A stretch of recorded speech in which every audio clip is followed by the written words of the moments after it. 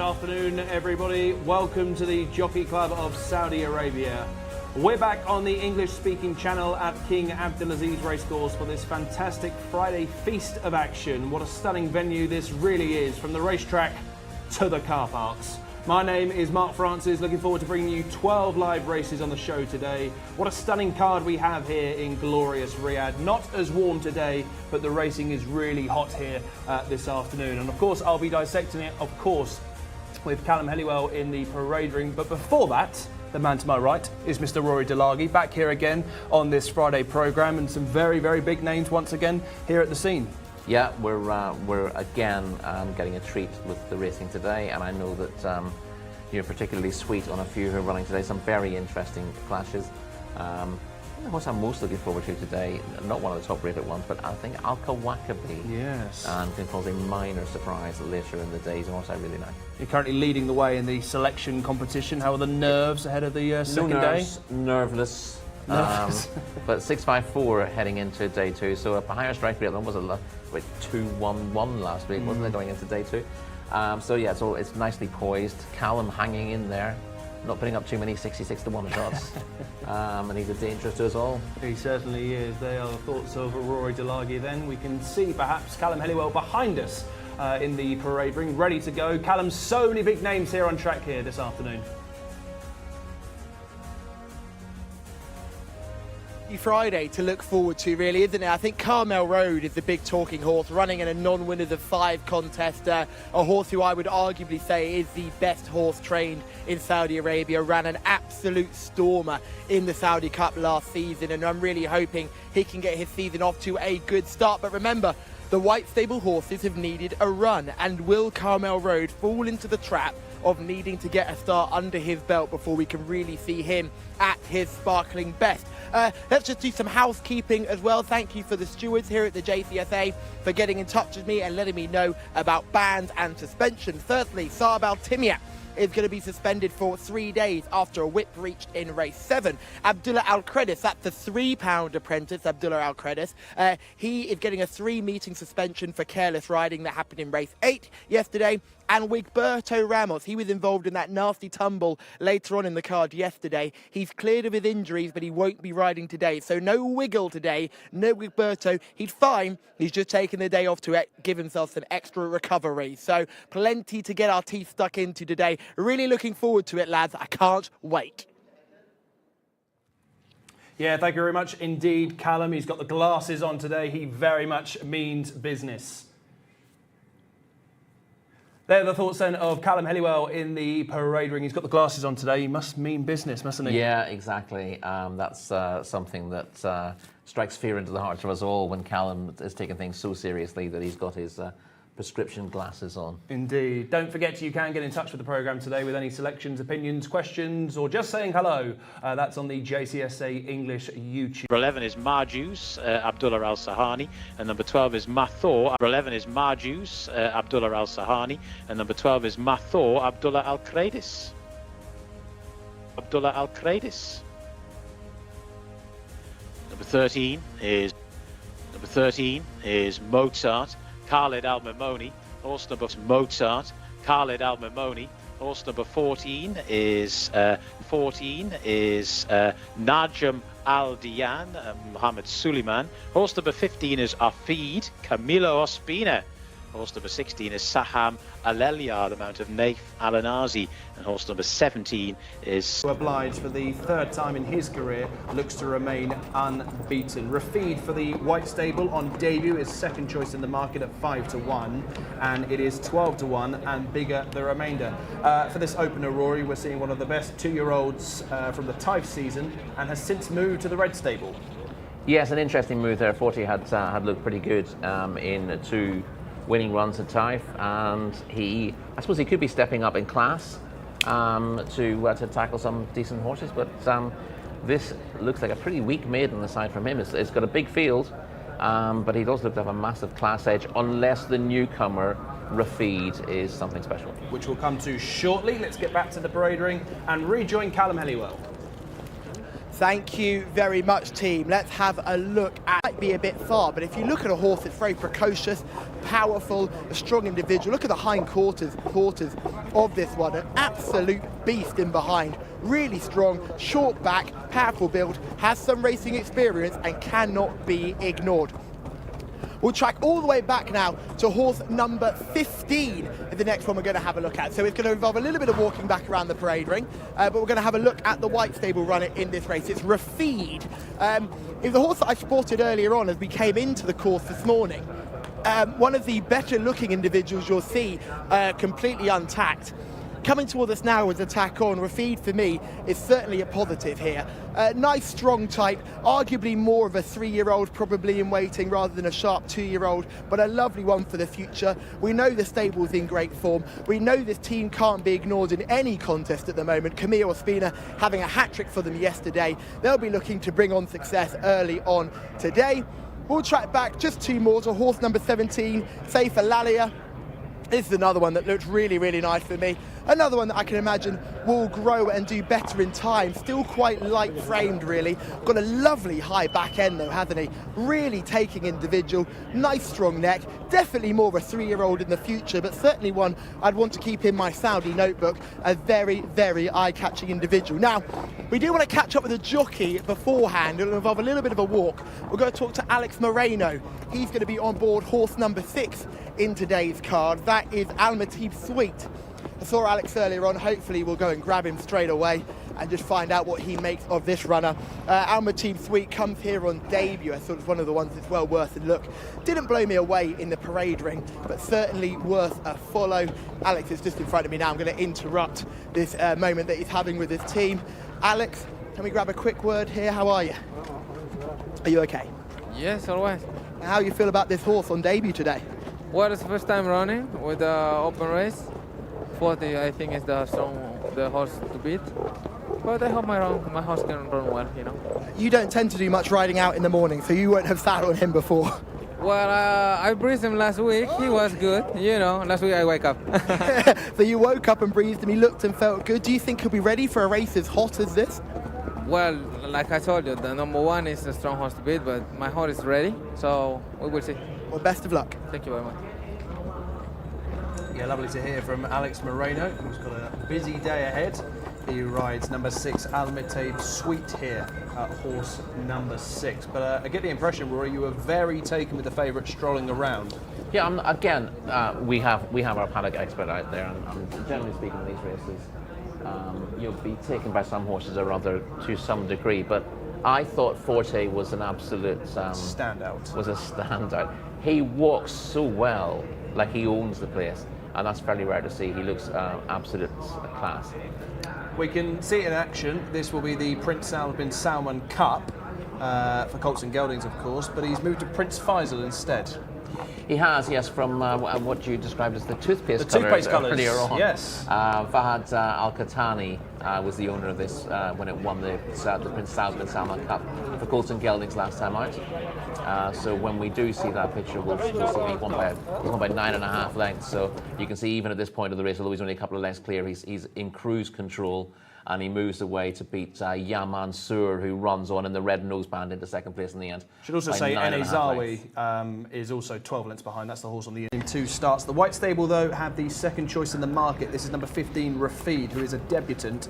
Anything standing out from pedigree? Well, he is pretty well bred by Two Step Salsa out of a mare who won 4 times here. So in terms of local bred pedigrees, that's not too bad.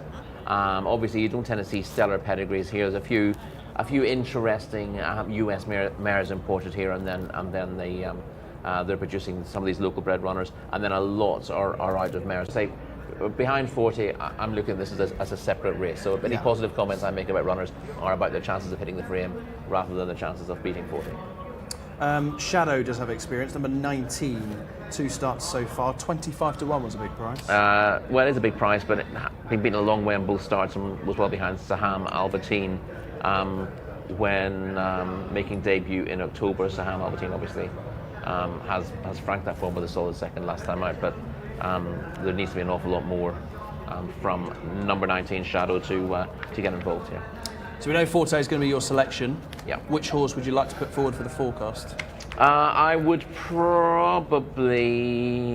I'm quite happy to see past the white stable horse because he's probably going to win, going to go and try and win, and that will Yeah, be the but he beating might end up being vulnerable as a result. I would have thought Aina Zawi.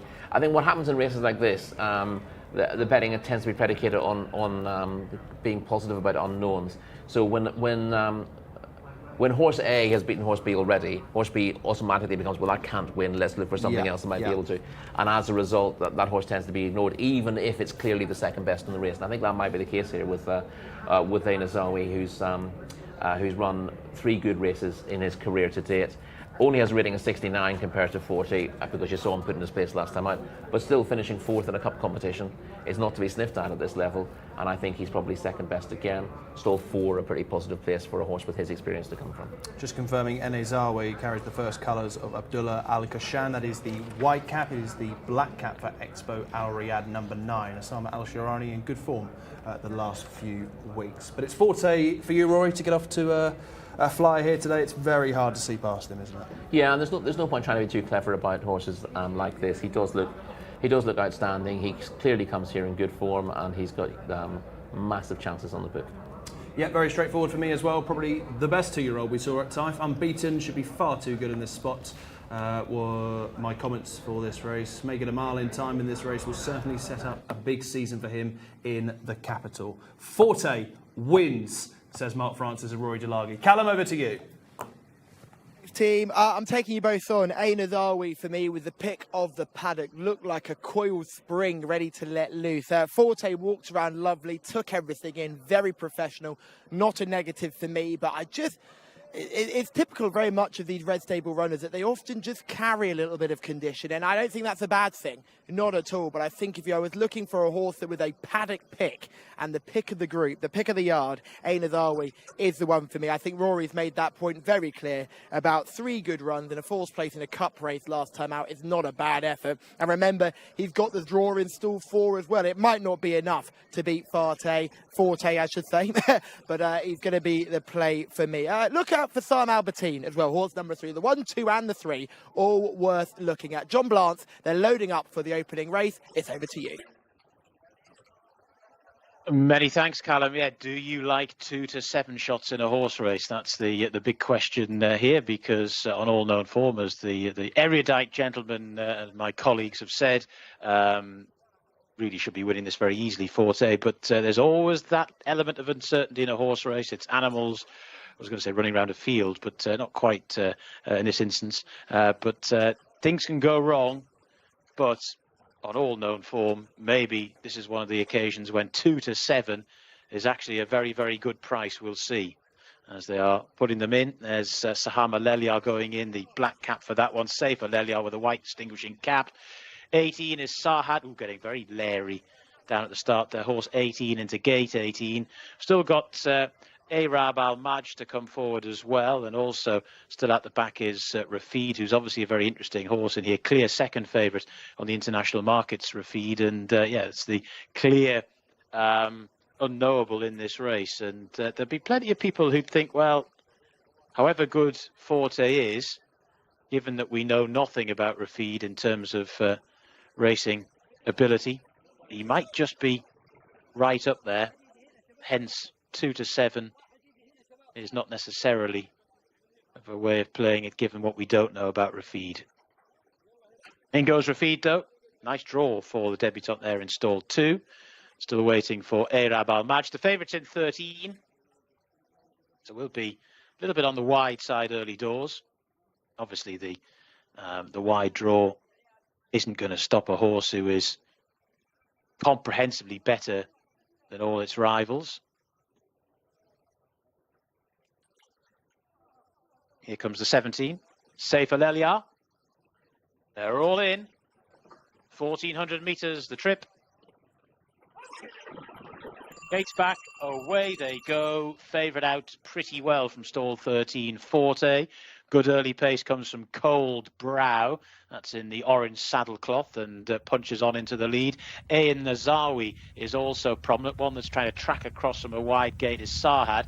Favourite just positioned up in mid-div at the moment, Forte, whereas Rafid, the debutant, the potential fly in the favourite's ointment, is just pushing up the inside there in the green cap with the white stable colours there right on the rail. So they're making the turn out of the back straight, and the leaders with cold brow. Right round the outside now, the black and white colours of Marjus is also beginning to throw down a challenge. Still from wide out, Sarhad is trying to get into it as well as they start to make the turn. And the favourite is now progressing, but 4 or 5 wide to do so, Forte, in those red colours. So they're making the swing for home, and it's Ayn Nazawi who's the leader, the white cap, the rail. Being boxed on now in second position is Mozart, who's making headway, the white cap. Forte's got a bit of work to do from there. He's now extricated for a run, but the persuader has now been drawn. It's Mozart who's hit the front here for Khalid Al-Mimoni. Mozart has gone on to, in second position, Ayn Nazawi. Forte's now really got to find something. He's got 4 or 5 lengths to find. He's got to find them inside a furlong. That's Mozart, who's well clear here in the closing stages for Khalid Al-Mimoni. Also from the back of the field, staying on like a goodness, Sahab Al-Bateen. It's Mozart from Sahab Al-Bateen racing up towards the line. Mozart beats Sahab Al-Bateen. Forte was only third, and your fourth horse home was Marjus. Well, an absolute shocker in the opener. Mozart has scored, not necessarily Mozart winning, although there wasn't a huge amount of form to go on for this one, but the real shocker was Forte, not in the end.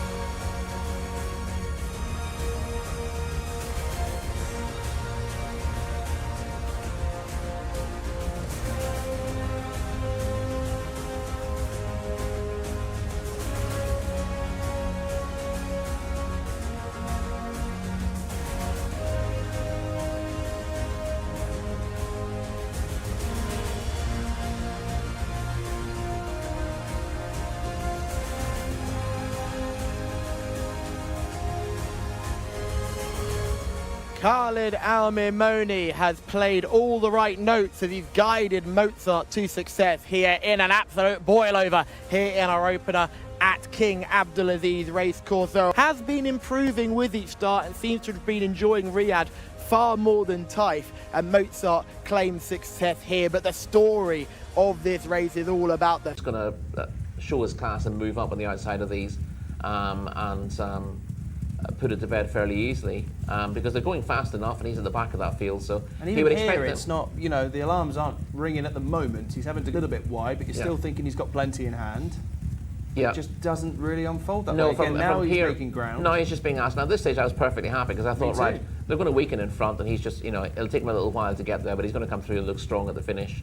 But from this stage he's not making ground so easily anymore. A little bit of scrimmaging in behind, and it's hard work from this point onwards. He's moved into a share of 5th place, and he will keep plugging on as 1 or 2 of those up front weaken late in the day. But he doesn't really pick up in comparison to the winner, who's, we've seen plenty of Mozart. He's a 53 is a fair mark on what he's done so far. He has run a little bit better in his last 2 starts. He's gone up a couple of pounds in the handicap, but the race he ran in last week looked pretty weak on paper, and I didn't think he was going to be up to this class.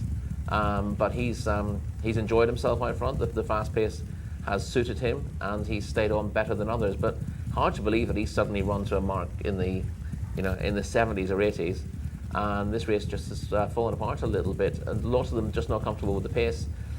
And although the pace was probably a little bit too fast, those who were near it have fared better than plenty who were held up off it and struggled to get involved. As always, you always get 1 or 2 running through, and Saham Al-Bateen has made a lot of late ground to finish second in the end, with 40 just plugging away to get third, a long way below the form he was showing in Taif. You'd certainly give him one more chance, but... well, that was my next question. Would you be on side with him next time well, I wouldn't in similar conditions? I'd give him one more chance to show what he can do. What do you think he'd want trip-wise? Do you think he'd? I would go back to 1200. You go back to 1200? Well, he wouldn't have won this at 12. I think it's more of a case of going back to the drawing board, to be honest. Yeah. Because clearly the 1400 at Taif is very different to the 1400 here. You'd want to find him in an open race, I think, next time out, because obviously there aren't too many non-winners of 3 for 2-year-olds. So it's open company and hopefully a small field. I don't think he benefited from a massive field here, given where he was situated. So you'd like to give him a slightly easier task in terms of the field size, in terms of finding a good spot in the race, and then see what he can do. But he certainly didn't run the way he has at Taif here. And sometimes you see them before the race and think, oh, he doesn't really look the horse he was, or he's getting sweaty, or he's on his toes. I thought he looked absolutely terrific in the paddock. I think the best thing for us is that we move on to race number 2, because that was a tough watch at times. Forte beaten for the first time in 3rd. But we should mention our winner. That was number 13, Mozart, who scores for the first time. Swiftly on to race number 2. We have a handicap for 80-plus horses here. It is a small field, and hopefully we can get back to winning ways. Meanwhile, let's head back to the commentary box and rejoin John Blunt. Yes, indeed. All still recovering a little bit from that, but just shows you no such thing as a total certainty. Right, this is a small field, but it's a good field for a 1200-metre handicap. Nonsense has been competing in some really high-quality races, and his horse number 1, Adel Al-Faredi, takes them out. 4 wins from 7 starts for this one. Muqtahem is the mount of Mohammed Al-Daham. That's horse number 2. 3 is Mahalik, Alexis Moreno. 4 is Etisalat, Ahmed Al-Azari. 5 is Ford Maddox Brown, Abdullah Al-Saidi, and number 6 is Get Stuck In the hands of Camilo Ospina. So a small but select field here, some quite high-rated runners, high-rated presenter. It's Callum Helliwell. Thank you very much, John. Tamar Rahani has a very interesting runner in this race. Firstly, how are you? Very good, and you okay? Yeah, very good, thank you. Let's talk about Muqtahem here, who was so impressive last time. Yeah, he was with a 3-year-old. He ran a good race, 3-year-old and up. And today he have there is another horse. His performance was too good, you know. He beat him in Taif, and our horse was too nervous when he ran with him. We hope today he become a calm until the starting gate. If he's a calm until starting gate, we will be happy to see a good race between 2 horses.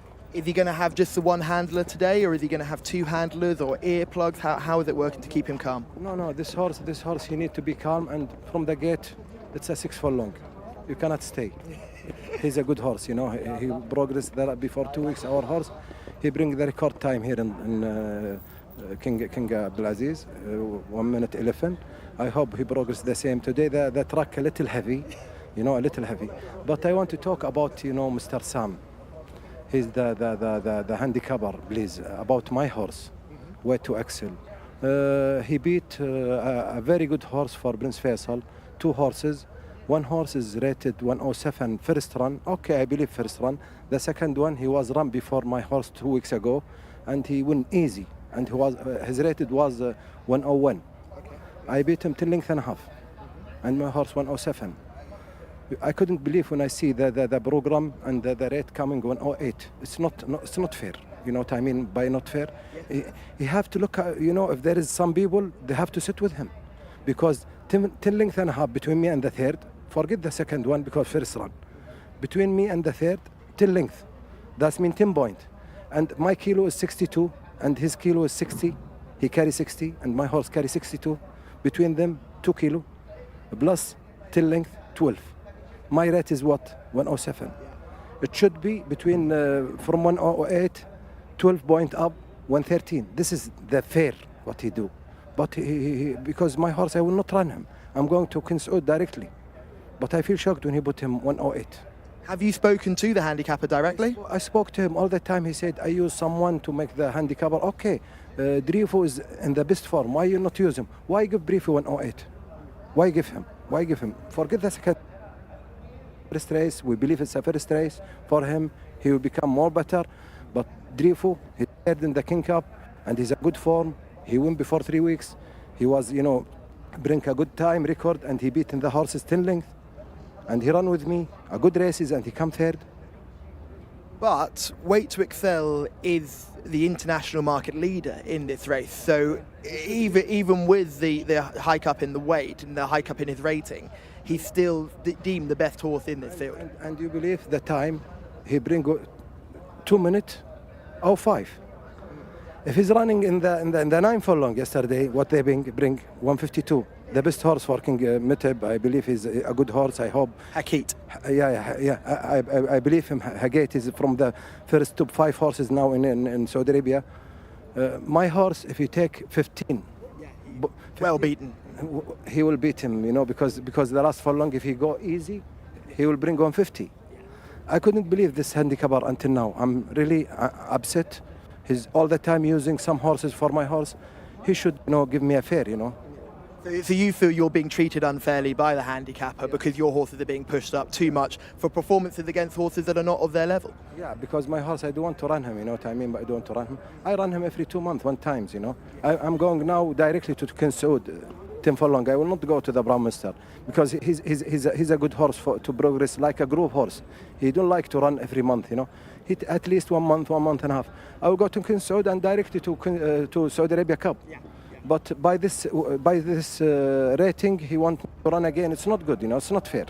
So you feel that you're in a position where you have to kind of miss a race with him in order to protect him almost, and then aim for the Saudi Cup. Yeah, he killed me because I will not stop the horse. I have to run him to bring more rate, and it's not good for the horse. The group horse he run bare 2 months 1 times. It's not like a weekly horses, It's not a handicapper. This is a group horse. When he run, he do his best.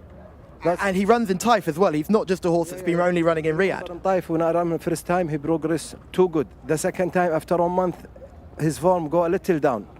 And he's been crossing in the way. I kill him, I'm happy he's back. And today, after 2 months, he ran again. Best race. I don't want to run him. I want to run him after 2 months and then Saudi Arabia after 2 months. But in the King Saud Cup, he's going to be facing other horses that he's not having to worry about today. Are you concerned that he won't be fit enough to win a King Cup if he had a long break? No, he's okay. He's okay. When he stay for 2 months, he run a good race, If he's not beating the horses in King Saud, he will not go to Saudi Cup. I have to run this race to go to Saudi Cup. Okay, so hopefully we'll hear more about Weight to Excel as we get through. But Muqtem, does it win today? I hope so. He will do a good race. Well, best of luck. Thank you for taking the time to talk to us. Thank you. A nice lengthy interview there with Thama Al Dahani, who trained Muqtahem here, and some very strong views towards the handicapper, Rory. We believe he was talking about Weight to Excel, who was in winning action here last week, winning by nearly 10 lengths. And it's a breath of fresh air to hear a trainer wanting a horse to go up further in the handicap ratings. Yeah, we've spoken to Thama Al Dahani on a number of occasions about how he wants to get his horses qualified for the very best races, and rather than winning by as narrow a margin as possible, like what people are used to back home. Protecting the rating. He wants to win by big margins. He wants to get the rating that will get the horse in the big race and get it qualified and make sure it doesn't get eliminated. Yes. So I think we slightly got the wrong impression, partly from that interview there. But Weight to Excel ran against my Frankel in Durevo last week, and what Thama Al Dahani was saying was, he can ignore my Frankel, who was having his first race this season. Yes, my Frankel's rated 107. You wouldn't necessarily rate the race through him. But Durevo had run to his very best rating on his previous start, and he beat Durevo by 10.5 lengths. He was rated 101, and Weight to Excel really should be rated higher than the 108 I think he's gone up to for that. Let's turn our attention to this race, though. Thama Al Dahani has Muqtahem, who is number 2 on the programme. We're about to see him in winning action. This is one of the best performances of the season so far in Riyadh. Would you agree? I completely agree, and so does the clock. Muqtahem broke 1 minute 12 for the 6 furlong stage, which is exceptionally unusual. Absolutely blitzed his rivals, who were rated very highly. We're just about to see that now. Got to the front early. He's being chased by Mahalik, who's a tremendous yardstick. Mahalik normally cruises up looking like he's going to win and then sort of fades a little bit late on, but Mahalik couldn't even go with Muqtahem this day, who went on to win by a wide margin. Beehive was back in 4th as well. Really believable form this. Now, the key to Muqtahem, you heard Thama mention this, is that he can lose his race at the start. Yeah. He can get a little bit above himself, so he needs to stay calm to win. We'll keep an eye on him at the start. Particularly as this horse is all speed and power. This is him landing the hat-trick a month ago. Beating another couple of Thama Al Dahani horses. Malian was the one who I think chased him in the early stages. But Nonsense has really gone from strength to strength in recent starts. Again, one of these has been winning good races in time, and we wondered before this race whether Nonsense could transfer that form to Riyadh, but he really did in style. and won this very nicely. This was a 1400-meter event, but you can see the only time he's not impressive is in the last 100 metres, and the drop back to 1200 will suit him. Absolutely. Let's have a quick look at the market then. Nonsense is the 6-5 market leader for Adil Al Faredi and Gaith Al Gaith looking for the 4-timer. Mahalik is second choice, 5-2. Just as I say that, Muqtahem has now gone second favourite at 2-1. So 6-5 Nonsense, 2-1 Muqtahem, 5-2 Mahalik, and then bigger prices the other trio. Itizalat 18s with Get Stuck In between those Ford, Maddox, Brown at 25s. I mean, I know it's a 1200-metre race, but there's plenty of early speed here, isn't there? There is, yes. Mahalik doesn't tend to lead in his races, but has got plenty of speed, and he's drawn in stall 1, whereas on his last 2 or 3 starts, he's actually been drawn quite awkwardly, sort of mid to high. Nonsense, we've seen make all the running on numerous of his starts. And Muqtahem is the real speed angle here, but he's not guaranteed to get to the front, and he can't win if he doesn't. Where I think Nonsense could probably get headed early and still run his race. So I really want to keep an eye on Muqtahem. He's just beginning to get a little bit on his toes as he comes out of the track. This can often be tricky for horses, so just watch him here as he comes out. Just throw the head around a little bit, but he's under control. And he heads to the post okay at this stage. Of course, the just two coming past us in a second. The two have clashed before, haven't they? That was in the Sprint Championship at the end of the Taif season, but that really was a below par run. Yeah, for Muqtahem. Muqtahem lost his race at the start. Yeah. We had this conversation with Thamar after he won last time out. You know, he needs to stay calm. He can lose the race before the race begins. So we just need to make sure that he's in good terms with himself. The other issue, of course, is he's drawn a stall. I know it's a small field, but he's drawn a stall 6 of 6, and he does have speed inside him, whereas he was able to get to the front from a low draw last time out. But also showing genuinely blazing early speed as well. It looked like he was going too fast in the early stages, but he maintained the gallop to the line. And finally, the other concern about him, as you heard Thamar Al-Dahani mention, and this is why he's so good to interview, because he will mention these things. He says the track's a bit heavier. The track was riding very fast, comparatively speaking, when he won last time out. He described it as a little bit heavy, so a little bit slow, or cuppy, as Callum likes to say. Stick that on your bingo card. And that probably doesn't suit a horse who's all speed.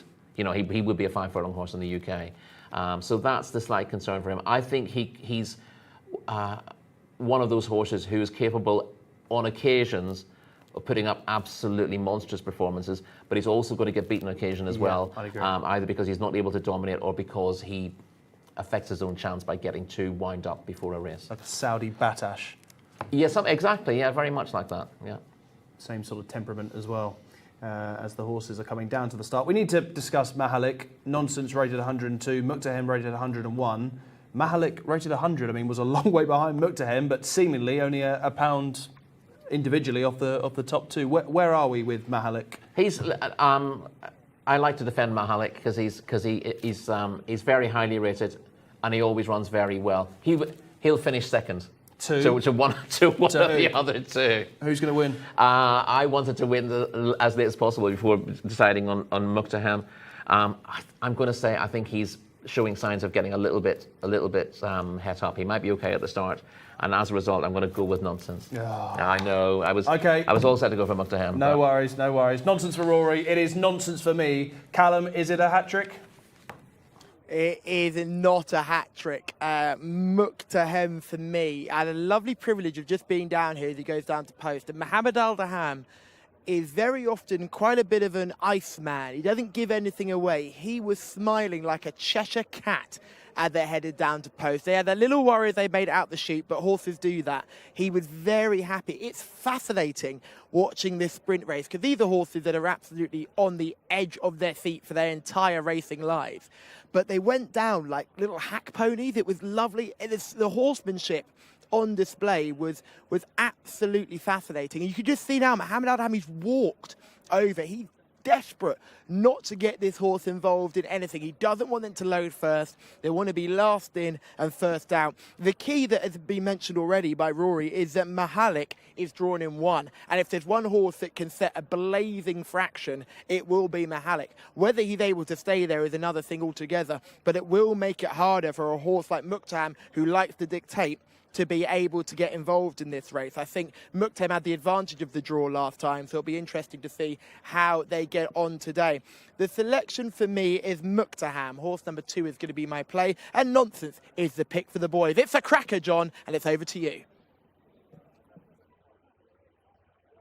Thanks, chaps. I'm a nonsense man here. I like the fact this horse has got gate speed, as he's shown both Taif and here, but he's also got the ability to see out 7 furlongs. Interesting, Rory was saying he was beginning to come to the end of his tether over the 1400 last time. He probably was, but he's back to the 1200 here. I think he's got the pace to get into a good posse, and we'll be seeing it out well in the latter stages. Mahalik to come forward. Muqtahem as well. Just waiting now for Get Stuck In to be put in. Oh, Nonsense getting a little bit leery there in stall 4. Far from ideal for favourite backers. They're ready. Gates back and away they go. They're racing really, really slowly away. Ford, Maddox, Brown, a Hamlet cigar moment for him in the starting stalls. Way off the pace as they make their way through the early stages. Nonsense has cracked straight on into the lead, has headed Malik in the early stages. They're thundering along in 3rd position towards the outside. Now making headway is Muqtahem. Then on the inside is Get Stuck In, a long gap back to a Tizalat who's outpaced. And Ford, Maddox, Brown, the slow starter, is trying to come from a different part of the Arabian Peninsula as they start to make the turn at the top of the track, and it's Nonsense who's still clear, out in front by a length or so. To its 2nd position, Mahalik. Muqtahem is now taking aim round the outside and going pretty well as well. They're followed in 4th position by Get Stuck In. They're making the turn for home now, and it's Nonsense that leads by a length and a half. Muqtahem is now being asked for everything by Mohammed Al Daham as they come towards the final furlong. Nonsense got a terrific start, still just about the leader. Muqtahem, though, hasn't let him get away. Nonsense and Muqtahem, they're well clear of Mahalik, who's in 3rd. Nonsense with the rail. Muqtahem, though, slowly but surely is beginning to draw alongside. Inside the final furlong they go. Nonsense is finding a bit more. Muqtahem's having another crack. Nonsense, Muqtahem as they race up towards the line. Nonsense has beaten Muqtahem. It was tight for 3rd as well between Mahalik and Get Stuck In. Terrific race. Absolute belter of a contest there between Nonsense, who showed terrific gate speed, got into that position, and then it was a question of could that experience gleaned over the 7 furlongs last time come to his aid. And it probably has, because Muqtahem has ranged up, then asked a question or two, kept finding, but as Muqtahem found, so too did Nonsense over on the far side. This is a lovely shot from our eye in the sky, our drone here at Riyadh. They've got a little bit tight in the closing stages, and there's only a very small margin, a long short head I think in that at the line, maybe a head, we'll see. But Nonsense has got there. Yep, the head has been declared as the winning distance. 1 minute 13.38 seconds. Muqtahem 2nd, 1 minute 13.41. A terrific stretch battle between the pair. There is the celluloid evidence as well.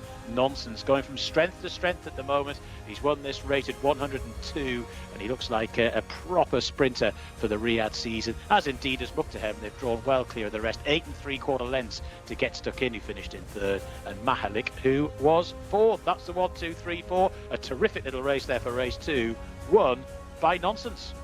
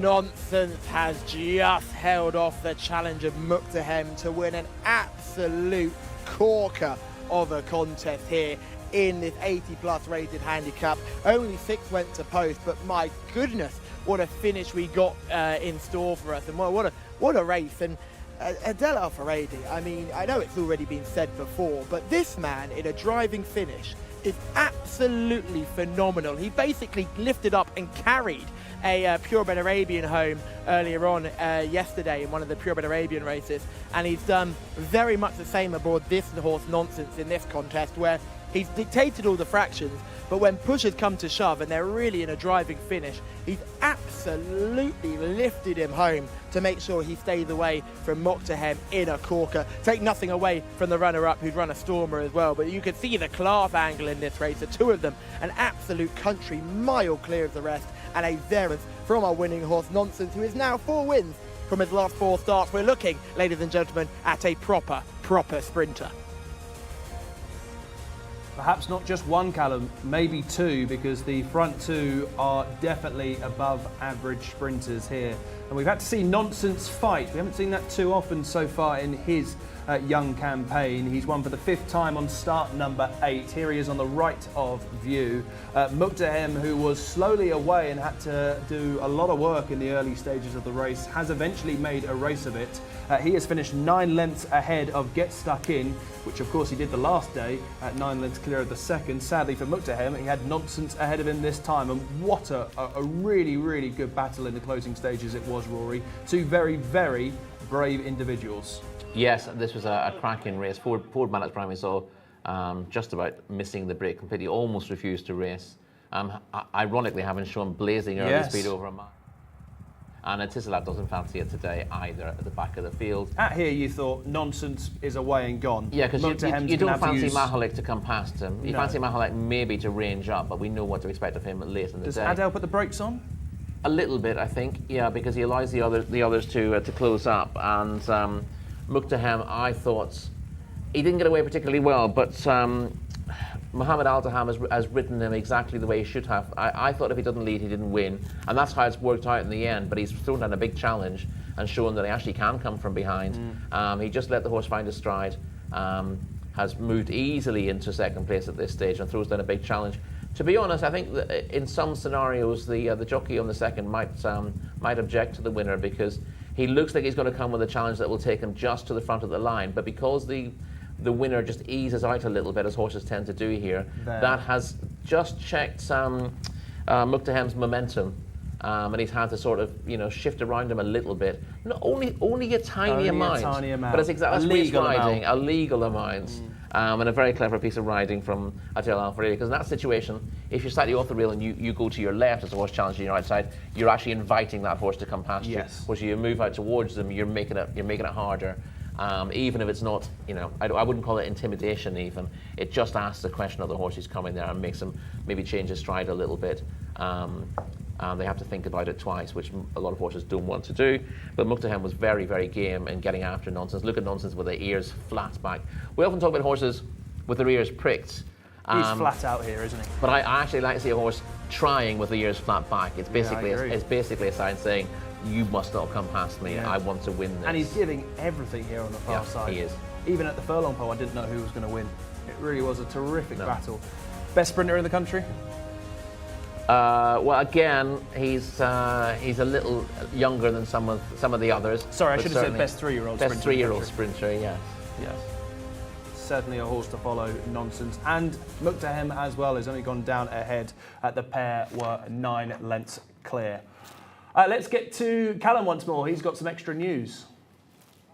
Thank you very much, team. Yes, just a little bit of extra information here. Just spoken to Salma Al-Dahani about the run of Muqtahem. He said he lost 5 lengths at the start. He's just gone down. He reckons when Nonsense has gone up, he's got riled up in the stalls there and just missed the kick. Obviously, it was slightly disguised by Ford Maddox Brown falling out the stalls next to him. But clearly, he says that made all the difference. Other than that, Connection seemed very happy with the performance. Mohammed Al-Daham is gutted, though. I've never seen him as... He wasn't frustrated, he wasn't angry, he was just really, really disappointed. I think they thought they had it today. I think everything went well, and then just at the gates, moments, milliseconds before they're meant to jump away, all that hard work went to pot. I think they're very happy to take on Nonsense again, though, but Nonsense is still the winner. They've taken each other on twice, and Nonsense has won twice. John, give us the runners and riders for race number 3.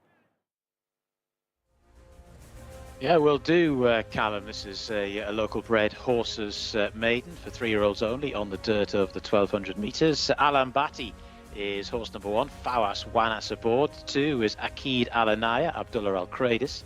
3 is Arkan Hamza Sad. 4 is Bata Al Kale, Victor Gutierrez.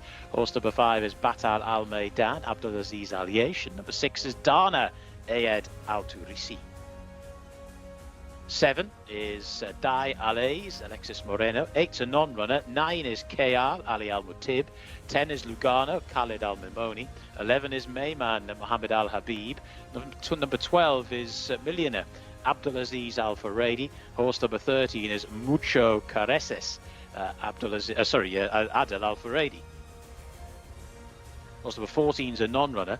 15, Sonic goes to post. Naif Al-Anazi is aboard this one, well fancied in the international markets. 16 is a non-runner. 17 is Amra Shader, that's the mount of Tharbal Timyat. Horse number 18 is Wahaij in the hands of Ahmed Al-Shra. Number 19 is Jamrat Arab Osama Al-Sharani. And horse number 20 is Hakwat Al-Sayel, the mount of Abdul Ella Al-Hussein. So that's the card for race number 3. Back to the boys in the studio. So yeah, back to basics here for this local bred maiden. All these horses looking for their first success. As you can see on view there, or in view there, the runners are leaving the pre-parade ring and entering the paddock proper, where Callum will be glancing an eye over the field. And a tough job beckons here, with all of these still yet to enter the winner's enclosure. The market leader here is Sonic for this local bred maiden. Nice prize fund though, 50,000 Saudi Riyal, indicates it's a better local bred maiden than Sun. This is for 3-year-olds only. Once again, we race over the minimum trip here in the kingdom of 1200 metres. So Sonic is the market leader for Naif Al-Anazi, 5-2. Jamrat Arab, 11-4. Wahaij, 3-1. Al-Hambati 7-1, Day Al-Ez 15-2, Mucho Karasis 9-1, Millionaire at 16-1, Marashi at 20s, and the rest at 25-1 and bigger.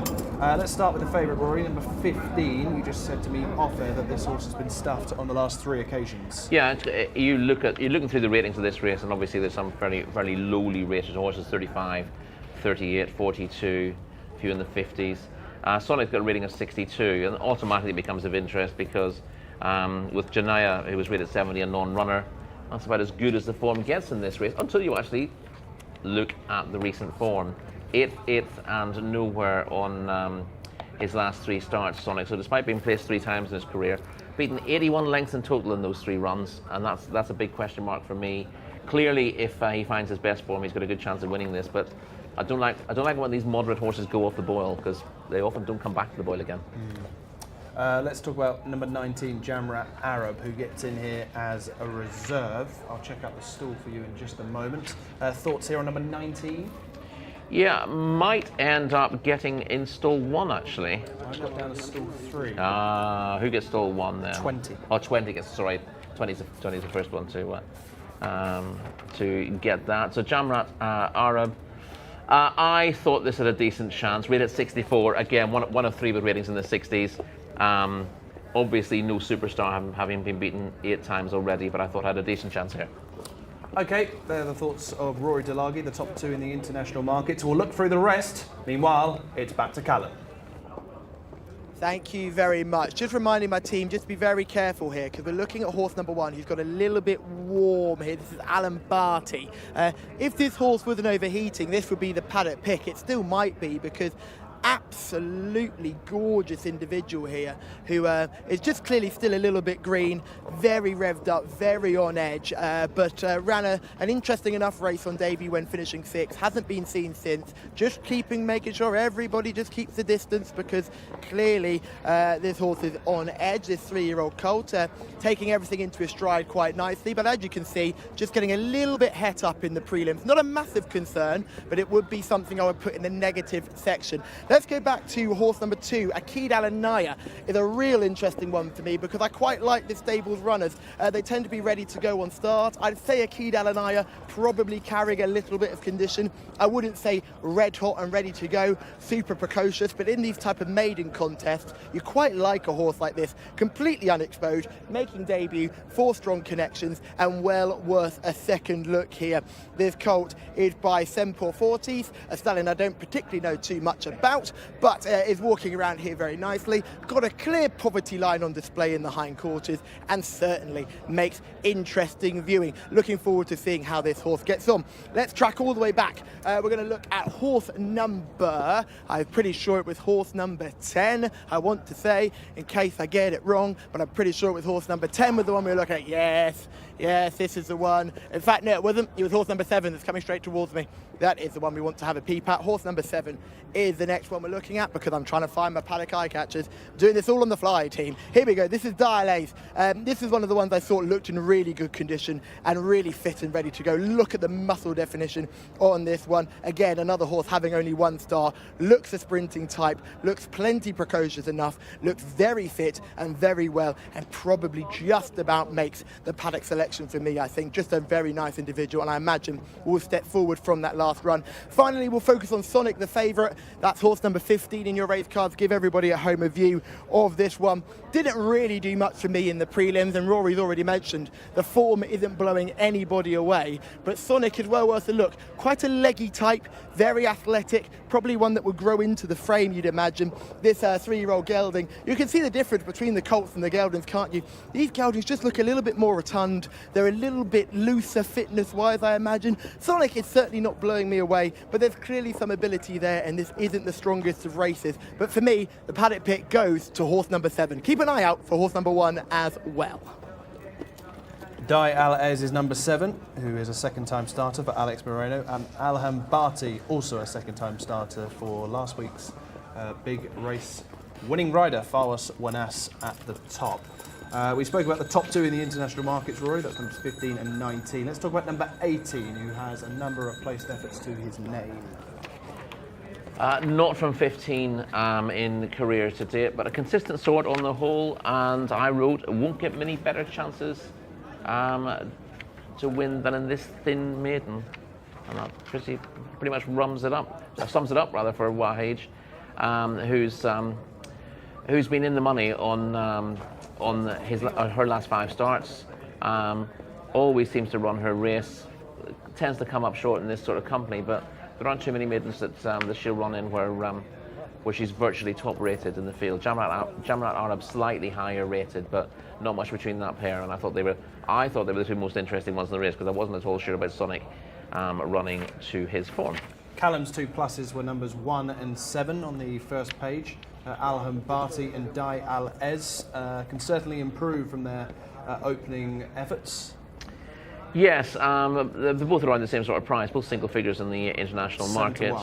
And both of them have shown a bit of ability first time out. Alham Bati was beaten 18.5 lengths, won 6th of 17 behind Murashed, over 1,200 metres on debut here last month.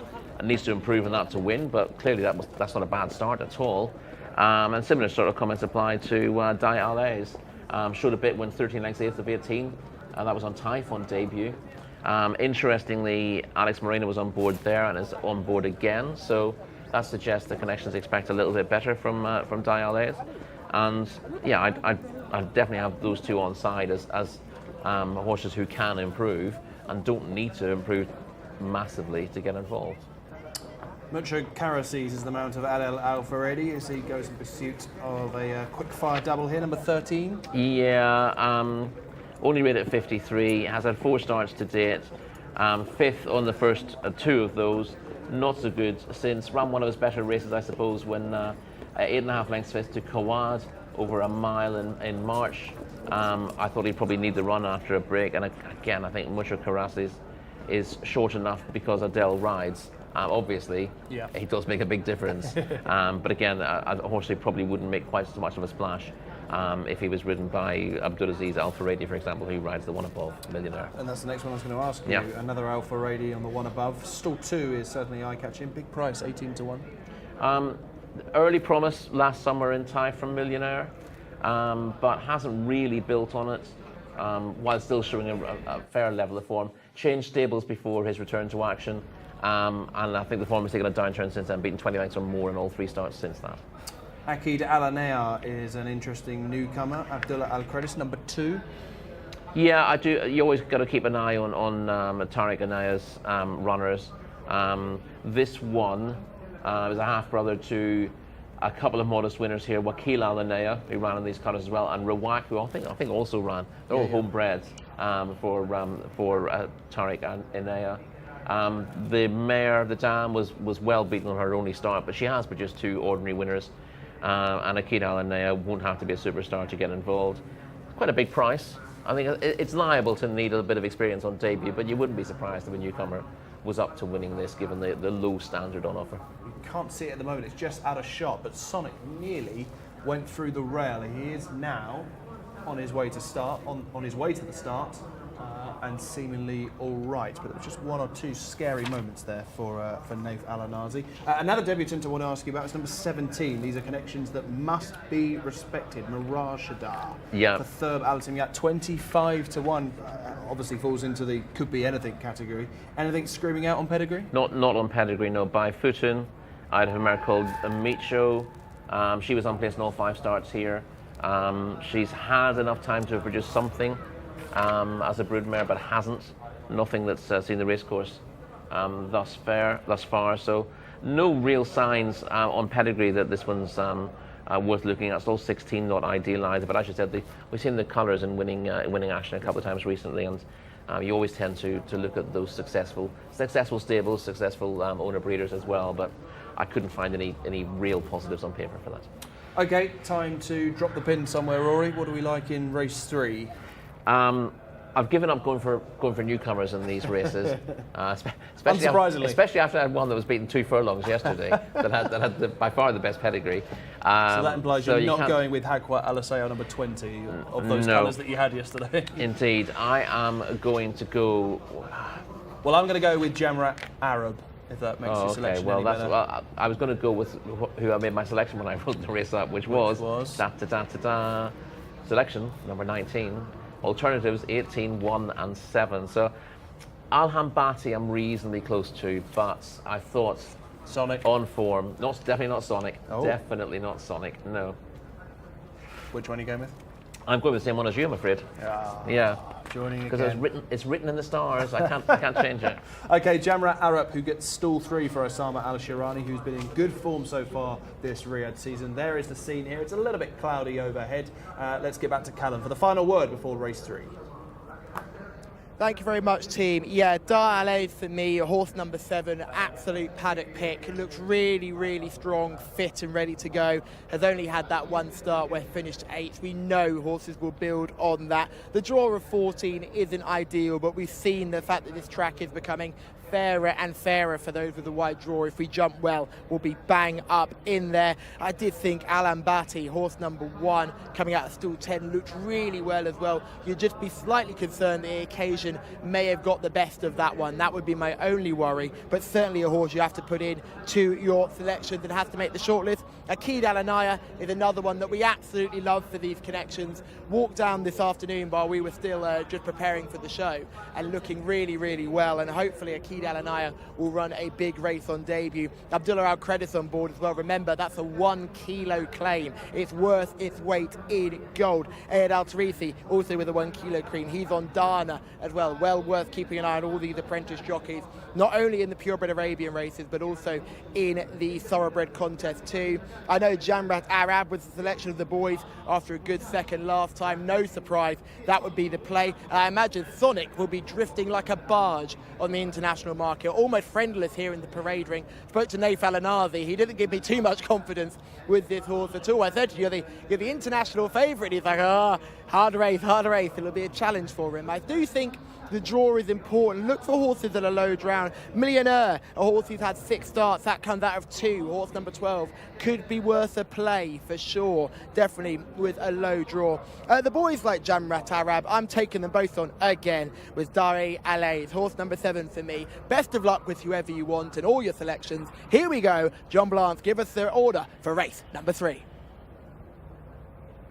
Thank you very much, Callum. Yes, nice view of proceedings here at Riyadh as they're about to load them up for the 3rd race on the card, a locally bred horses maiden.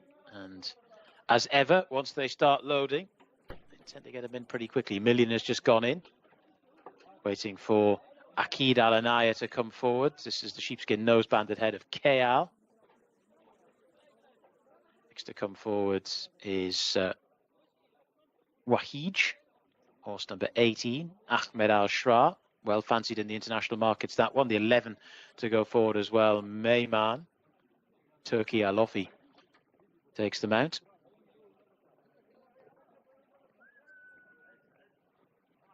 Next to come forward will be Arkan, who's a big price at the moment. Here's horse number 5, Batal Al-Maidan. Just had the 1 career start. Not a desperately encouraging one. Dana, Ayad Al Tarisi. This horse number 6.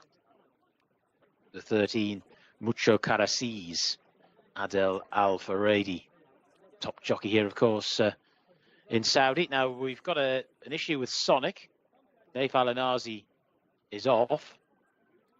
Looks like they might be putting Sonic in prior to Naif, and then Naif will be sneaking on afterwards. Mucho Karasis goes in.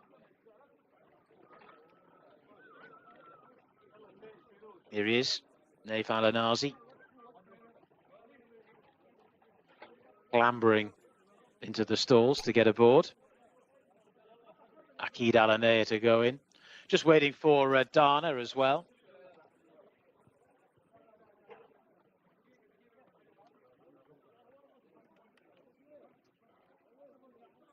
Akid Al-Anaya just a little bit lively still.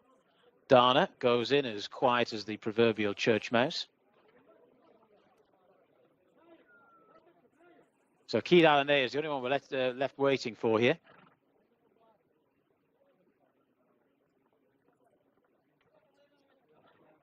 Blindfold going on.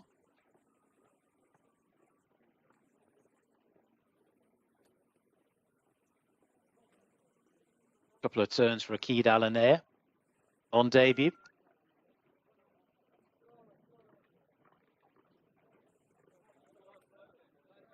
He's not desperately keen on the idea of going in, but is now walking in the right direction. Akid Al-Anaya is in. All present and correct.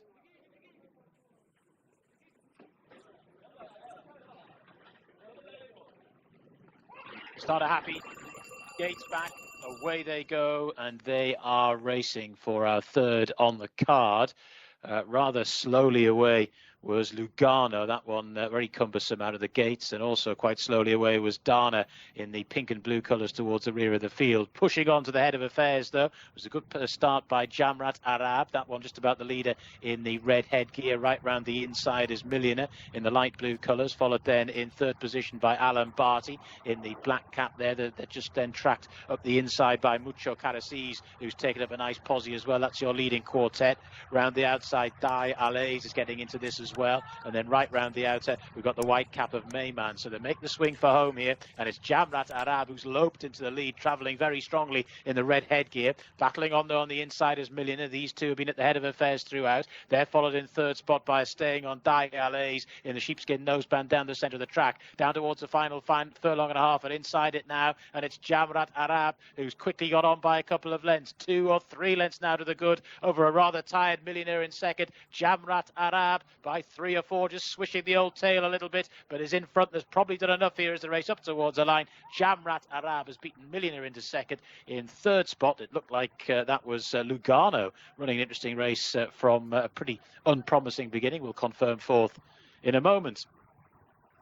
Jamrat Arab, Osama Al-Sharani aboard. And of course it was a pincer movement in the studio as well from Rory and Mark. They both liked this one and showed good gate speed, and then, like I said in the call, really eased into the race as they turned for home and had to be asked a little bit in the closing stages. Not entirely sure he was particularly keen on being or having a reminder administered with a pro cush there. There were a couple of tail swishes late doors, but on start number 9, Jamrat Arab has scored 1 minute 15.48 seconds, considerably slower than Nonsense's race, but that's to be expected. Millionaire was second. Lugano has finished in third, and it was a bit of a lineup for fourth, wasn't it? We'll hopefully get the fourth all sorted out very shortly, but absolutely no doubt about the winner. Jamrat Arab has scored, and the market more or less got that right, as indeed the previous race. Of course, the market got it comprehensively wrong in the opener, but these things happen. But Jamrat Arab, it's a nice performance. Obviously no world beater as yet, but there was definite promise to be gleaned from that run. That was race 3.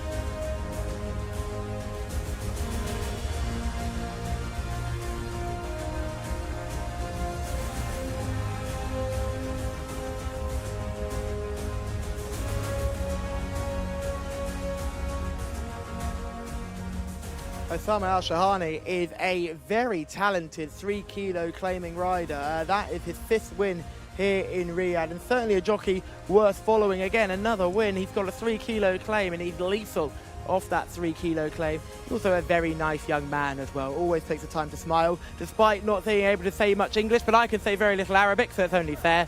A very, very good performance. For a horse, this Jamrat Arab snuck in at a very, very low weight. Not low weight, snuck in very late at the reserve, gets a very, very low draw and takes advantage of that. Well found by the boys. Like we said, Sonic ran absolutely no race whatsoever. And we did mention the low draws would be to the fore, and Millionaire as well. Horse that came out of stall 2 was also bang up there for a long way and found a little bit under pressure as well, which was nice to see. So certainly plenty of positives to take from that race for the first 2. I think Daré Allays as well was improved from the debut. I imagine that horse will be winning a race at this level at some point. Had to come from a slightly wider draw when there was plenty of pace inside, but take nothing away from our winner, Jamrat Arab, who won this.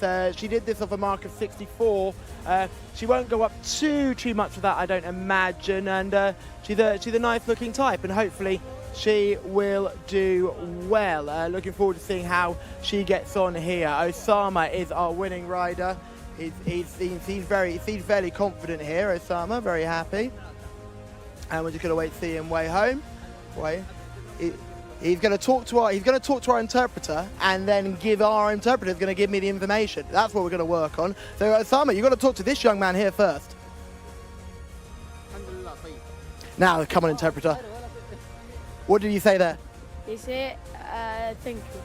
He said thank you. Well, thank you very much. Well done. Well done. Shukran, well done.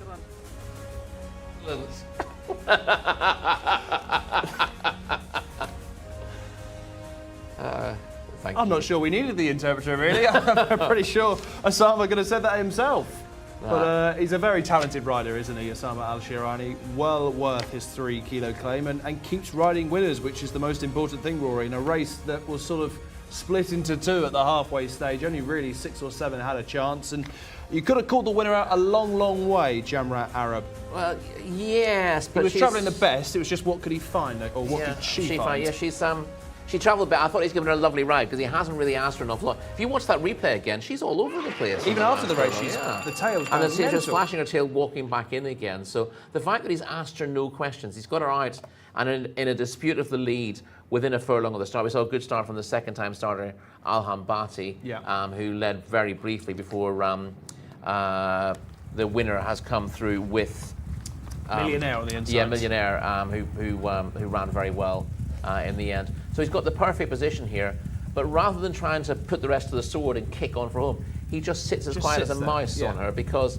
she's clearly a little bit flighty, she's a little bit tricky, and the more he asked of her, I think the more she might just have backed out of this. But he's just got a narrow lead, and he's just coaxing her forward and just trying to keep her sweet all the way to the line. And you see, when he had to get serious in the last furlong, she then started rolling around. She collided with a rail briefly. She hasn't lost an awful lot of momentum doing it, but you can see that she's struggling to keep a straight line in the latter stages. This is not a strong contest. Luckily, that Millionaire is not a particularly good horse, who was tracking her earlier on. He wasn't able to throw down a challenge later on. We did see a couple of finishers in the middle of the track later on, the most eye-catching of which was Akid Alanaya, the grey, who's run on to be 4th, having shown reluctance at the gates. That's a nice performance from him. But again, I'm not sure I'd be going mad about it, but you can see he's just got a shot there. Back, He's come from a long way back in this field, so that's the one horse you'd maybe mark up from this contest. The winner's really going to struggle to win outside of weak maiden company, and there aren't many races other than handicaps. Well, where squeeze she into can a go 0 to 65 next time? I can't see the handicapper putting her up for this, because she had the best form in the race, aside from Sonic, who I was massively against in this race, and he's again not run his contest outright. He's not been beaten as far as he has been on recent starts, but he looked very tricky pre-race, and he's just not particularly genuine. Yeah, number 19, Jamrat Arab, has won race number 3. Hakwa Alaseo did pull up, but was none the worst for her debut. We move on to race number 4, which is a non-winners of 4 event. No maidens here, and the man to take us through the numbers and names is Mr. John Blance. Thank you very much, Mr. Mark Francis, and we can take a look at the runners and riders for this 4th race on the card. Walad Chrome, in the hands of Mohammed Al Dahan. Horse number 2 is Ajdal, Ricardo Sosa Ferreira. Horse number 3 is Foza Later, that's the mount of Abdullah Al Khamis. Horse number 4 is Kanaja, Yasser Al Bakawi, Yusuf Al Bakawi, I should say. Horse number 5 is Mojazale, Riyadh Al Abeid. And horse number 6 is Windspree, Khalid Al Mimoni. Horse number 7 is Amirat Fard, that's the mount of Ahmed Al Tayar. Number 9 is Jasmine. Number 8, not runner. Number 9 is Jasmine, Ali Al Mutib. Number 10 is Rams Alpha Cock, Adel Al Faradi. Horse number 11 is Saad Al Aiz, Ali Al Mimoni. Number 12 is Tanduf, Abdulaziz Al Yesh. Horse number 13 is Abura, Selman Al Rashid. 14 is Awashar, Naif Al Anazi. 15 is Entahad. That's the mount of Abdullah Al Fayruz. Horse number 16 is Lily Elia. That's the mount of Camilo Ospina. Horse number 17 is Mosafira, Riyadh Al Tuesh. Horse number 18 is Nadirat Al Maiden, Thab Al Timyat. And horse number 19 is Nakra Al Said, the mount of Muhammad Al Habib. And horse number 20 is Zalawiya, that man, that boy, Osama Al Sharani, again aboard, taking off the £3. Quite a big price in the international markets. Horses are in the parade ring. We get back to Callum Helliwell. Thank you, John. Lovely to hear your dulcet tones giving us the runners and riders. And what runners we have here. Walid Chrome is the first horse to talk about. Absolute picture in the parade ring. Look at the muscle definition on this thing. Very, very impressive looking horse. Imposing looking type by California Chrome. Clearly got a lovely stallion in the book here, and a very nice moving progeny of this stallion as well. Looking forward to seeing how this horse gets on. Looking to bounce back from a disappointing run in a far tougher race than this. This should be a wee bit easier, and Walid Chrome was 2 from his last 2 before disappointing. So certainly a horse that's won 2 of his last 3 starts should certainly be checked. Let's go back one horse to Ajzal. I mentioned earlier on with the Red Stable runners was the favourite that was beaten in that maiden contest, not the maiden contest, our opening contest I should say. That horse was carrying a bit of a condition. I don't think Ajzal is. I think Ajzal looks very, very fit. Look at the muscle definition in behind, powerful hind quarters, totally built for the dirt surface, big strong shoulder as well, quite an imposing type here, taking everything into stride as well. Looking forward to seeing how this 4-year-old gelding gets on. For me, certainly I'd argue is just for the Red Stable horses, I think this would definitely be a positive. This horse looks very, very fit. Looking forward to see how it goes. Next horse is the horse that always catches my eye. This is Winspree for the SMQ team, horse number 6.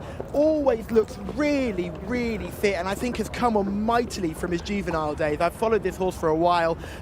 Really looking forward to see how he gets on. He ran a much, much better race last time out when finishing second. I think he'd have every chance today. He looks ready to go again today, shining up beautifully in the coat. He's got a lovely top line on him, and he seems to be handling everything very well. You can see that muscle definition, a very clear poverty line in the hindquarters as well. He's a little bit on his toes, but I wouldn't say that's too much of a concern. He's just marching around here. He's keen to get going. I'd rather see this than a horse having to be dragged around the parade ring. So certainly no negative for me, and Winspree makes the shortlist. There's only one other I've got to have a look at here, and it is one of the 2 premium taps for the White Stable, but it is horse number 16 rather than horse number 15. Lilalia is the horse we're going to have a quick look at as this one makes our way around to us. She's a 4-year-old now. She was an eye catcher when she won on debut. Couldn't match that last time out, but this looks to be a slightly easier contest, although it's not the easiest. I just think of the 2 White Stable runners, she's the best of the lookers. She looks absolutely gorgeous. She's a big girl. As you can see, she's got a massive, massive head on her. She's going to grow even more and fill those big, big ears. You can see she's got those little blue earplugs in as well, just to keep her calm. She's walking out very well. She's very well developed as well. You can see she's clearly taken time to get to this stage of her career. Very nice high hip pointers as well, which I'm keen to see. She's walking out well enough. I mean, these premium taps, they're not the best walkers you'll ever see, but they're certainly very good lookers. She catches the eye. She certainly makes the shortlist, but I don't quite think she's going to be the paddock pick. I think the paddock pick goes to horse number 1, Walid Chrome. Horse number 1, the paddock pick for Callum Helliwell, that is Walid Chrome, who is rated 70 here and is an 8-1 chance. Denied the hat-trick last time, and we'll assess his chances very, very shortly. But let's start in betting order. The betting as follows: Ajzal, the 9-4 market leader for the Red Stable, and Ricardo Souza Ferreira. Foz Aleta, second choice at 4-1. The pick of the White Stable runners is Lil Ayla for Camilo Ospin. No surprise to see him towards the 4 in the market, 11-2. Winspree 6-1. Walid Chrome 8-1 with Nadirat Al Maidan, and double digits the remainder. Starting with the favourite Rory, number 2, who won here in October over the minimum trip, now returns to 1,400 metres. Bit of a question mark. Which, number 2. Number 2, Jcsa, yes, a market leader here, has a rating of 80. Landed a winners of 2 event over 1,200 metres, 2 starts back. Threw in a rare below par effort, normally a pretty consistent Jcsa, when in a 0 to 80 handicap last time out. I thought the step up to 1,400 wouldn't be a problem here, to be perfectly honest, and has been found a winnable race. So pretty high on the short list, I have to say. Okay, number 3, Foz Aleta, right below that one is a 4-year-old filly. Not the most willing, nor the most prolific. 3 wins from 23. No, she's not really easy to place, is she? She has to run in non-winners of 4, and obviously she's not a bad filly, but it's a pretty tight spot for one of her rating to win further races. She is a specialist at this trip, though. 1,400 metres, very, very much her trip. You see a lot of horses bouncing around between different trips, but most of her races come at this trip. She's been in the frame 7 times this season already, which is pretty impressive. She had a tough task last time out when only finishing 7th, but that's easy enough to ignore. That was pretty much as good as she could have managed. A repeat of her penultimate 4th of 20 to Riyadh in the Asian Cup would see her go very close. But as you said, she can often run well in good company and not get the job done when she's in a race that she can win. So she needs to prove she can do it here, but she has got solid place claims. You can see Camilo Ospina in shot there. The second colours of the white stable has the red cap aboard Lil Ayla, who is 11-2, 3rd pick in the market. Didn't improve for the debut victory. Any excuses last time? I thought you could be forgiving of that because when she came back, the stable wasn't doing particularly well. I'd say you can mark it down as being more about the fact that the stable would maybe struggling with the virus at that stage rather than she wasn't up to the task. But in fairness, it wasn't a particularly good maiden that she won the first time out. That was in December last year. The runner-up was rated 61. So she does need to improve on that. The positive really for her is the fact that Camilo Ospina prefers her to Ed Tejada off the 2 white stable runners. Not that there's an awful lot to recommend Ed Tejada on recent form, despite a rating of 74. Win Spree has powerful connections. Faisal Mohammed Al Khatani, FMQ Stables, Khaled Al Mamoni, number 6 on the race card, gets still 6. Yeah, and I was not a massive fan of Win Spree but he was a little bit disappointing after looking potentially very smart on his debut. Really good looker, looked like he would come on plenty, would be a late developer, but he lost his way a little bit last season. He has bounced back on recent runs though, and looks like he's matured a little bit. His best efforts had come at Taif, and that was again another way he could have been pigeonholed, but he ran at least as well as he's ever done when second to Motabin at a Coastal Distance Open last time out, proving that this track holds no fears for him. And he is still quite low mileage, so having largely been against Win Spree in his races for the last year, I find myself being drawn back to him, and I think that he's potentially turned a corner, so he's actually going to be my selection here. Oh, early throw to the selection. Yeah. Okay. Let's highlight 1 or 2 more. Wale Carone was a positive for Callum in the parade ring, 3 wins from 21. Yeah, and he's been running well recently. He's had 2 wins on the board. The first of them came in a 0 to 55 handicap. And I made the point that next time he ran, he's in an open race. He can't possibly win an open. All he's done recently is win a 0 to 55 or a low-grade handicap. He was thrown in for the first win, but he, like our first winner today, he bounced out of that in really good form and won next time out, beating an 80-rated rival who's disappointed again since, it has to be said, in an open race last time out. The horses in behind that let the form down a little bit in terms of their ratings, so I don't think he's improved massively. The handicapper has put him up, £16 for those 2 runs, but I don't think he's a real 70 horse, and even if he was, that gives him place claims. I think he's, while he might sneak into the 5 here, I think he's had his fun for the time being. Okay, let's drop down the race card to number 18, who's one of the fillies here, Thurb Al Timyat. Wide post, is there a chance that she backs up here a recent win? No. No. I will say reasonably confidently. Looks okay on paper. Clearly improved plenty for debut when landing a 1,600 metre maiden here last month. But the horse that finished 3rd that day was rated 34. is now rated 50 on the back of that, but there wasn't much depth in that maiden. Obviously, it's not her fault that the others weren't up to much, but she's probably flattered by being able to win a maiden by the margin that she did, and I'm against her here. Remind us of your selection here. Wind Spree, number 6. Because?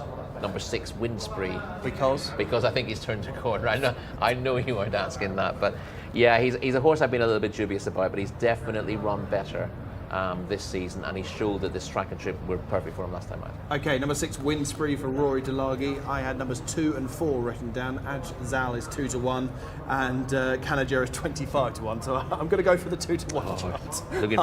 Looking forward to seeing number 4 win now and see the look on your face. Okay, number 6 for Rory, Wind Spree. Number 2, Ajzal for myself. Callum, what do you like here in race number 4?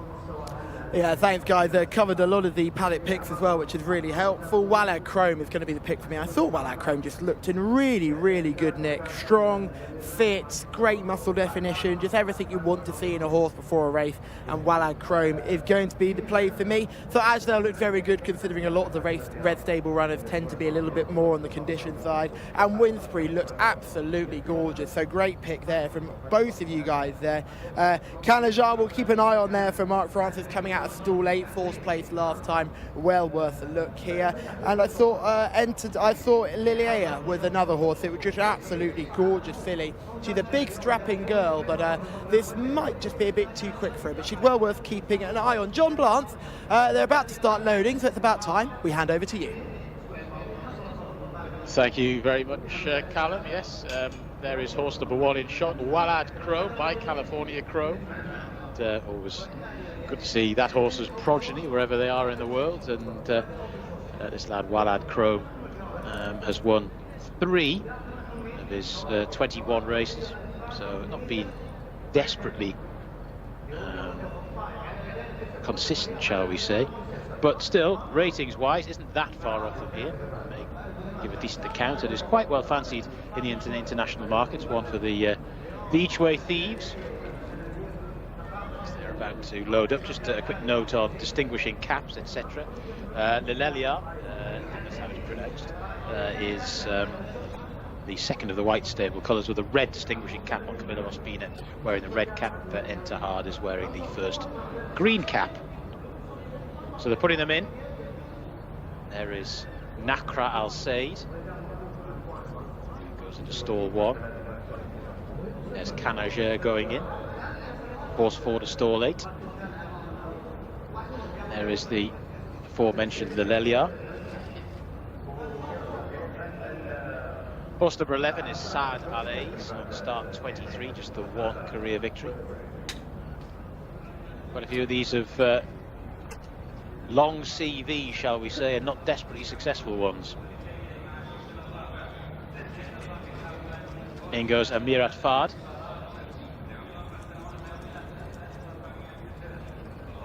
The 11 horse going in is Saad Alays. Already 1400 meters this time, and they're off and racing. Used to be level break. One that was a little bit slowly away was Aweshar, who's now been taken back to the rear of the field, also quite slowly, and actually was Ajal, who's got quite a bit to make up from there in terms of ground as they make their way through the first furlong or so. And it's Walad Chrome who's got that rail and is kicking on. Also there we have Lilelia, the red distinguishing white stable cap. In between the pair is Kanajer in the blue and white colours. Right down on the rail is a Mirat Fard. Spot the orange saddle cloth there towards that one's outside. We have Entehard in the green white stable cap, and another one that's in the front rank is Wind Spree in the grey and black colours. So they start to make this long sweeping turn, and it's Walad Chrome who's holding the inside rail position.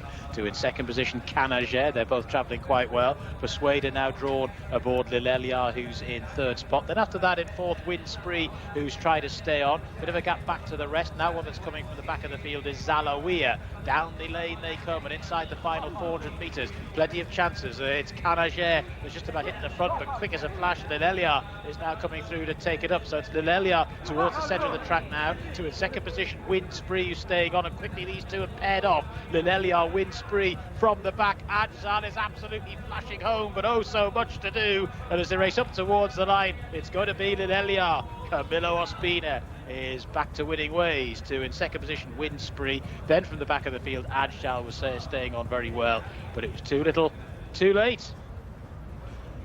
Lelelia the winner on start number 3, Camillo Ospina by Premium Tap. Of course, a very successful American sire. Quite a few Premium Taps in Saudi, and they often are worth a second look, and this one certainly has been. Lelelia, I think that's how it's pronounced. If I'm wrong, please email the show. Normally I'd say the exact opposite, but if I'm wrong, please email the show. Although, if I'm wrong, you back this horse and you won, you probably don't care what it's called really. 1 minute 28.15 is the winning time there. Again, we say this often, always in the front rank, and was able to get peeled out and strike in the closing stages. Win Spree has run a good race, very tight for third in the end, between on the near side Ajzal. I think that could have been Tandu finishing off quite strongly from the back of the field. We'll have to sort all that out. Ajzal has got third, slowly away. They had loads of horses to pass and wasn't able to get the job done. And we're still awaiting confirmation on the fourth horse. Yeah, I have to confess, I didn't quite get tabs on it. It was Abura, horse number 13. Horse number 13, Abura, has finished there in fourth. So Lelelia, the winner there of race number 4, 1 minute 28.15 seconds. Camillo Ospina, you can't keep a good man down, and he scored on this one.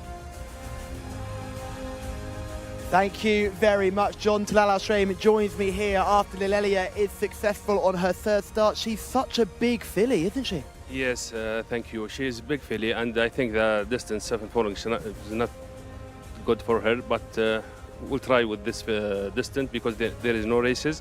But hopefully, inshallah, she'll run good in long distance, inshallah. As a stable manager, it must be quite concerning when you have to drop a horse back in trip just to get a run into her, and all the pressure's on you. Yes, that's right. But alhamdulillah, thanks God. Inshallah, our horses, inshallah, is coming, inshallah, and today, inshallah, big race, Group 3. With good horses, so hopefully inshallah we'll be back with the group 3 cup, inshallah. And Camillo gave her a very good ride because she looked under a bit of pressure on the turn, but she kept finding that the further she went, the better she ran. Yes, that's right, because before the race Camillo was unhappy with the distance, but alhamdulillah she did it. Well, thank you very much. Go and enjoy her coming in. That is Talal Al-Shraim, who has the stable manager for the White Stable and a vital cog in their organisation. And we're always very grateful to Talal because he always takes the time to talk to us, especially after they've had a winner. And Lelelia is your winner. Various pronunciations of this one. I think I'm going to go Liliea is going to be the way I'm going to play it now. So again, if myself or John Blance or anyone in the studio has got that wrong, feel free to comment on the YouTube page and help us out. But Camillo has given this an awesome ride here. We talked about Adele in a driving finish. Camillo has had to carry this big filly home because she was a little bit lost on the turn.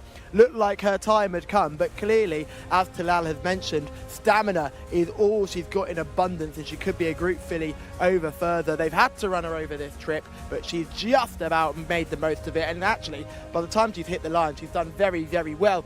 Shout out to Win Spree, who finished second, another very big run from there, and the talking horse to take out of this race is Ajzal, who basically fell out of the stalls and ended up running a big race to finish third, passing the majority of the field. But it's another win for the White Stable, who continue their upward trajectory after struggling a couple of weeks ago, but they certainly seem in good form now. And another win for Camillo Ospina, who had 3 winners yesterday and now has a 4th of the week. And we'll grab a quick word with Camillo after he weighs in, because she's an interesting filly, this one.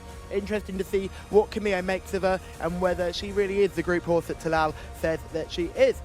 Just making sure the weighing in goes correctly. He's got to remove the number cloth. First time we've seen that this week. Number cloth is gone. And maybe that'll be enough. It is enough. We've got the nod, and that is all good. We'll get Camillo's stuff picked up. And Camillo, Talal said she will be better over a longer distance. Yeah, I know. We're talking with the boss about this one because this filly is better and more distant. But thanks God today, good race for her. She was working very good in the morning. And thanks God she brought very good, and I just tried to come close to the leader horse.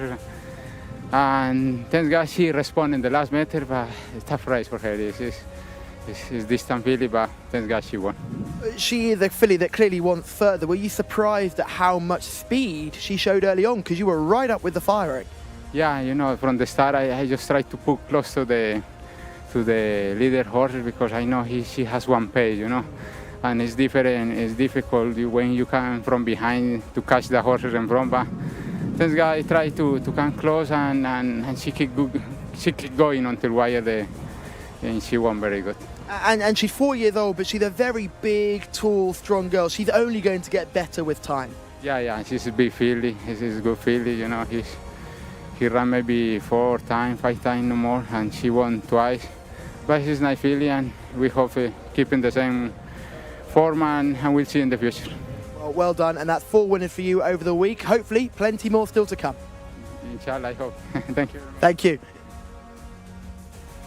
Yeah, great work from Callum there. Lovely interview with Tilal, the racing manager, and Camillo, the winning rider. Camillo Ospina, of course, on Lil Elia.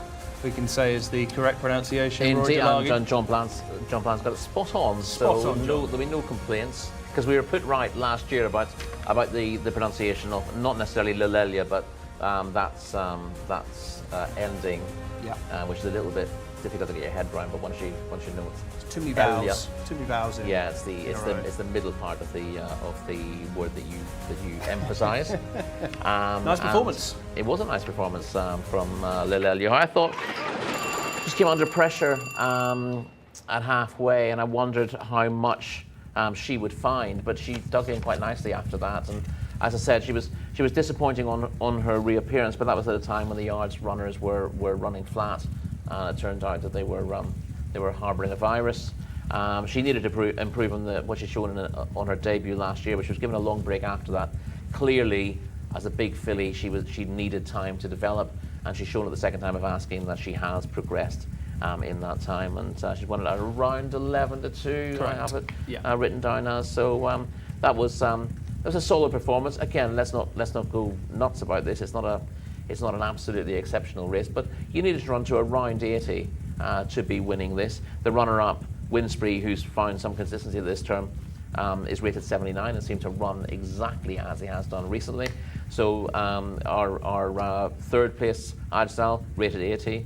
Fosa Leto, who didn't have her best day at the office, was rated 81 coming into it. So you can't knock this too much. It's a pretty easy race to rate. I suppose Well Out of Chrome, he's been improving, and he's run well again, just fading out of it in the last half furlong. He came in here with a rating of 70 as well. So again, it all stacks up quite nicely, doesn't it? What did you make of the performance of the eventual third, Ajzal, who was, apart from one, slowest into stride, has hit the line pretty well? Yeah, has done pretty well.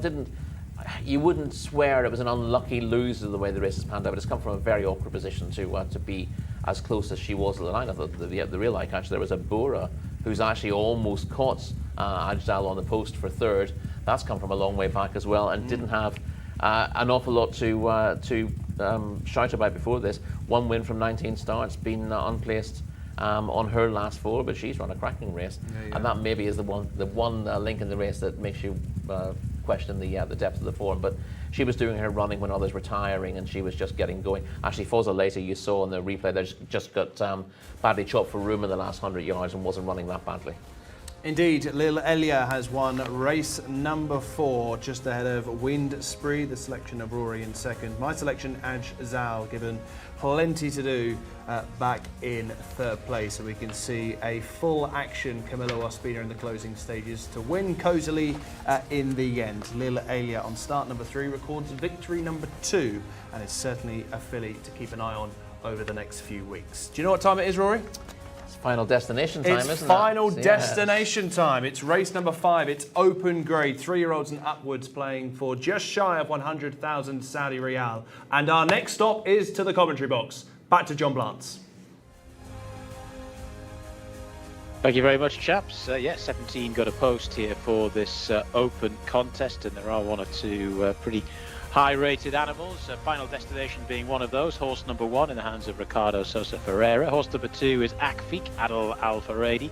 3, Wonder Elzar, Camillo Ospina. 4 is Composite, Naif Al Anazi. 5 is Emirates Currency, Darb Al Timya. 6 is Pride and Priory, Khaled Al Azmi. Horse number 7 is New Pursuits, that's the mount of Abdullah Alorfi. Horse number 8 is Al Magdam, the mount of Fahed Al Faredi. Number 9 is Il Bandito, Abdullah Al Saidi. Horse number 10 is Making Movies, Mohammed Al Daham. Horse number 11, Path of Thunder, Alexis Moreno. Number 12 is Yum Saeed, Hamza Saad. 13 is Al Mutib, Khalid Al Mamoni. 14 is Moronier, Mohammed Al Nasser. Horse number 15 is Saif Al Falah, Osama Al Sharani. Horse number 16, Summer on Seven Hills, Tariq Al Mansour. And horse number 17 is Tribute, Sultan Al Mimoni. Off to Callum. Thank you very much, John. Let's have a look at Final Destination. It would only be right, considering what time it is. It's Final Destination time. And a horse that doesn't really do much in the parade ring as a looker, but is just all tough. I mean, if you watch the replay of his last victory in the final race of the Taif season, he is just the definition of tough as nails. He repels Akfiq time after time after time in one of the performances of the season so far. The word gutsy often gets overused, but it's a perfect way to describe this son of Havana Grey. He's a 4-year-old now. He's a gelded 4-year-old. He's got plenty to like about him. He strides that well. He's not going to blow you away in the parade ring, but what this boy does, he does it on the track. Let's go back one. Let's have a look at Akfiq, the horse who was second to him last time out at Taif. Very different type of horse you see here. Akfiq, a much leggier version, certainly not striding out in the way Final Destination is striding out, quite short in his stride length. Akfiq, this one is by Mucho Uno. He's another 4-year-old gelding. Battle of the Greys today. He's certainly not a bad looker. He certainly looks like he's got a little bit of fitness, but still not red hot fit. I'd imagine carrying just a little bit of condition.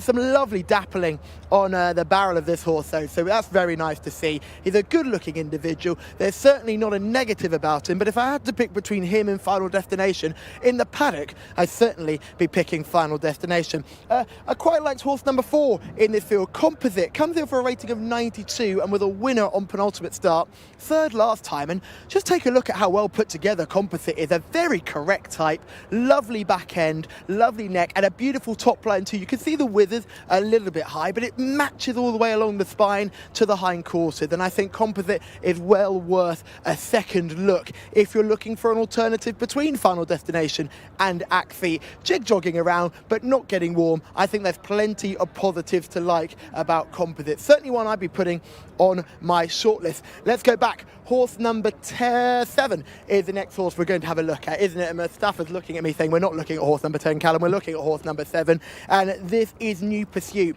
One of 2 for the colours, 1 or 2 for the owners in this race, and I think New Pursuit is a good looking individual. We're just having a moment here, Final Destination, just having a look around. That's why we've all stopped up a bit, was marching out very confidently and then suddenly had a look at something, but all is well now and we continue marching forward. Yes, New Pursuit is the horse we're looking at. This horse with a decent performer, regularly up there with the Vanguard. Might find this a little bit tough. Again, horse that's carrying a bit of condition, but this horse always does that. That's not too much of a concern for me. A lovely dark liver chestnut, not the biggest, but you can see the strengths all around. A very well balanced animal. You could argue that there could be a little bit more strengths in behind, but that would be really clutching at straws, and certainly a horse that's worth playing, a horse who can run in this division and we know will be good enough to handle himself in this sort of contest. Now, let's go back to the final horse we're going to have a look at, which is lucky number 13, Al Mutib. Now, I know I've highlighted this horse before because it is one of the good looking animals here in Saudi Arabia.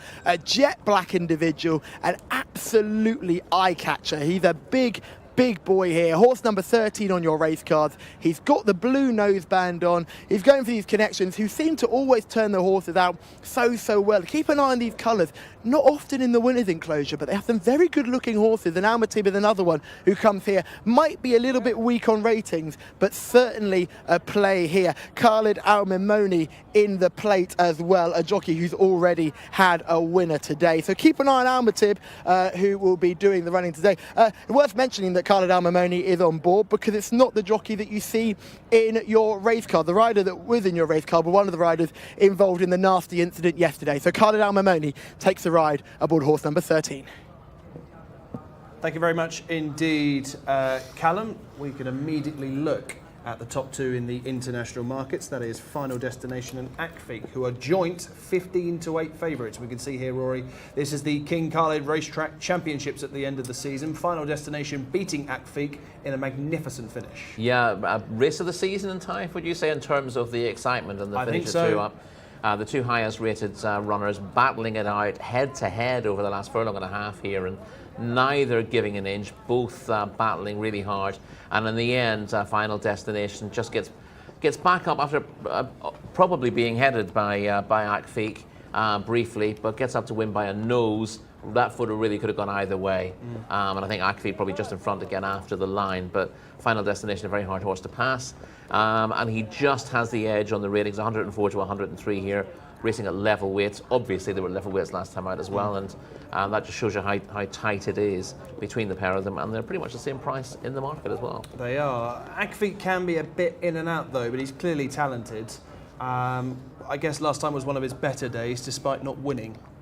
Yes, he's only won one of his last five, and that was when winning a 90-plus handicap at Taif in August. He's run a couple of moderate races. He was dead last behind Final Destination in the King Khalid Racetrack Championship Prep, and he was well beaten behind Expressionist in the Makkah Al Mukarra Regionate Cup back in August as well. So he can run the occasional stinker, but when he's right, he's very, very good indeed. He was at his very best last time out. I suppose, I mean, you can look at this two ways. You can say, well, the draw very much favours Akfiq here. He's drawn a stall 2, Final Destination drawn a stall 12. But the other way of looking at this is, when they're both at their best, there's nothing between them. But Final Destination is always at his best, yes, and therefore he's the obvious choice. And against usually he's Akfiq. in front of Akfiq as well. Yes, exactly. So I think, based on that last run, it's a toss-up. But if you look at the history, Final Destination never fails to turn up. He always gives his running. I mean, obviously, it's not a two-horse race either. No. But these two are the highest rated. They are giving weight away at 62 kilos. So they're giving weight away to everything except for Wonder Elzam, who's not the easiest to fancy, number 3. But a few of these are getting a couple of kilos. Path of Thunder is a fairly obvious one, I suppose, number 11. Yeah, capable, rated 98, but work to do with now the clear favourite Final Destination. Yeah, he doesn't have much work to do on the figures. He's rated 98. He was third in that contest. And beaten a few lengths though. Been a few lengths, but he's now better off at the weights. He's got 59 kilos, so he's 6 pounds better off. So strictly speaking, on a line through, just looking at the weights turnaround, he should finish very close to Final Destination as well. He's a little bit older, more exposed, Path of Thunder, and again, he finds it a little bit harder to win these days. So my gut feeling is, even with an extra couple of pounds, Final Destination, who's a strong horse, built to carry weight as well, will almost certainly is maybe pushing it, will probably confirm form. But Path of Thunder certainly at the weights has every chance as well. Making Movies is a horse that we've seen plenty of in these parts and indeed in the West. This is number 10 on the programme, Mohammed Al-Daham. Not short of ability and certainly capable if really producing his best in this spot. Yeah, he's not particularly consistent. He had excuses last time. I think 1,200 metres probably too sharp for him. Better judged in terms of recent evidence on the penultimate run when second to K Rama at Taif. One of, course, the distance a year ago, so track and chip were absolutely fine. So has pretty good place claims on a going day, but again, like Akfiq, and probably more so in his case, he's not the most reliable in terms of giving his running every time he turns up. You can see there Alex Moreno in the red cap aboard number 11, Path of Thunder, meaning Abdullah Alorfi on New Pursuit, carrying the first colours, green cap, green jacket with the red epaulets. Composite we saw in the parade ring, of course, formerly with George Bowie. Naif Al-Anazi. How do we weigh up this son of Cracksman? I thought he's obviously we've seen one or two sons of Cracksman do well here. Yadar, for example, a recent winner is by Cracksman, and Composite arrives here with a rating of 92 from the UK. Was a winner for George Bowie at both 1,600 metres and 24. He definitely stays beyond a mile, but he was still effective at this trip last season in the UK. My gut feeling is that most UK runners take a little bit of time to adjust, particularly where they're highly rated. It just, there's no there's no wiggle room really. If you're 92 rated and you're straight into a race like this where you need to be running to that mark, just a little bit of adjustment will see you out of contention. But I thought he'd make his mark here. He certainly got the right kind of rating to do well, but I thought first time out maybe might not be the time to catch him. Selection time for race 5. Final destination 7-4. Akfik 15-8. 4-1 the field. What are you siding with? Final destination. It's the percentage call, isn't it? Yeah, it's final destination for me as well. I think he'll confirm the form with Akfik, and those two are better than the rest. Final destination number 1 for Rory. Final destination for me. Callum, are you making it a triple header on final destination? Team, final destination for me as well. Walked around the parade ring like he really meant business. Big, strong type, looking forward to seeing how he gets on here. Look, he's not going to blow you away with muscle definition or be red rip fit to go. He's got very much a Charon vibe about him, just does it all day, every day, and knows how to run a big race. Did speak to the trainer beforehand. He said they do have a slight concern. He received a bit of a kick during his last race in his chest. Now, he's trained well, but that's the only concern. And this race means an awful lot because Talma was speaking to Ricardo Sosa Ferreira for a very, very long time. This horse was number 1 in your race card, but the last one to go out of the parade ring, they're actually risking a fine by holding him back for so long. But it's gone down to post.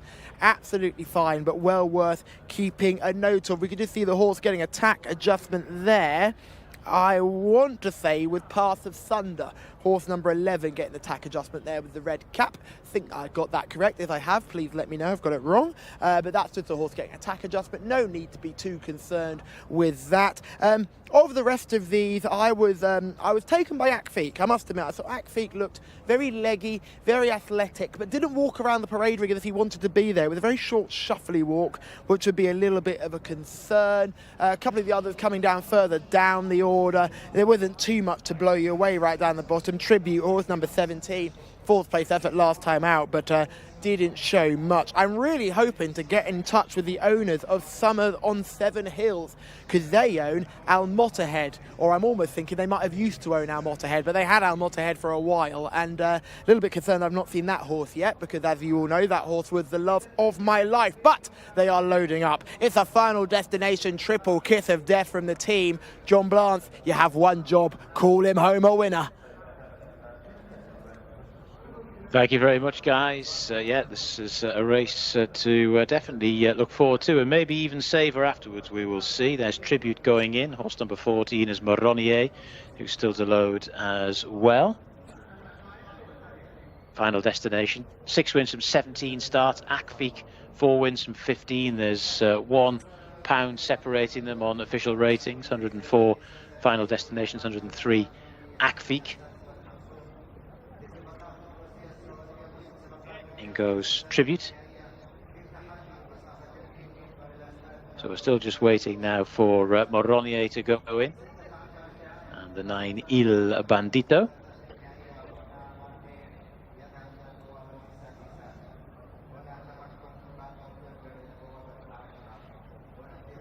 Moronier in the hands of Mohammed Al Nasser.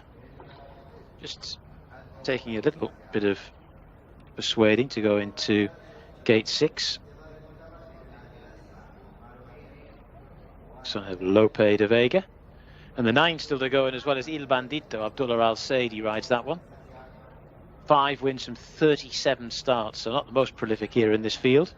You'd have thought this is going to concern the international market principles here. Final destination Akfik, who are renewing rivalry. Horse number 5's been withdrawn. We're hearing Emirates Currency has been withdrawn down at the start. No Emirates Currency. Still waiting for Moronier to go in. Not deeply enthusiastic. Moronier goes forward.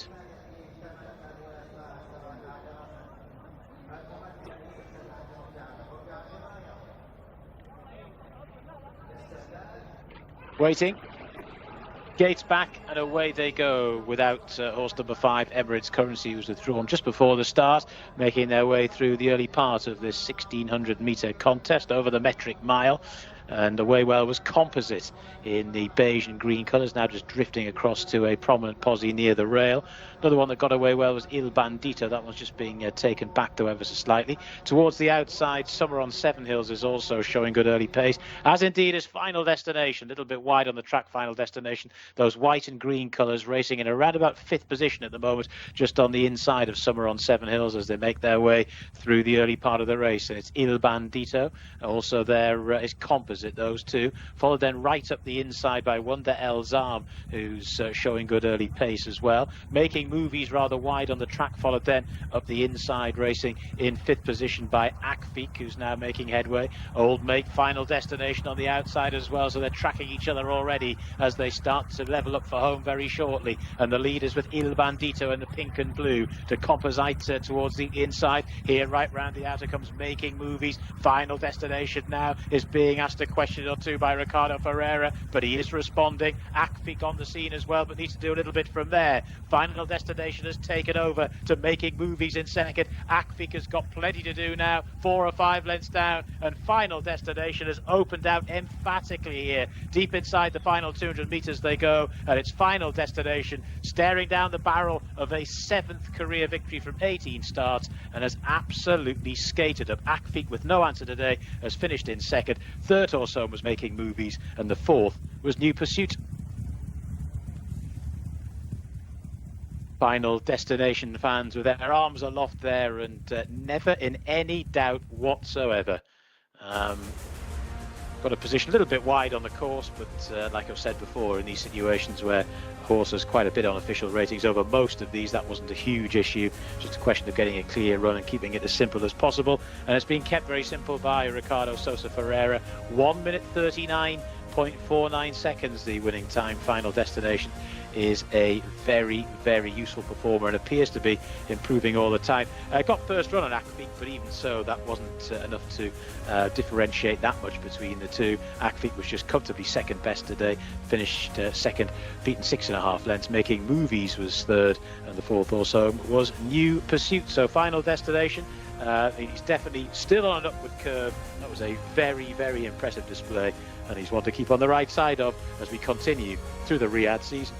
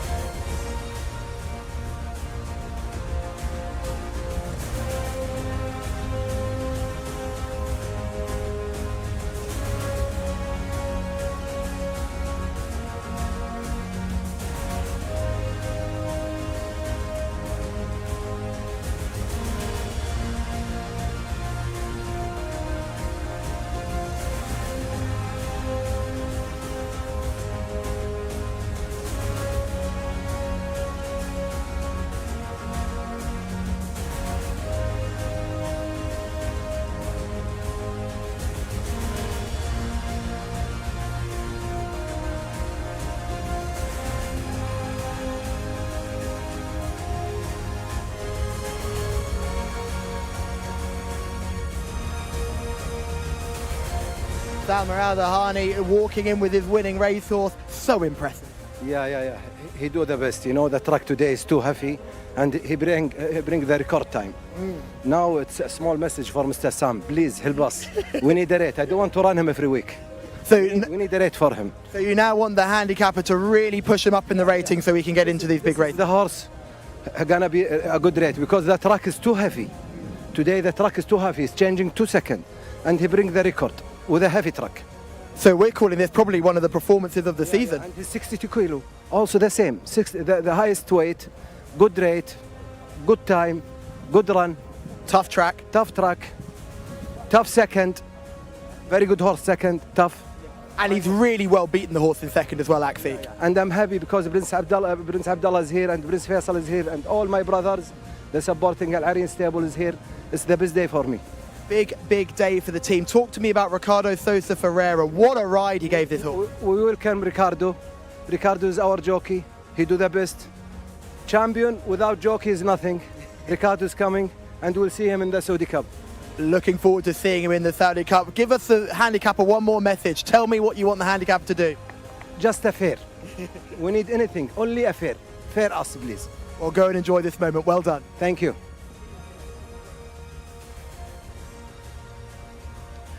Yes, and we see the winning horse coming in here. Final Destination was given the triple kiss of death by the team, but there was never really any doubt. In fact, I would argue probably one of the best performances we've seen. The Prince is here as well. Prince Abdullah is with us as well, which is absolutely wonderful to see. A man who is synonymous with horses in both the UK and the Gulf states. Serious operator, an owner who hopefully we will get the chance to speak to at some point over today, because there's so much we want to ask him. Obviously, he had Harton in the UK who was sold to Wasnan Racing, seems to be scaling back his operation in the UK and focusing on Saudi Arabia, and this is why we've just had a little bit of delay while the horse is being led up, and we'll get a big moment here with everybody involved. And this will be a big win, because like Salma said, the handicapper may not have been fair enough to this horse and not giving him a high enough rating to sneak into the big King's Cup races. He doesn't want to run him every week. That's what he said. He does not want this horse running every single week. He wants this horse saved for the big occasions. But in order to get into these big occasion races, he has to do better, and he has to be rated to get into these races. Now, unbelievable scenes around here, absolutely unbelievable scenes, and wonderful to see. We'll grab a word with Ricardo as well, and just make sure everyone stays safe, just because the horse is just a little bit jiggy. But we'll grab a word with Ricardo Sosa Ferreira as well, who was so expert in guiding success for this horse, and we'll try and find out what he has to say for that victory. Ricardo is weighing in, and he will get weighed in perfectly here. Ricardo, before you run away from us, that was a big pressure ride, and you delivered a big pressure result. Yes, he's a very nice horse. Today should prepare a big race, you know. Easy, what I say about Final Destination all the time. Take place, sometimes win big cups, come very good season in Taif. Now prepare this season. Sure, I believe in this horse, you know. Inshallah, take one cup. And Talma says he's a proper cup horse. He's a horse that can win cup races in the future. I imagine you agree. Yes, I hope take a big cup, and Tamar know about this horse. He the best horse in the stable. Maybe now people believe in this horse. What I say about Final Destination. Travel very good, just you wait a moment for go to the line. And he's done it well. Great ride, great horse. Hopefully we'll see you in some cup races in the future. Well done. Thank you so much. Final Destination, home in front once again, and lights up the Riyadh scene here this evening. Produced about 5 or 6 wide, but Ricardo Sosa Ferreira had so much left on this sparkling 5-year-old grey, who has confirmed the form with Akfiq, but this time is 6 lengths ahead of him. And we just heard from Thama Al-Dahani, Rory. There's 2 ways of looking at the winning time. 1:39-ish, that it's quick on the surface currently, slow if we're talking about a better surface here, which we don't have today. Yeah, we had another one of Tamar Al-Dihani's horses doing a very similar time, slightly faster, and actually 1:39.45. Ajwadi, who's rated 98, who won a similar contest 2 weeks ago. 2 weeks ago. But we heard it from Tamar earlier in the day. He thinks the track is riding much slower than it normally would. He's clearly right. He's not particularly happy about that, because most of his horses would essentially be at their best on a quick track. I wonder if that's why Jimmy Jerkins is quiet this weekend. It's possible, yeah. Jimmy, again, he's used to having fast dirt horses, if you like, and he certainly wasn't that happy with the surface in time. Didn't run that many there last season on a track which he described as one of Callum's favourite words, cuppy. Cuppy. And this, you wouldn't describe the track here like that at the moment, but it's certainly slower than it has been. It makes it difficult to compare times. A great example, I suppose, is we had a horse who who ran an absolute cracker today, and Muktaham, who did 111.9 on his latest start. He was 113.6 or something today, even though he's run a remarkably similar race. So the track is clearly riding considerably slower than it has been, and you've got to bear that in mind. You've got to make an adjustment to the times accordingly.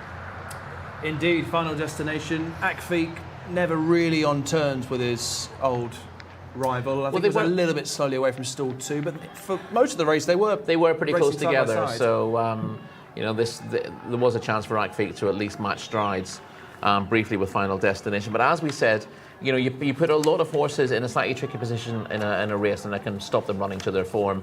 Final destination is one of those remarkable horses that he can overcome adversity in his races. He doesn't.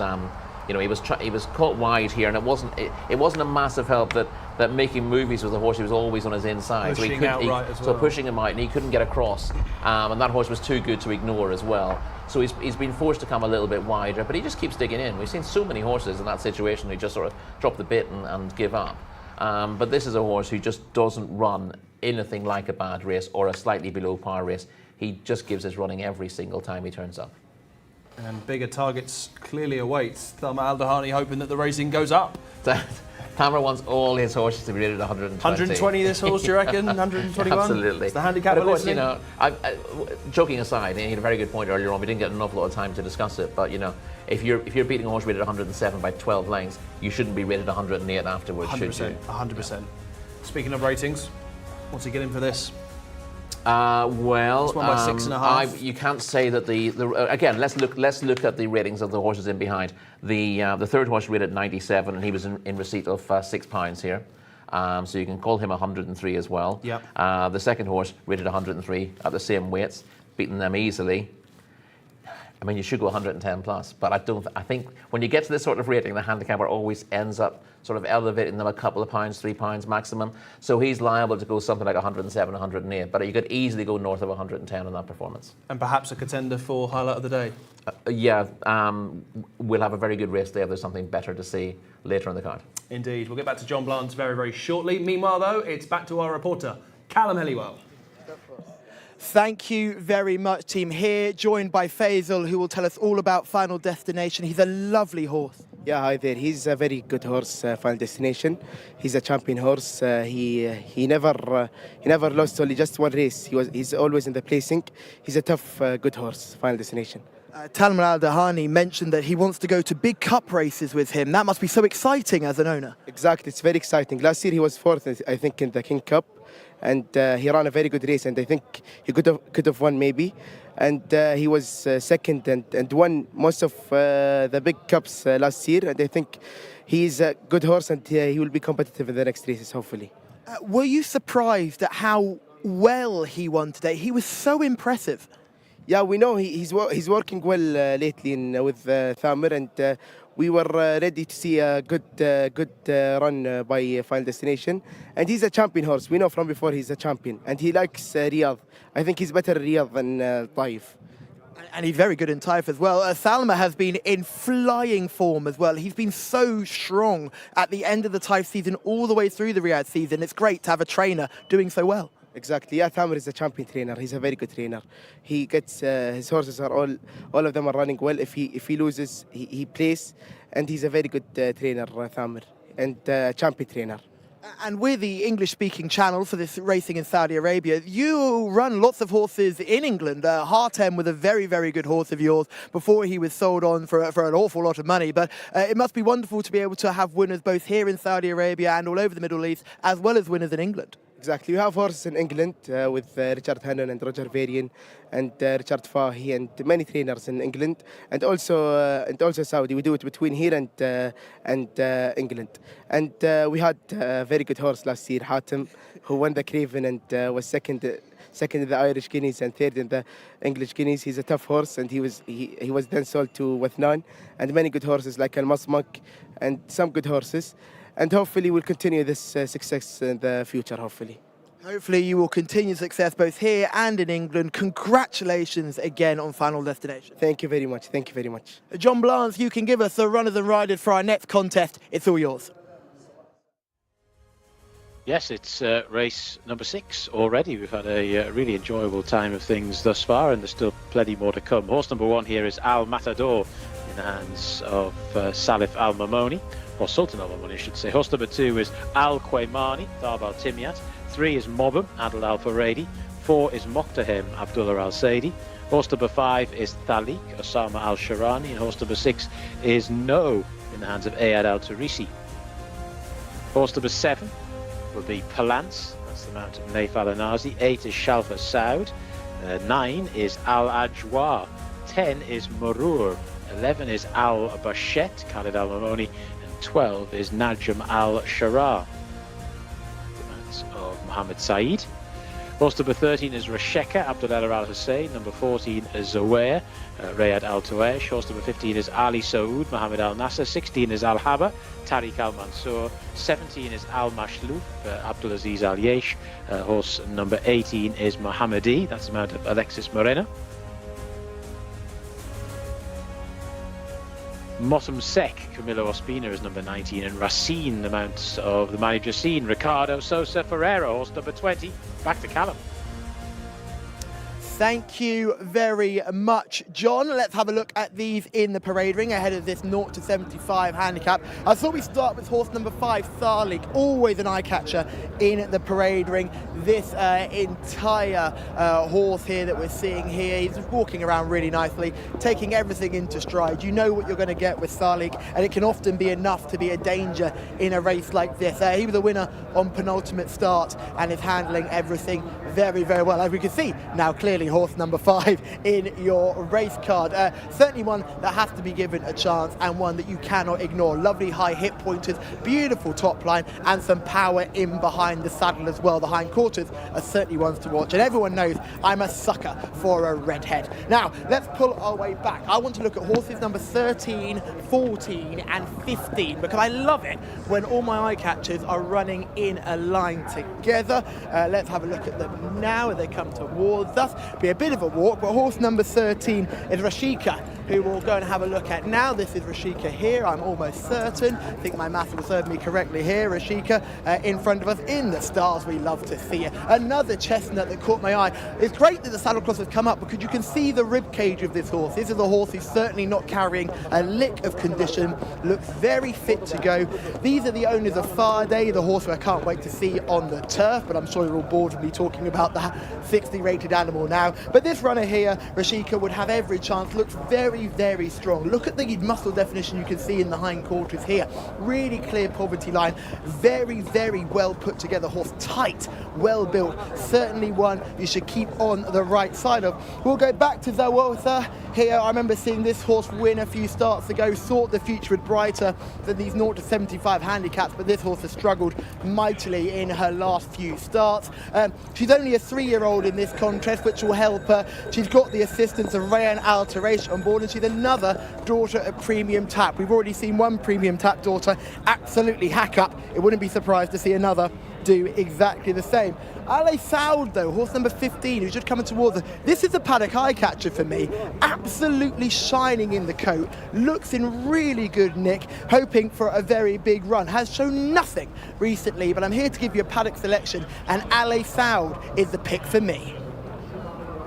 Thank you very much indeed, Callum, for your paddock report. We can now take closer order with the international markets, where Mohammedi for Alex Moreno is the 5-1 joint favourite with Mostamsek. Stalls 1 and 3 for Mostamsek and Mohammedi are tied at the top of the international market. Mobhem, number 3, is next in at 7-1. Ricardo Souza Ferreira on the bottom one. Racine is next in the market as he goes in pursuit of a double. That is 8-1. Al Matador, Al Kaymeni and Motakem, along with Thalik, are all 10-1.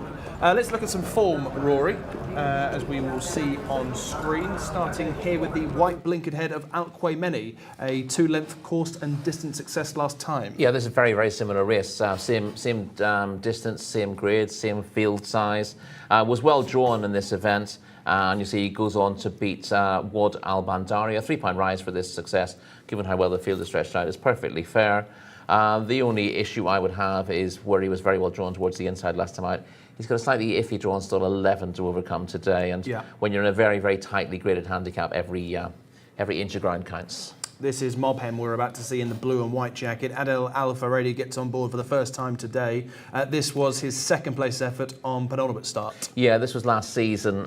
He was well beaten on his return, but this was a good performance from Mobhem, finishing second to I've written down Imperial Ace here. Am I right? Yes. Yes, you are right. So it is. So it was earlier this season. Sorry, and he was well beaten. On his last run, but the pick of his form at this sort of level is pretty good, and this is an easier task on paper.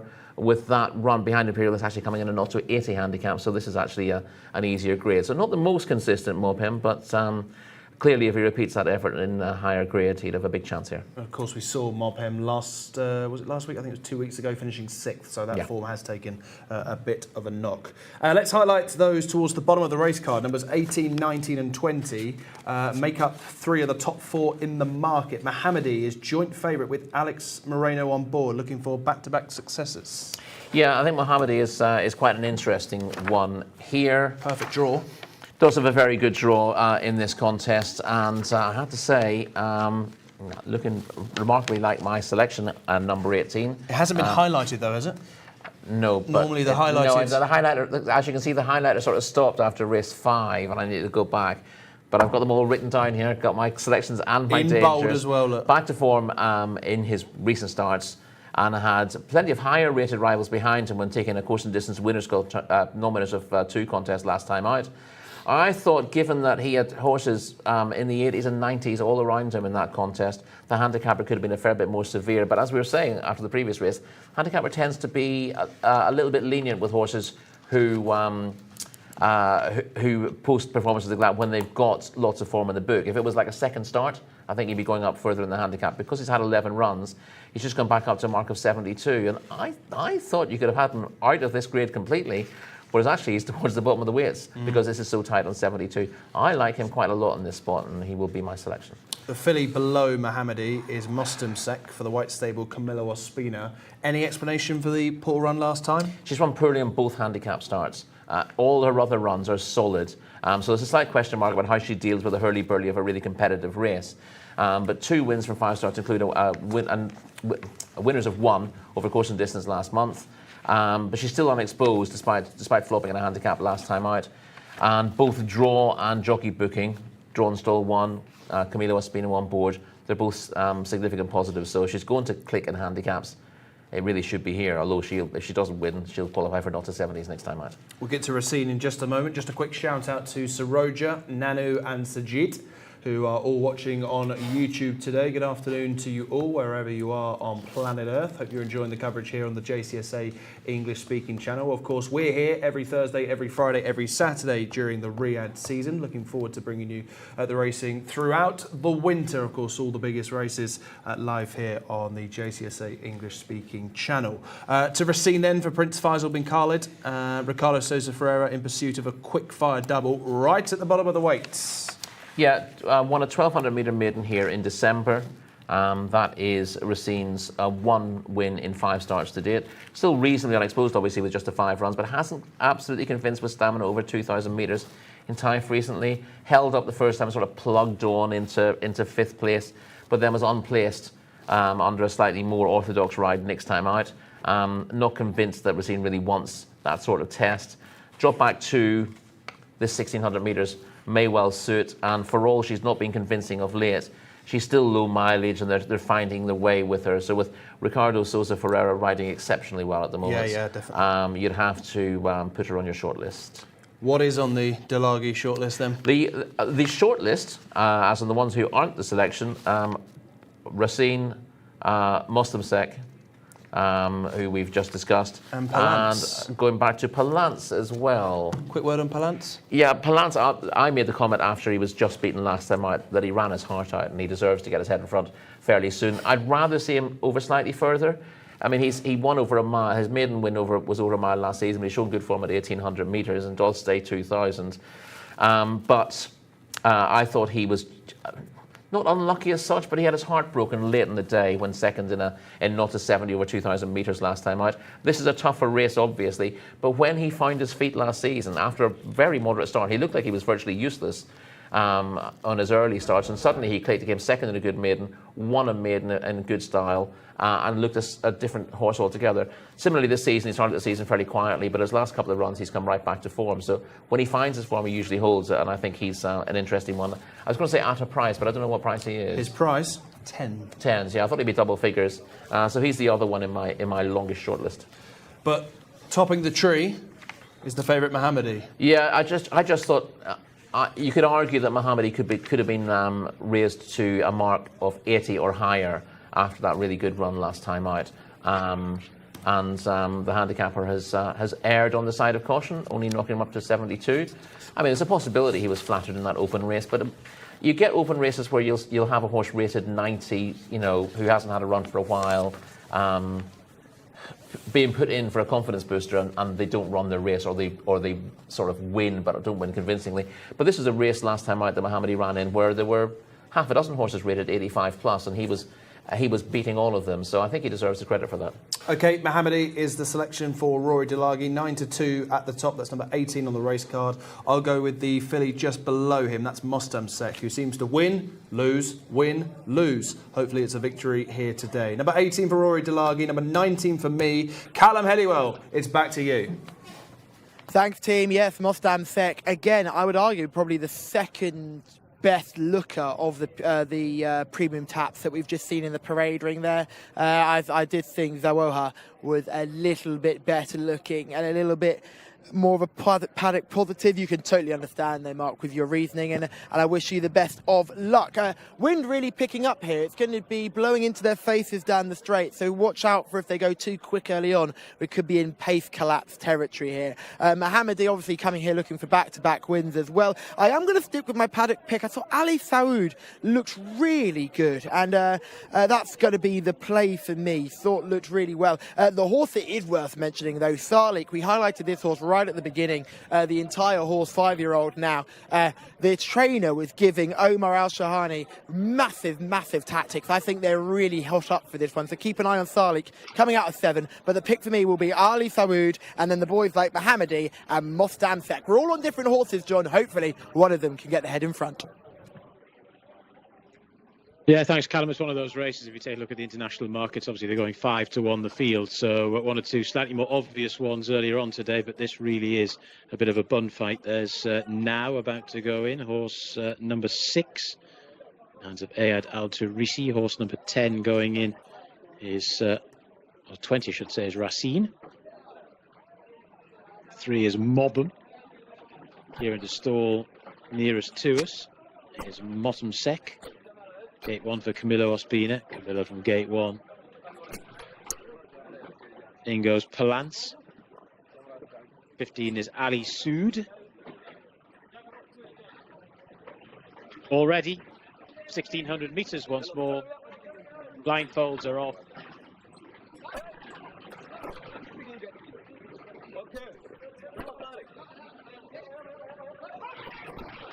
Flags down, they're off and racing.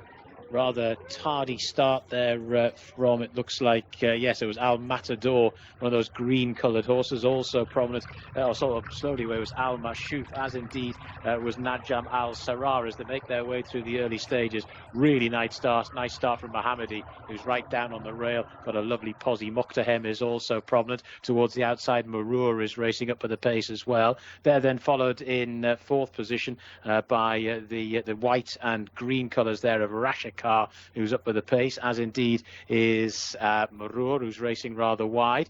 Towards the back of the field at the moment, Al Matador, one of the slow starters. Also towards the rear is Al Habra and Al Mashlouf. Quite a few, though, in contention as they start to make the turn. Mohammedi, the leader. 2 in 2nd position, Mokhtahem. Followed then in 3rd position by Mohammedi, who's right up the inner. They're followed after that by the 6 horse, that's No, who's going quite well as well, but being asked a question or two now. Then we've got the red cap of Mostamsek, who's very much in the front rank as well, but Camillo is now beginning to ask for everything. So they're making the swing for home. It's Mohammadi that's leading them by a length and a half or so to Motakem, who's in second. Round the houses now, throwing down a challenge, is now down the centre of the track in those yellow cheek pieces. After that is Motum second. Now staying on is Mobham from the rear of the field. Down towards the closing stage as they go, and quickly tackling and passing the long-time leader is Now. Now has hit the front to in second position Mobham. We've got one or two closers from the back. One that's getting into gear late is Thalik, and absolutely devouring the ground. Inside the final 100 metres they go, and over on the far side now is hanging on grimly to win.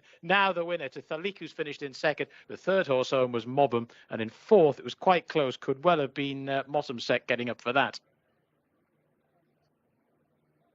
Horse number 6 Now. One win from 12 runs prior to today, but Ayad Al Turisi has steered this one home to victory and got into quite a good position in the early part of the race. There's not been too many deep closes. There are horses that have launched challenges from the back and nabbed one or two of the minor places, but generally speaking, all the winners today have come from right on the speed or just behind it. Now is in a pretty prominent position early doors. The 5's finished in second there, Thalik. The 3, Mobham in third, and the 4th horse home was Motumsek over on the far side. Run a pretty decent race there for Camillo Ospina in the white stable. It's now from Thalik. That was your 1-2. 1 minute 41.88 the time there. The winning margin was 2 1/4 lengths. That was how they finished in that 0 to 75 local horses handicap. It looked quite a tight little race. It was for a while, but in the end Now struck with about a furlong to go and didn't really look in any danger after that. That's your winner of race number 6.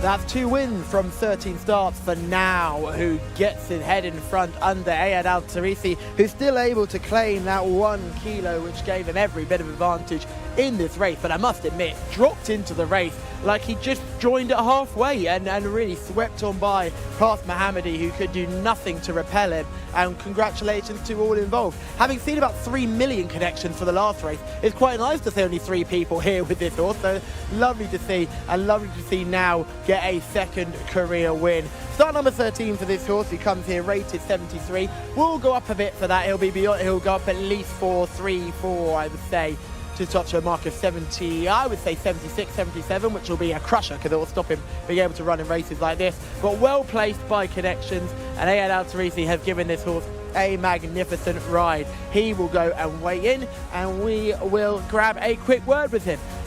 He's a very nice young man, and using his 1 kilo claim to his advantage. Gradually, we won't get too much, but we'll see what we can get. I thought Thalik ran a massive race. I did try and warn you all that Thalik would run a big race under Osama Al-Shahani. They were very, very keen with instructions with that runner. So good to see that horse running a big race to finish second. We'll grab a word with Ayad very quickly. You've got that. Just get the hat and the stick on. Ayad Al Turisi, congratulations, well done. Alhamdulillah, shukran. Thank you, shukran. A good horse, good horse. Kullu good. go. There it is. Good man. Shukran. Thank you.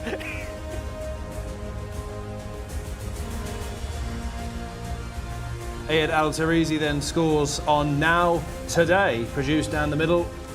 As has most of our winners really today. White and green jacket you're looking for, the checks on the sleeves.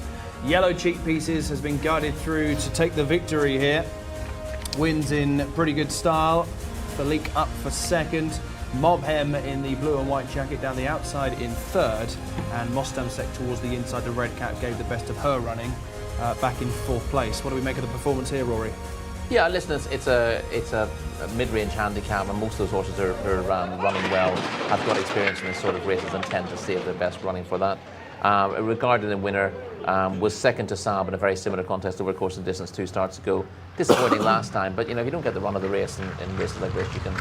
You know, these horses aren't always running absolutely to their form, but bounce back at the second time of asking, having got a good break. Really good break. And that ended up being crucial. Not particularly brilliantly drawn in stall 12, but quickly into a solid position. And if you can just track the pace and make sure that, again, as we always say, you're not being dictated to by other horses, then you get a much better chance of winning. Ayad Al-Tarizi was always very happy with where he was. To be honest, I thought the leader looked very happy. Mohammadi travelled strongly in front. Wasn't being asked for everything, it seemed. The son of Air Force Blue, but like Air Force Blue, he's rather faded tamely away when push came to shove. At this stage, everything looked perfectly okay for him. We got 2 in the colours of Talik. I think Motaken was up there early as well. He's faded as Talik has run on. But now, being asked for an effort now, it doesn't seem to be going as well as the leader and about 3 legs behind, but not much response to pressure from Mohammadi, and now begins to get there gradually. We get a better run as well. You see number 19 with the white colours with the red cap. Mostamsek has finally run a good race at a handicap, and she can build on that now. A couple of finishes towards the back of the field as well, but now well ridden and gets the job done. Certainly does. Now wins for Ayad Al-Tarizi. You can see Thalik in the spotted jacket on blue, just getting the better of Mobhem, who's run another game race in the placings, but it is Now who scores ahead of Thalik and Mobhem. We move on to race number 7. I guess this is the horse, Carmel Road, that you are probably most looking forward to today.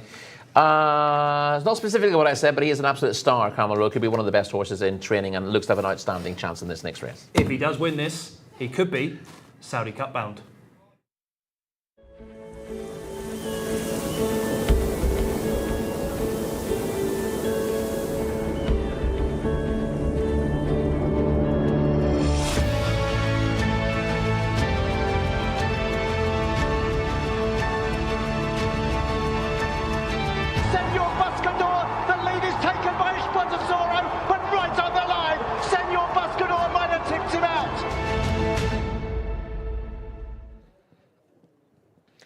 Yes, the Saudi Cup is on the horizon, and a horse that could be going to the Saudi Cup is Carmel Road. Now, if you watched the Saudi Cup last year, he was the best of the Saudi runners in that contest. He is an absolute superstar in Saudi Arabia.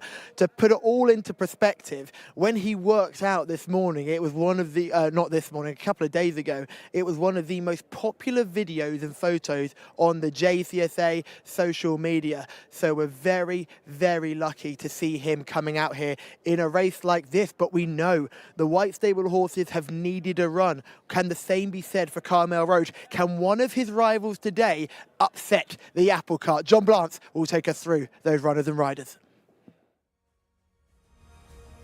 Yeah, taking a look at the runners and riders for this interesting race. Carmel Road 2-9 on the international markets. Already had one prohibitively short shot beaten today. Will Carmel Road add its name to that rogues gallery, or will the job be done? Abu Khalaf is horse number 1 in hands of Abdullah Al Kradis. Horse number 2 is William Tell, Adel Al Faradi. 3, the aforementioned Carmel Road, Camilo Ospina. 4 is Exciting Days, Abdullah Al Hussein. 5 is Flying Spirit, Sultan Al Mimoni. And 6 is Forgivable, Tharb Al Timyat. 7 is Hilal, Fahid Al Faradi. Horse number 8 is Indiana B, Abdulaziz Al Faradi. Horse number 9 is Knight, Ricardo Sosa Ferreira. 10 is Yadar, Mohammed Al Daham. Horse number 12 is Matching Socks, Abdullah Al Saidi. Horse number 13 is Motfael, Ziad Al Jabari. 14 is Mr. Raj, that's made of Abdullah Asil Al Sahani, I should say. Horse number 15 is Radad, that's Abdullah Alofi. 16 is Rapid Best, Fawas Wanas. 17 is Rosie's Return, Mohammed Al Habib. 18 is Sunningdale, Mohammed Al Nasser. And horse number 19 is Tayfish Selman Al Rashid, right at the bottom. So those are your 19 runners for, 20 runners, where the white feathers fall as well, is the last of them. In the hands of Abdullah Al Azari. Right, we're off to the boys back in the studio now. Yes, hopefully we see a very, very useful return from Carmel Road, and is 2 to 9 to respond. 2 to 9, bit short. Has anything 1 to 3 or shorter actually won this season? I am starting to think that. We've had 2 1 to 3 shots beat, a 1 to 4 shot beat, and a 1 to, was it a 1 to 5 shot beat? What was it? Angad Al-Hamdiya was 1 to 4. 1 to 4. 2 to... What was 4 saying first? 2 to 7. 2 to 7. That's what we're first, looking for. So 1 to 3 twice, 1 to 4 once, and a 2 to 7. Can we get a 2 to 9 shot beat, Rory? I hope not, but you know... It's rated 112. It's a little bit of an unfortunate pattern. And it's usually those horses you go, well, you can't beat it, this is so far clear in the ratings, rather than reading the race and go, well, this is the... We've said that so many times, even just myself sat here next to you. You still can't be against them. Because you look, you know... who can you realistically see beating Carmel Road here? The bottom line is the horses can beat themselves if they're not fit. Yeah. And that's the thing. Your rating is irrelevant if you're not fit to show your form. And Carmel Road will obviously have bigger targets in January and February, and this is meant to be putting him straight for the season. So he's unlikely to be at his very best. He was a listed winner here back in January, second to Scotland Yard last December. We've already seen what Scotland Yard can do this campaign. Is this an ideal spot to reappear? We're seeing him here in action in that listed race. Yeah, this is the perfect spot really to reappear. It's a non-winners of 4. Obviously, he could qualify for lesser races than this, but you see him clearing right away to win the King Faisal Cup here last season. This was a really impressive performance, beating a good horse into second. The runner-up probably not at his very best on this occasion. Look who's in third. Grey horse on the far side. Yeah. Yeah. Final destination. That is, it gives you an idea of the final destination, sort of running to a mark of about 100 there. But Carmel Road's 112 horse. Yeah. Par of Beauty was second. Final destination, as you said, was plugging on into third. Yes, this is not his main target, and that's something you have to bear in mind. Yes, he's on stall 11. That can be a tricky place to come from. Sometimes harder than the very wide stalls. If you've got speed to get across, sometimes you can at least avoid traffic when there's nothing else on your right-hand side. But on all known form, he really ought to win. And it's also, it's promising that Carmel Road was immediately hit the ground running here last season, switching to Saudi for the first time. So it does come to hand early. Okay, that's the thoughts of Rory on the favourite. We'll speak about the others in due course. You can see the runners are in the pre-parade, but heading to the paddock. Where's Callum? Thank you very much, team. You wouldn't think there's a massive race happening with all the guys sitting behind me very much relaxed and very chill, but we'll start with Camillo Ospina, because you ride Carmel Road, Camillo. Now, we know this horse is very, very talented, but first time this season, will he need this run? Yeah, he's, the old races, his top races. And we'll see, my horse is in very good form, and we'll see, inshallah. He got willing, he will do good. Mohammed Al-Daham is walking away from me now, and I'm going to grab him just before he goes. Mohammed, you ride Yadar. Very good winner last time when he stayed on his feet. Yes, good, but Carmel Road, very good horse. I hope, inshallah, run very well today. Do you think your horse will have more fitness than Carmel Road? Yeah, maybe this is, for me, I better for my horse fit more on Carmel Road. I hope. Well, best of luck, good luck, and thank you for talking to us. Thank you. Yeah, lovely to hear from Camillo Ospina and Mohammed Al-Daham. Of course, Camillo Ospina on the red-hot favourite here, whereas Mohammed Al-Daham certainly got a chance here on Yadar, who's won the last twice, once with Mohammed in the plate and once without, of course. Yeah, well, I thought he ran on very strongly when he clipped heels, 0 obviously, kilos. 2 starts to go. In the race won by Wakud. He's actually got up the inside of Wakud without his rider to win 2 starts to go. Doesn't count, sadly. But then showed no ill effects from that incident. unsurprisingly, because he showed no other effects in the race itself, and won a good handicap next time out. Now, this is a much tougher race on paper, particularly against Carmel Road. If you take Carmel Road out, then it looks wide open, and you can knock one or two of those who are top rated in behind Carmel Road in terms of William Tell, for example. He's probably Nick's best, isn't he, in the market. His very best form is probably short of a mile, 1,200, 1,400 metres. Does stay this trip, but you'd rather see him at 1,400 metres. So he might be a little bit vulnerable at this trip. Flying Spirit, I thought, was a little bit interesting. 33 to 1, big price. Yeah, big price. I mean, obviously, if you ignore Flying Spirit's last run, you'd say that he's got very little chance here. He'd been unplaced in his 3 previous starts, but he seemed to suddenly produce a career best effort last time out, finishing third to Tabaretta and a winner to 3 over 2,000 metres. Again, surrounded by classy rivals on that occasion. It looks a solid piece of form, very believable. It doesn't quite match up to what Flying Spirit had done before that, but he's reasonably likely to race for his age, and you can believe that he might have taken a step forward. Again, the issue with him is stepping back to 1,600 rather than that ideal trip of 2,000. Just want to get a word about the draw as well.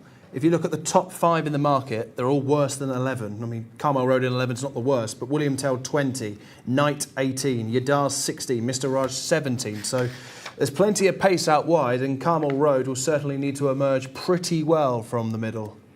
Yes, because there'll be a few looking to come across from that point. Carmel Road, not an obvious pace forcer, but was reasonably handy in his races last year and does have natural toe. Again, also raced in the States where they're basically trained to go forward from the off. So I don't think he'll have too much trouble holding his pitch, but you don't want to promise too much given what's happened in previous races with such short-priced favourites. But he does absolutely stand out on paper. Camilo Espina suggesting he's not going to be 100% revved up for this, but he is working well and he's in good order, and that's the most important thing, really. And where are we with Knight, who was a very good 2-year-old for the Crisfords back in the UK? Yeah, any pointers that he'll take to Riyadh? You Not said earlier really. It's hard to fancy the UK. No, I mean, on the ratings, he's the next one in, isn't he? He's rated 101 Knight. He's a very good horse back at home. Group 3 winner as a 2-to-1 the Horace Hill Stakes at Newbury. Horace Hill Stakes pretty much always run on heavy ground. That's sort of one of the last meetings of the year at Newbury, and his best form has come essentially in the mud. He didn't really fire last season. He's a sort of what you call a twilight horse in the UK. He's too highly rated for handicaps and not quite good enough these days for group company. Yeah. But he does have that high rating. He wouldn't be an obvious one for me for dirt, given that his best efforts came on easy turf. But you never know. You never know. You never know. Mr. Raj, number 14, has certainly got ability here. A second on penultimate start.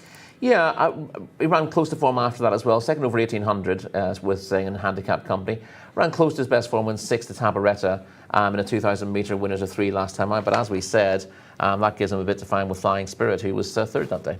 I can see Callum lapping around in the parade room. We'll get back to him shortly. Flying Spirit now 33s into 25 to 1, unsurprising. Yeah, I mean, as I said, there's 2 ways of looking at Flying Spirit's form. You judge him on overall form, and he's got a really stiff ask, or you judge him just on that previous run as that's as good as he is these days, and he's suddenly a lot more interesting. But I suppose it's probably the right thing to do to take a sort of mix of those 2 views in pricing him up. 33 is arguably a little bit too big, but you can't see him winning, can you? You're looking at picking up a share of place money, and it's tempting, but not the bet of the century, is it? No. I'll tell you who looks big. William Tell, of course, here for the Red Stable, double seeking Adel Al Faradi. We just saw Abo Khalaf, who seemingly has plenty to find on the figures. William Tell certainly on the larger side, Rory. Yes, but he's been in action recently, so he shouldn't really have an issue with fitness, and he's pretty consistent on the whole. Stall 20, of course, asked a question for him, but he does have that sprint race speed, so he shouldn't be massively inconvenienced. And be interested to see how he comes out. I don't see him coming across straight away, but I do think he's got the pace to sit in the first 5 or 6 in the first couple of furlongs of the race, and that should enable him to get across. But whether he's got the stamina to last home if he has that sort of trip through the race is the big question mark. There is William Tell. We keep getting glimpses of Carmel Road. Exciting days there, and this is Flying Spirit, number 5 for 2 Kilo Claimer at Flying Spirit. Is there anything at a bigger price that takes your fancy? We've got a lot of 50 and 66 to 1 shots here. There are not too many of those at big prices. We've given Yadar a mention already, haven't we? Mr. Raj, we haven't really discussed. We talked about his position in the betting, but it's worth giving him a. I'll take that back. We have mentioned Mr. Raj, haven't we? Which Yes, said is held by Flying Spirit on that last piece of form. Riyadh is rated 75, but he's had an unfortunate experience. He gets a P on the card 2 starts ago. He actually fell leaving this horse. Just took a bit of a bump from horse next to him. He went down very easily. If I was a referee, I wouldn't have given a card for it. But yeah, that was a proper fall. He then ran below form, turned out reasonably quickly after that, and I just wonder about his confidence at the moment. Okay, we've been waiting to hear from him. Callum Helliwell, over to you. Thank you, team. Yes, horses making their way out. Sort of give you an update on all of the ones that caught my eye. Obviously, William Tell, for me, didn't look totally up for it, to be perfectly honest, but has obviously had the run recently and well worth keeping an eye on. Carmel Road is carrying condition. There's no doubt about it. If I was to go on the paddock assessment, I would miss him. He's definitely carrying some condition. He might have too much ability for these because, in my opinion, he is the best horse here in Saudi Arabia, but it is well worth noting that he's carrying just a wee lick of condition. Of the other horses that were eye catchers, I thought Knight looked really, really good. A horse who is coming over here just looked very, very European. So it's almost like say what you're used to seeing, and certainly Knight is something that I'm used to seeing and looked gorgeous. I thought Yadar was the pick. For me, a horse that just looks in absolutely immaculate form. Certainly the pick for me in this group. Let's remember, if he hasn't unshifted rider on penultimate start, he'd be coming here looking for the hat-trick. He is red hot fit and looked very good last time out. The other horse that was worth a mention was Rosie's Return, another horse that looked very well in the parade ring, looking for only a 3rd career win after 31 starts in Saudi Arabia. But certainly, if he was looking for a horse who looked ready to go, Mohammed Al-Habib in the saddle, certainly someone to keep an eye on. Rosie's Return would have been the other pick. But Yadar is the play for me in this one, team. Horse number 10. This is a field of horses. The top 2, horse number 2 and 3, don't look particularly fit. 9 and 10, Knight and Yadar do. I'm going with the Saudi form and sticking with Yadar.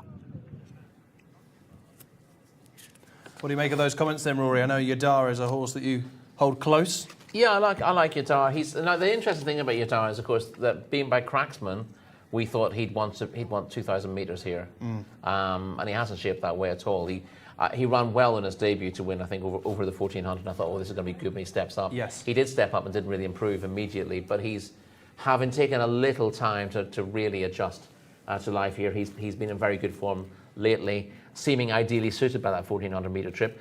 Although you wouldn't be that concerned about him stepping up to 1600 metres here, given that he's had the previous experience over longer trips, and he is bred to appreciate it. Maybe it's just a case of him bedding in, and then he can step back up and trip subsequently. So he's got a bit to find on the ratings, but he comes here in very good form, and he's probably my second best out of William Tell.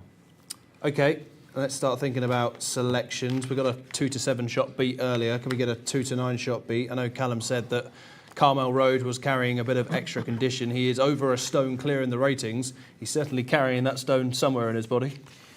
Yes, exactly. I'll be disappointed if he gets beaten here, to be perfectly honest. I don't expect him to win by 12 lengths, but you never know. You never know. A lot of horses. Well, Scotland Yard came back and won by miles. Hopefully, exactly. Carmel Road could do the same. Some horses are, if they're 100% fit, they can just get a little bit above themselves and be hard to ride. And some horses, when they're 95% fit, is when they're actually at their best. So we'll see. Carmel Road certainly didn't have a problem coming off an absence last year, and I'm hoping that he can show himself to be a Saudi Cup contender with an easy win here. Okay, yeah, Carmel Road for me as well. We hope he retains his ability and that he can handle such a long layoff. He has run a stone below par, or he can run a stone below par and still win this, as we've highlighted. He's got a wider draw, or a better draw than those drawn wide. Some of the leading players in the market are out wide. William Tell in 20, Knight in 18, Yadar in 16, Mr. Raj in 17. And hopefully Carmel Road can set up possibly another clash with Scotland Yard, perhaps, who of course lit up the scene here a few weeks ago. Carmel Road, he's hard to oppose. I'm not really too sure what can beat him in this lineup. 2-9 is very, very short, but let's hope we see a very, very good performance. So it's Carmel Road for me. It's Carmel Road for Rory, and Yadar is the selection of Callum Helliwell. They are just circling down at the start. You can see the likes of Flying Spirit just receiving a tack adjustment. Rosie's Return is also in that group with Halal. We didn't really give her a mention. There are so many, you know, 40s, 50s, 66-1 that could be way out their depth behind the favourite, couldn't they? Yeah, but not necessarily uncompetitive against the rest. So there is a possibility of something running into the frame here at a price. And of course, you know, in races like this, you do often get horses who are hard to win with most of the time, but run above themselves in races where others kind of shrink back.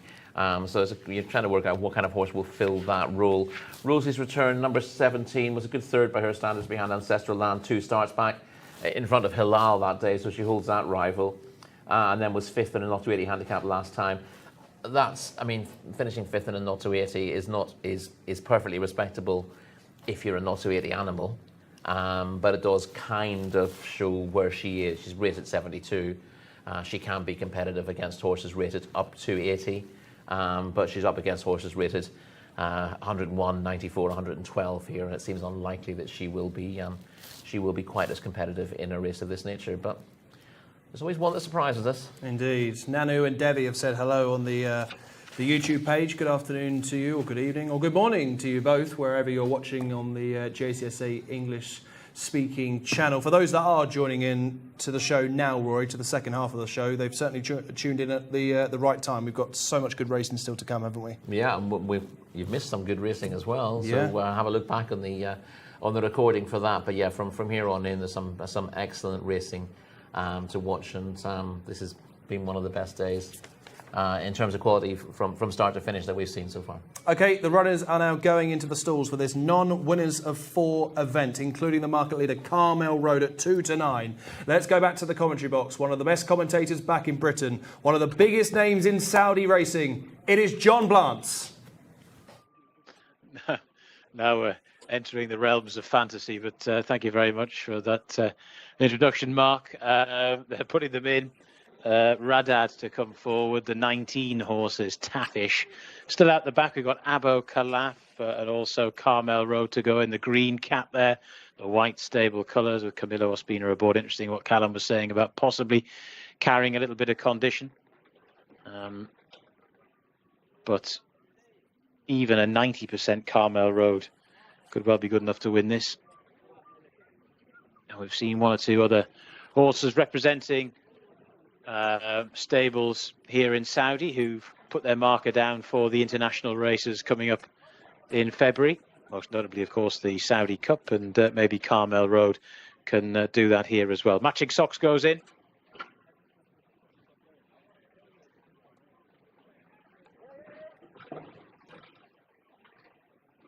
Looks like they're ready.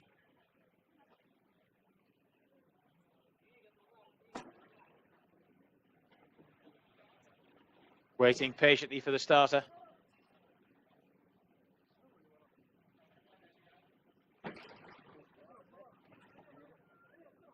Favourite drawn in stall 11.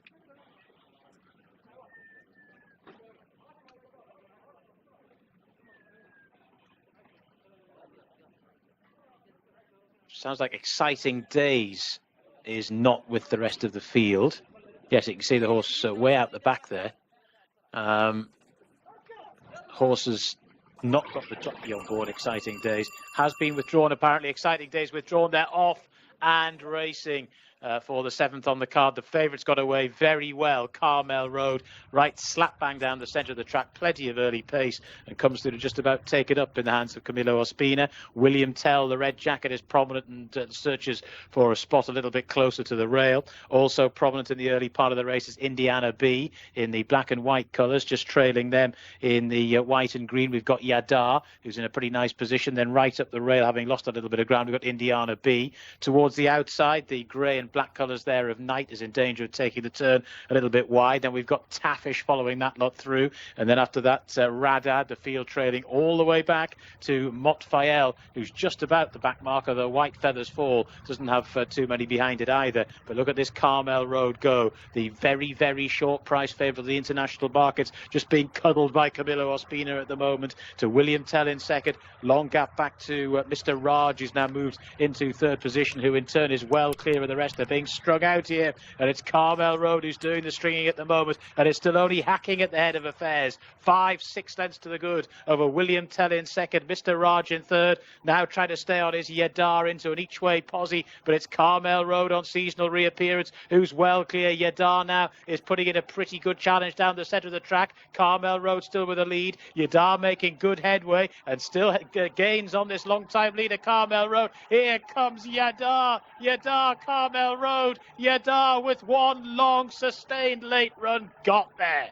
Yadar has beaten Carmel Road. Third horse home was Mr. Raj, and it was close for fourth. Yadar, Callum Helliwell knew, and once again, a really, really skinny favourite on the international markets has been turned over. If you've been investing in those over the last few weeks here in Saudi, well, you haven't been investing. You'll be getting no return on your investment anyway. Yadar, who, well, with about a furlong to go, it looked like it was a sort of coronation job for Carmel Road, showing great early pace. It seemed to me they're the archetypal kind of very talented horse who in the end has probably just needed the run there, because Yadar took aim quite a long way out with about a furlong to go. Looked like was chasing, maybe could make do with second, but probably a bit of a mixture of Yadar finishing strongly and Carmel Road getting tired. Yadar has got there, beating Carmel Road. Mr. Raj was third, and the fourth horse home there was Flying Spirit, who came from a long way back to get that posse. But another short pricer is sunk here at Riyadh this afternoon, and it was Yadar, flagged up by Callum Helliwell, who has gone on to score. Now this one's got a bit to find on official ratings, but maybe a horse who has got a bit more upside to him. Third win at the 15th time of asking, and is upset the favourite backers apple cart once again here at Riyadh this afternoon.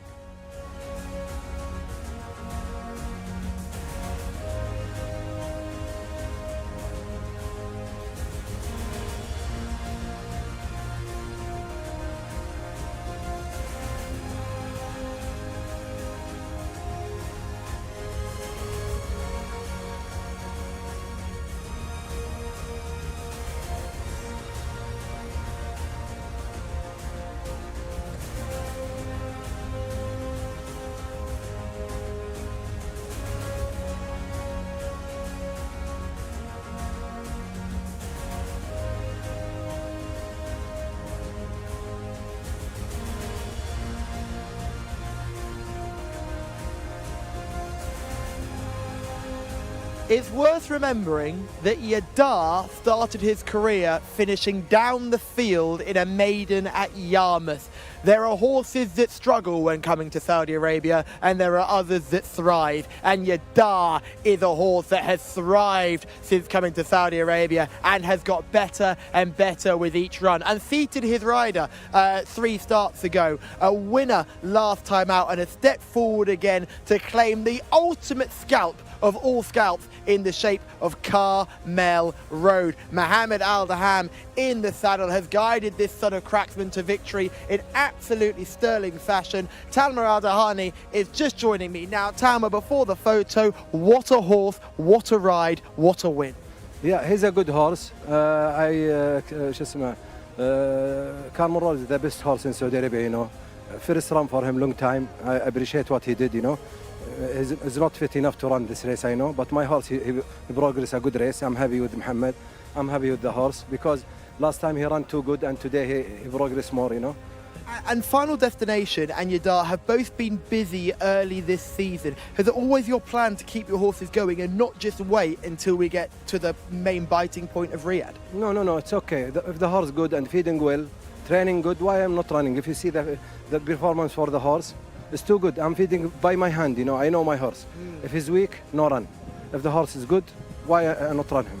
And we talked about ratings earlier on, with hoping that we get your previous winner a much bigger rating. This horse now, he comes here with a rating, I think with 88 he came here with. Now he's got to be chucking up the low, the 90s, the mid-90s now. It's okay. Wonderful to see the owner here as well, Sheikh Mohammed Al-Malik Al-Sabah. I'm happy for Prince because he's coming and he see all his horses winning. It's a good day for him. And the Trainers' Championship as well. You were right up there for that competition. I'm going enough, But I know my horse is a small amount, not like other stable. But I'm happy with my horses. You know them well, and they're running well. Well done. Thank you. Thank you very much. Yes, there was your winning trainer, Tama Al-Dahani, and we can see the winning owner, Sheikh Abdullah Hamoud Al-Malik Al-Sabah, who has got another winner here. They had a winner earlier on in the card, and they've got another one today. And Yadar, who I said had fitness on side, certainly not as good as horse as Carmel Road, but had fitness on side. Carmel Road was just carrying a wee bit of condition. We got beaten with Commissioner Dan, you'll remember yesterday, who went off a short price, having been very well fancied after showing plenty of ability last season. But the first start is always a danger, and here we go. Just wonderful to see Sheikh Abdullah Hamoud Al-Malik Al-Sabah, a really nice gentleman as well, who's known for his training, his owning exploits in England as well as Saudi Arabia, and clearly is beginning to grow this division in Saudi Arabia. I was speaking to a few of my contacts here today, and they were telling me that they're building a new yard for this team. Tama Al-Dahani will be moving to a new yard, and that is all just being built about 2 kilometres away from the track. We'll make sure to grab Mohammed Al-Daham as well, because we need to make sure he doesn't escape from us. We talked to him before the race, and we said the horse had fitness on side, and Mohammed gave a wry smile and was very, very keen to ride this horse, and he'll come and join us now. Didn't have the ride on the last of the stables runners, but does get the ride here, and certainly has given this horse an absolute peach, timed to perfection. And I'll ask him now and wait for him to weigh in. Just wait till he gets the nod. Is it the nod? Yes, he's got the nod. Mohammed, what a race. Alhamdulillah. First, thank the God and the owner, the trainer. And this thing you asked me before, I hope to beat this champion horse, Carmel Road, because I think my horse fit on this one, because first race for the season. And Alhamdulillah, I catch him last minute. Did you think you would catch him? Because, when I see him after 600, I see the horse is not very strong. I see come slow. The base comes slow. And inshallah, I hope, alhamdulillah, I catch him last minute. And everyone in the crowd was cheering. There's a real atmosphere. Did you feel the support for your horse? Yeah, mashallah, my horse, mashallah, I have good speed for last 400. He have good sprint. I ride this horse many times. I see, mashallah, he stay behind first meter, but when you ask him last 400, he go fast. He goes really fast, and he went really well under you. Well done. Thank you, my friend. Thank you. Yeah, congratulations to the winning connections here. Sheikh Abdullah Al-Malik Al-Sabah, the owner, Tama Al-Dahani, the trainee, now leading the Trainers' Championship. And of course, Mohammed Al-Daham, who wins here in race number 7. We'll look back at the race when we can, as we see a very, very happy Callum Helliwell. Was absolutely spot on to flag up Yadar, who had race fitness on side. Carmel Road, I know we thought he was going to win, but he's probably done what we should have expected. He's looked very, very strong, bar the last furlong. Yeah, and that's the thing. He just got tired. He was carrying a little bit of excess condition, as Callum said, and when you come out of cruise control, then sometimes there's not enough lot there. He's been looked after. He wasn't beaten up at all in the race, and we'll see from watching the replay how easy he found it in the early stages. 1 or 2 getting away with him, but he soon got himself at the head of affairs. But all the leading players are there, aren't there? You've got exactly. Carmel Road up top. You've got the winner in about 3rd or 4th, and William Tell making good ground from the outside. Yes, and William Tell sort of pressed early on Carmel Road and was the main challenger. But as we said pre-race, the worry with William Tell having to cover a little bit of ground from a wide stall is for a horse who's effective at 1,200 metres.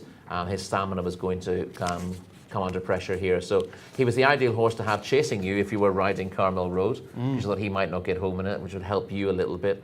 But Yadar, sitting off the pace a little bit now. I mean, he's maybe 10 lengths off the pace on the bend, but in clear sailing, plenty of room there. And again, you know, you got to ride your horse. You can't try to ride two horses in the race. And you know, in a manner of speaking, if you put pressure on Carmel Road, you might get him to crack, but you're putting pressure on yourself at the same time. So he's still about 10 lengths clear here, and we were thinking, blimey, how far is Carmel Road going to win by? Of course, he's travelling very easily because he's a really classy horse, but he's not really being asked for a big effort at this stage. And he doesn't get asked for an effort until after they straighten up. Now he gets a reminder and is asked to put the race to bed. But he immediately gets a little bit tired. The stride begins to shorten, and Mohammed Al Dam knew he had the race won at this stage. From this point onwards, Camilo wasn't particularly hard on the favourite, asking him for everything, trying to get the race won, but not punishing him because again they knew perfectly well this was a race they wanted to win ideally, but that was going to set him up for bigger races later in the season. So they'd still be pretty happy, I guess. They'd be happy enough. I mean, they'd rather win, but they'd be happy enough that he's. But as you said earlier, this is had a not lovely his target. breeze. You know, in a manner of speaking, we see horses work on the race course and they've got the same sort of thing. He's just been picked up later on by a horse who's in absolutely flying form at the moment. And has probably benefited from the step back up to 1,600 metres. I was saying his best form has come over 1,400, but the pedigree screams that he wants a mile and beyond. And having really found his feet, he's then benefited from the return to 1,600 metres here. He just was a bit babyish last year, Yadar. It looks much more the finished article now. What rating are you giving for this? Essentially, you rate it through Flying Spirit has run pretty well, not that far behind. You ignore the runner-up, who hasn't run quite to his form. So Yadar then breaks down Carmel Road in the closing stages to win our 7th race on the programme. Carmel Road will certainly be another day en route back to the Saudi Cup, and up for third in the end was Rosie's Return. That was race number 7. We move swiftly on to race number 8. We'll go through the runners and riders shortly. Meanwhile, it's back to Callum Helliwell. He's very busy. Thank you very much, team. Yes, just been busy getting a wrap-up of that contest. Spoke to Talal Ashraim of the White Stable. They're gutted. Absolutely gutted. He came to me with quite a nice smile and just said, next time we will be fine. That horse needed the run. It was clear to see in the parading that he was carrying a little bit of chunk, and the connections are over the moon with the performance. Obviously, they're gutted to get beaten, but I said at the top of the bend, he was absolutely cruising, and that's what they agreed with as well. They were very happy with that performance. Obviously, they wanted to win. They actually presumed they had one. There were plenty of connections already making their way towards the winner's enclosure when that horse turned into the straight. And that's how quickly things turn around in horse racing. They were really keen to then come back and just describe to me what happened, and they were very happy with the performance. So team, Carmel Road will be absolutely fine. A much better horse than Yadar, but Yadar today gets all the flowers. What a win for Sheikh Abdullah Al-Methek Al-Sabah, who has done it again, and the rest of the team involved with that horse. So with the Fillies Open coming up on the horizon, it's about time to get the runners and riders for another very good contest from Mr. John Blance. Callum, many thanks. Bonita B is horse number 1 in this particular spot. Mohammed Al Nasser is aboard. 2 is Israj, Alexis Moreno. 3 is Flame of Freedom. That's the man of Abdullah Al Azari. 4 is Leila Almjad, Mohammed Al Yami. Number 5 is Paradise Row, Abdulaziz Al Faradi. And 6 is Tomeda, Camilo Ospina. 7 is Tower Car, that's the man of Fahed Al Faradi. 8 is Double Talk, Tariq Al Mansour. 9 is Montak Hebar, in the hands of Ayad Al Turisi. 10 is Calm Universe, Khaled Al Memoni. 11 is Clodover, Asil Al Sahani. Horse number 12 is Curlin's Jewel, Abdullah Al Kradis. Horse number 13 is Dance Desire, Ricardo Sosa Ferreira. 14 is Mistrix, Khaled Al Azmi. And number 15 is Simpt, Naif Al-Adars. All 15 of them go for this Fillies Open, and it's back to the lads in the studio. Indeed, John, yes, a cracking renewal of this Fillies Open, due off at 6:30 local time. 3-year-olds and upwards over 1,600 metres. The last of the field are making their way into the parade ring, and we'll be back to Callum in the next few moments. Let's start with the market leader, Rory, who is Flame of Freedom. Is it a surprise to see her at the top as the 2-to-1 favourite? Yes, it was a little bit when you said that. Flame of Freedom, number 3, was absent for almost 20 months after landing a course and distance open in March 2023. Has gradually got closer to form in 2 starts this season, but I thought she needed an awful lot more to get involved here. And surprised to see Flame of Freedom as short as she is in the betting.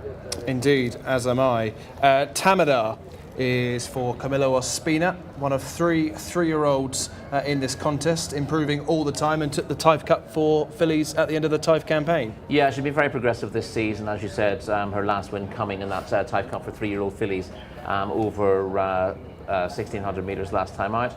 According to the handicapper, she needs to do a little bit more to win this, but I think she's got a very positive profile, and I find it hard to be too negative about her chances here. Again, it's that theory of transferring Taif form to Riyadh. We can see her in winning action at Taif, red cap on the inside. Yeah, and she's strong from this point onwards. It maybe wasn't the strongest running of this contest. Not a particularly big field. One or two of them struggling on the day, but Tamida has stepped up again, run on strongly to the line. There's no hint of any fluke about this performance as well. She was clearly the best on the day. I don't see any reason why she shouldn't be equally effective here, given the way she strides, and she looks the one to beat, I think. Indeed, this is Tawakar, currently running in third position. This was a handicap success for, with apprentice jockeys on board. Yeah, this was a 0 to 80 apprentices handicap over 1,200 metres last time. The handicap was impressed enough with this winning performance to raise her £8. And if he's right, then she's got a decent chance here. But the slight concern, obviously, is the step up in trip. 1,200 metres last time out. This trip would probably be a maximum. But she sold this out nicely, and that's probably a career best effort. Okay, that is Flame of Freedom, Tabadar and Tawakar, the top trio in the market. Have you had a chance to see any of those three yet, Callum? I'm starting at the top and working my way down, team. So I'm going to start with Ithraj, horse number 2, a horse we know very well from last season, with a very good form line in these Fillies-only contest for better horses. And she certainly looks well enough today. She's typically carrying her own bit of condition. As you can see, she's not the most fluid of movers. She's looking a little bit off on her near 4, but that would be the negative for me. But she looks very well in the coat, and she's just a bit lazy. She's a bit of a mare, I think, with this horse, Ithraj. But she's got ability in there. She might find this a little bit tough, though. Let's look at Flame of Freedom, the favourite. Surprised me that it's the international market lead as well. Flame of Freedom doesn't blow anyone away with looks, but she looks really well in the coat. I must admit, this daughter of Dragon Pulse, she looks good in the coat. She's a bit rotund, she's a bit warm and a bit big, but she certainly comes into this race with some half-decent form to her name. Interesting that she's the international market leader. I personally would be looking elsewhere. She's not going to blow you away physically, but looks very well in the coat. Let's track back. Horse number 5 is the next one. This is Paradise Row. Absolutely love her. She is a big, scopy filly. She covers plenty of ground as she walks. She's 4 years old. She's from the same connection as Ceylon Silverbird, who's handled the transition from Britain to Saudi Arabia really well. And I think Paradise Row is hopefully doing the same thing. She was a really good second last time out. That was only a short time ago. She looks absolutely gorgeous. She's a big, big girl, and certainly one to keep on the right side of. Straight in behind is horse number 6, Tamida, who will represent Connections, looking for redemption after that shocking defeat of Carmel Road in the last. Tamida is the one they've got here, who's looking for the 4-timer. She looks gorgeous, doesn't she? She looks really, really well. She's a completely different to Carmel Road. Remember when I said Carmel Road was carrying a bit of condition? She is not carrying a lick of it. She looks really well. The hit point of the route, she's got those gorgeous quarter marks on as well. Certainly makes the shortlist. She is a lovely, lovely filly. Looking forward to seeing how she gets on. She's only 3, and this will be a big, tough test. Let's move back through the field. Another one I want to have a quick look at is horse number 14, Mistrix. Let's go straight to 14, Mistrix. I thought 12 looked well as well. I thought Curlin's Jewel was certainly worth a second look, but that's just me falling for a chestnut. So Curlin's Jewel, keep an eye on that one, a gorgeous chestnut. But let's go back to horse number 14, Mistrix. This is the one that also makes the shortlist. Very good looker. She's got plenty to find on ratings coming here off a mark of 68, but just look how well she shines up in the coat. She is a gorgeous individual. She's walked out really well. She caught my eye immediately in the parade ring. She's been immaculately turned out by the team, and hopefully she can run a big race. On ratings, she's got plenty to find, but on looks, she makes the shortlist. But the pick for me has to be Paradise Row, who is an absolute stunner. Thank you very much indeed, Callum, for your paddock report from race number 8. We've already highlighted the top 3 in the market, Rory. Let's highlight the top 2 in the race car. Bonita B on start number 93 is looking for her 10th success. Yeah, she's been very busy through her career, Bonita B, and she's won 9 times, as you say. Her best efforts of late came in Taif, finishing 3rd in the 1400 metre open there in September. Below that form twice since, which is a concern, and this trip is very much a maximum. Most of her efforts have been at 6 and 7 furlongs through her career, and she just about gets a mile with a following wind, but I think she's going to struggle for stamina here. Israj is rated 86. Alex Moreno on start number 50 at the races. Yeah, I just wonder whether she's training off a little bit, Israj. She's been very busy through her career, the 6-year-old mare, and as Callum was not absolutely convinced by her in the parade ring in terms of her enthusiasm. So she looked a bit lazy, which is understandable when you've had so much racing that she has. My worry with her is her best recent effort has come on turf. She was a winner over this trip on the turf track here, and recent efforts have been well below her best. She's still got a high rating of 86. That makes her look like she's got a very good chance here, but she needs to step up in this season's form, which has not been anywhere near that level. Dance Desire is very interesting for colours who are absolutely flying at the moment. This is number 13 on the race card, who is a 13-2 shot. This daughter rather, of C the Stars, Ricardo Sosa Ferreira on board. This filly was 3rd to Tamada at Taif, and then 3rd to a very exciting one last time in Ainawea. Yeah, those are 2 solid efforts, similar sort of form with that 3rd in the Taif Cup for fillies that we saw on the footage, and as you said, similar form in 3rd to a decent sort in Ainawea and a nominate or 2 here last time out over this course and distance. I would have thought she's got a decent chance of running into the money, but she does look like she's strictly held on form by Tamida, who had her behind on similar terms at Taif 2 starts ago. Montaki Bar is another filly in here closing, or a mare rather, closing in on half a century of starts. Was 3rd to Edat last time. Yeah, again, another one who's probably best at slightly shorter. I'd say the pick of Montekiba's form has come at 1400 metres. She's a good performer at her best. Strike rate isn't the greatest, 3 from 48 in the career so far, but largely consistent. Was a good 3rd in the Riyadh Region Governor Cup last time out. She'd have claims of able to run to that form over this longer trip. I just do worry about her stretching out to a mile. And a quick word on Paradise Row, number 5, this daughter of Zophany. I have made the observation that I don't think Paradise Row likes Taif at all. If you throw her Taif records out, then she's not got a bad record. She won here on her debut in January, which is fairly unusual. Horses coming over from the UK, they tend to take a little bit of time to find their feet, but she won first time out. Maybe ended up in tougher races as a result of that. But she came back to form in 2nd in her mean in a not to 85 handicap recently. Those runs come over 1800 metres, but she'd have placed claims again, dropping in trip. The vast majority of her form here and in the UK is over slightly longer trips, up to sort of 2400 metres, 2000 probably the ideal trip for her. This is a rare go at a mile, but while 1 or 2 will be stopping at the end of it, she'll be going on. Okay, we've highlighted the top 8 in the market to some great depth. The rest are all 40-1 and bigger. I imagine we can forget about those. Well, I hope so. Or I've made a terrible mistake, but the market agrees with me. I suppose Double Talk deserves a quick mention, doesn't it? It's number 66-1. Fairly useful at her best for Charlie Johnson in the UK.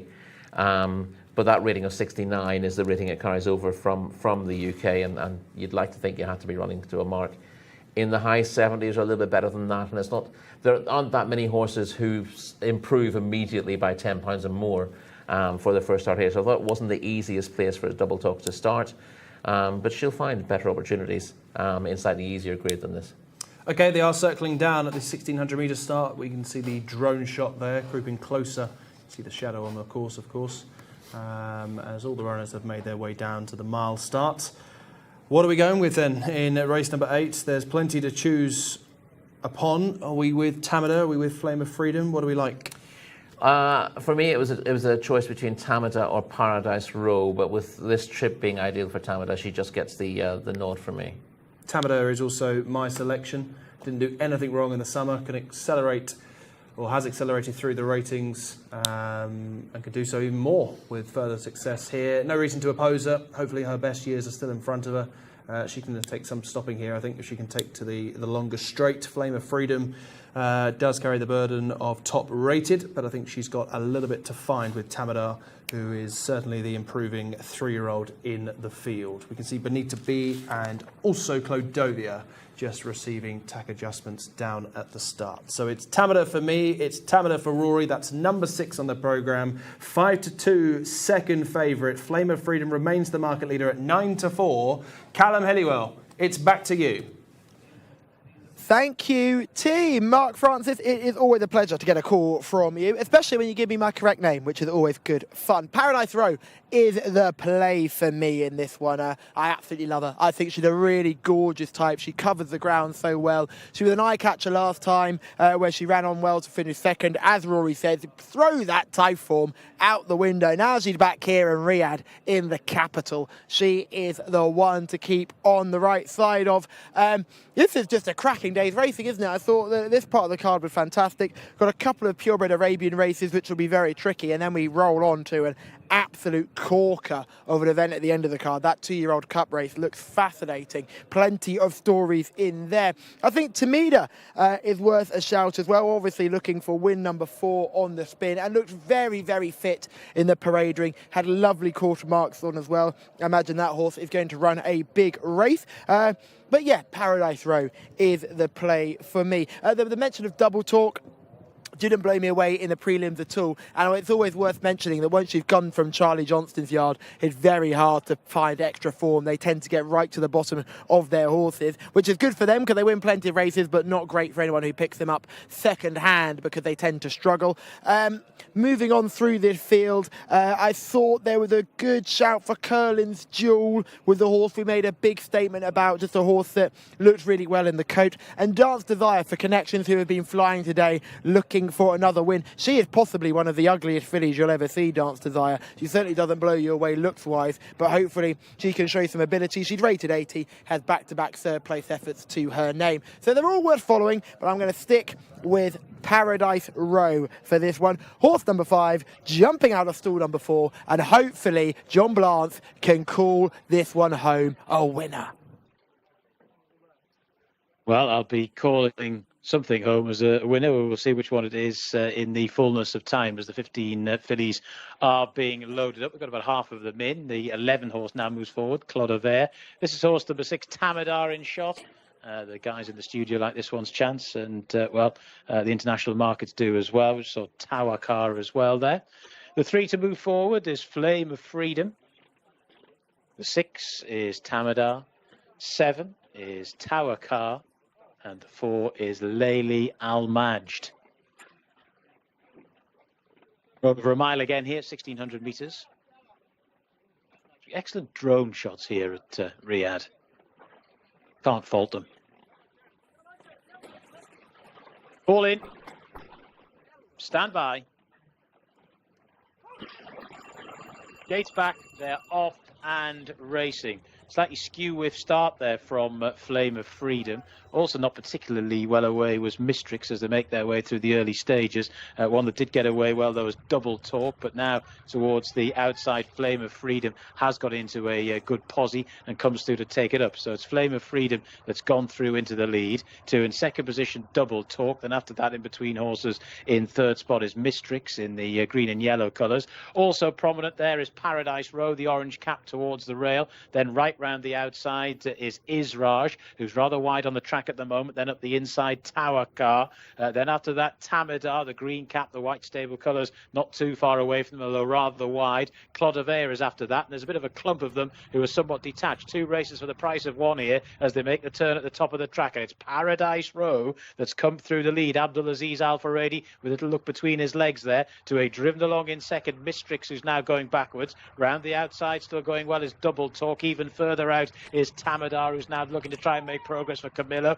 Even further out is Israj in the green colours. Another one further still is Dance Desire as they start to make the turn for home now, and the lead is still with the Paradise Road, the orange cap, the rail. But here come the rest of them now. The cavalry are on their way. Tamadar is throwing down a challenge, and here comes Dance Desire down the centre of the track, and still in there pitching as well as Tower Car. Plenty of chances inside the final furlong. Dance Desire just to in second position. Tamadar, Dance Desire, Tamadar, Dance Desire by a neck, by a half, and racing up towards the line. Dance Desire has beaten Tamadar. In third, battling back was Paradise Row, and Tower Car finished in fourth. That was your 1, 2, 3, 4. Good finish. The 4 across the track with a furlong still to go there. But it's number 13, Dance Desire. A lot of wide challenges there.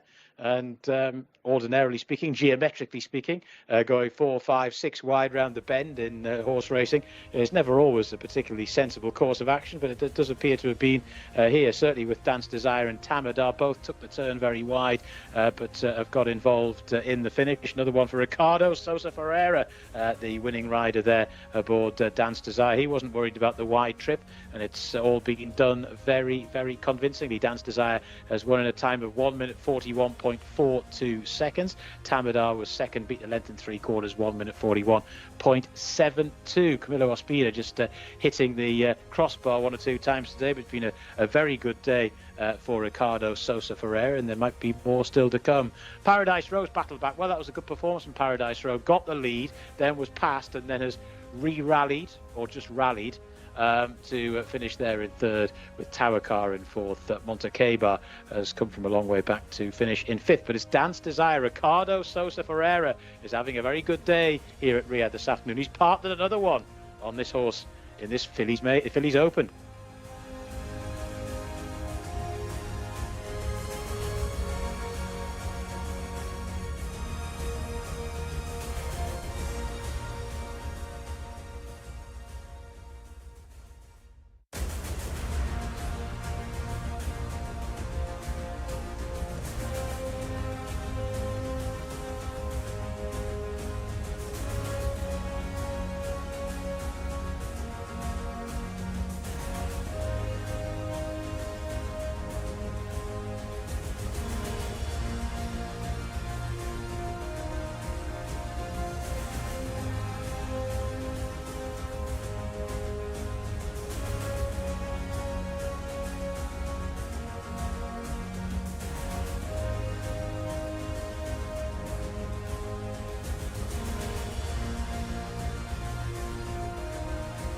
Oh, they can't do anything wrong. They cannot do anything wrong. Tamer Al Dahani, Sheikh Abdullah Hamoud Al-Mek Al-Sabah, they cannot do anything wrong. And take note of this rider, Ricardo Sosa Ferreira. We talk about Al-Faradi, Adel Al-Faradi, being all about the power in the finish. We talk about Camillo Ospina being all about timing of his ride. Ricardo has it all. He's got the power in the finish. He's got the track craft. He's got the race craft, and he's won another race here today. That's a double for Ricardo, a treble for Tamer Al Dahani, and a treble for the owner. What a day this team is having. And I said Dance Desire she is not the most beautiful filly you'll ever see. She's not got the prettiest of heads. She's built like a London bus, to be honest. She's very, very long. You could fit 3 people on her back, but it does not matter because Ricardo Sosa Ferreira has guided her to victory. And what a victory it is. Now, they'll do a couple of laps here before the Sheikh arrives. Sheikh Abdullah Hamoud Al-Mek Al-Sabah will get here and they will celebrate again. We will fill this winner's enclosure again. But talk about a cracking race. There were 4 in a line as they came for home here. The round of applause is for our winning owner. Superb work all round and wonderful to see, and great to hear from Faisal as well, who told us some information regarding how great they have their horses running in the UK as well as Saudi Arabia. And well worth mentioning, this is a team to follow. Champion trainer, champion owner, they're still in the hunt. Keep an eye on this. The red stables and the white stables will be looking and thinking, hang on a minute, we've got some serious competition here. And again, another very, very big win for everyone involved. Tamer Al Dahani has just arrived as well, which is lovely to see. He was clearly with with the owners. They weren't expecting this one because Talma's usually down waiting at the track for his horses to fly by. But this time they've seen it from the gallery and they've enjoyed it. Look at Ricardo. Look at this man. This is a proper jockey. A man that a lot of our English audience wouldn't have heard of. But I don't think he would be out of place riding in Europe or America. He's restricted to the provincial tracks in France and some racing in Spain. This is a man that certainly deserves an opportunity, and I think with the owner that he's with, will get that opportunity. Everyone's trying to make sure they're in the photo. All the press have had to step back to fit them all in. What a moment. What a moment indeed. There's some very, very happy connections here. And remember, it's only Friday. It's only Friday. Thursday was good. This Friday's been even better. And Dance Desire ends that run of consecutive third-place finishes with a win in a cracking race. Shout out to Tamadia as well for the White Stable, again having to finish second to this team. She's run a big race. Paradise Row came there absolutely swinging. Thought she was going to win by half the track, but she failed to find another gear, but she'd run well enough as well. And Tower Car had ended up finishing fourth. Ricardo Cesar Ferreira, our winning jockey at the double. Just making sure everything's gone through. Ricardo, you are flying. 2 wins today. Well done. With the good stable, the form of the horses is very nice. And this race, I think Tamer win in paddock. Because he tell me the filly every time go too much in front. He tell me stay behind 3-4. I know each rush with Alex is the good filly. He can go with me. Just wait for 100 because he have a good speed, But if go too much close after not change, he lose the last 100. Just I do what tell me Tamer. And it must have worked out perfectly for you because there were 4 of you in a line with 200 meters to go. So clearly you timed it to perfection. Yes, in the corner, I'm not go in good position. I go too much outside. But I wait, I not go to the line in 600. I wait for 100s close with Camilio. Alex, good chance for this race. Just this.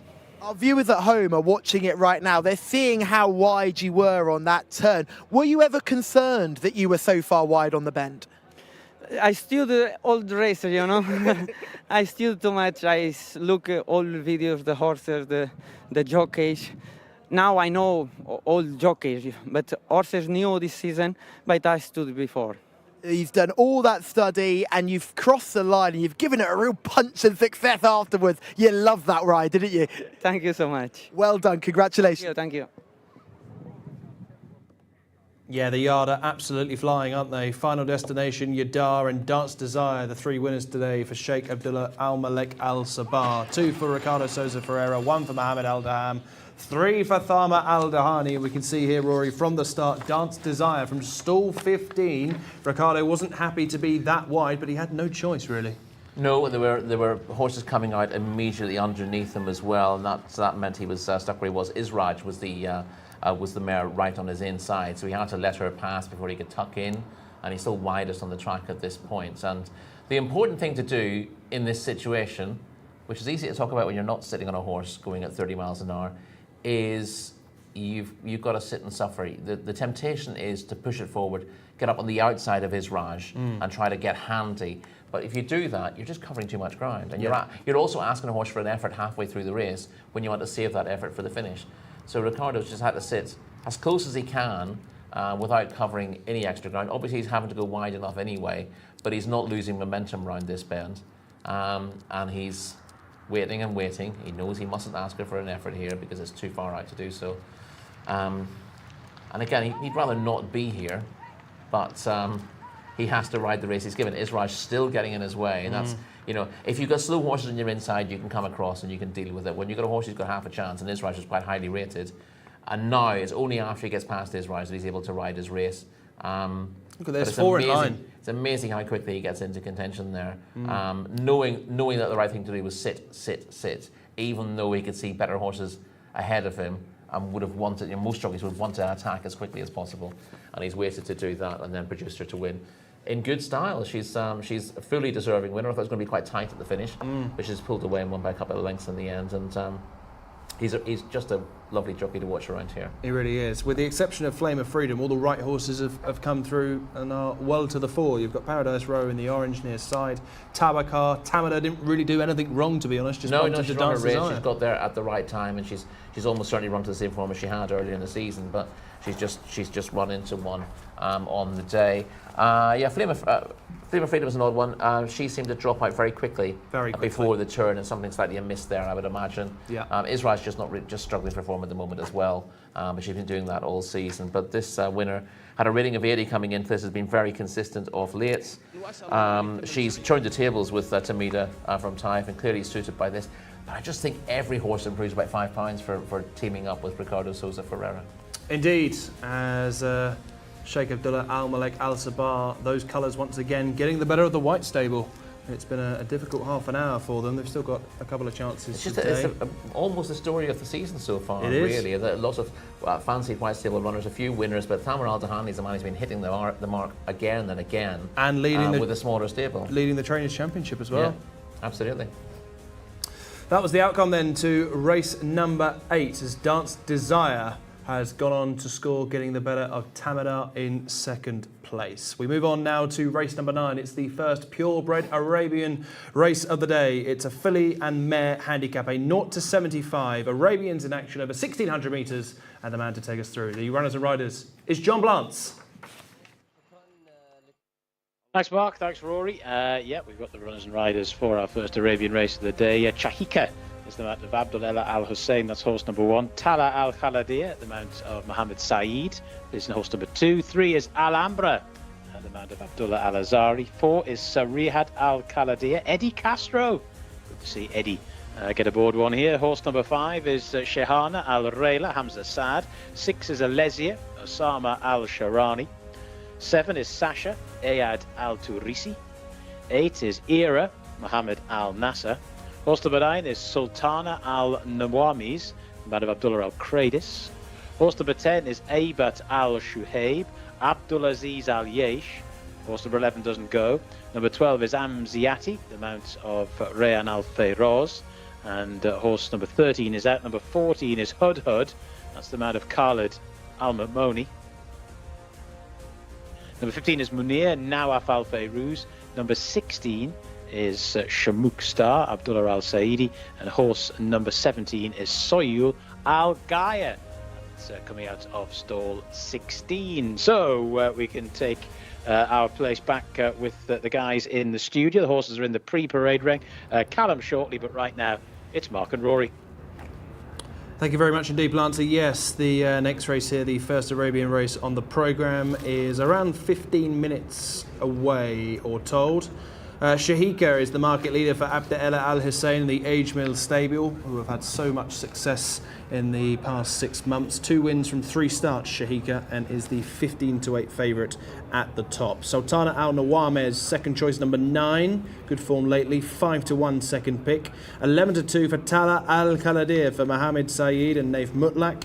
Ira and Elysia, both from the same ownership as Eid Hamoud Motlak Al Shamai, 8-6 on the race card, 7-1 and 8-1 Ira and Elysia. Al Ambra for Ahmed Al Azari is a 10-1 chance with Sariyat Al Khaladir. Shmok Shah 12-1, Sasha 16s with Munir, and the other 5 are 20-1 and bigger. I think it's fair to say, Rory, that we've got the right favourite here. Shahika has beaten a couple of these, including last time out.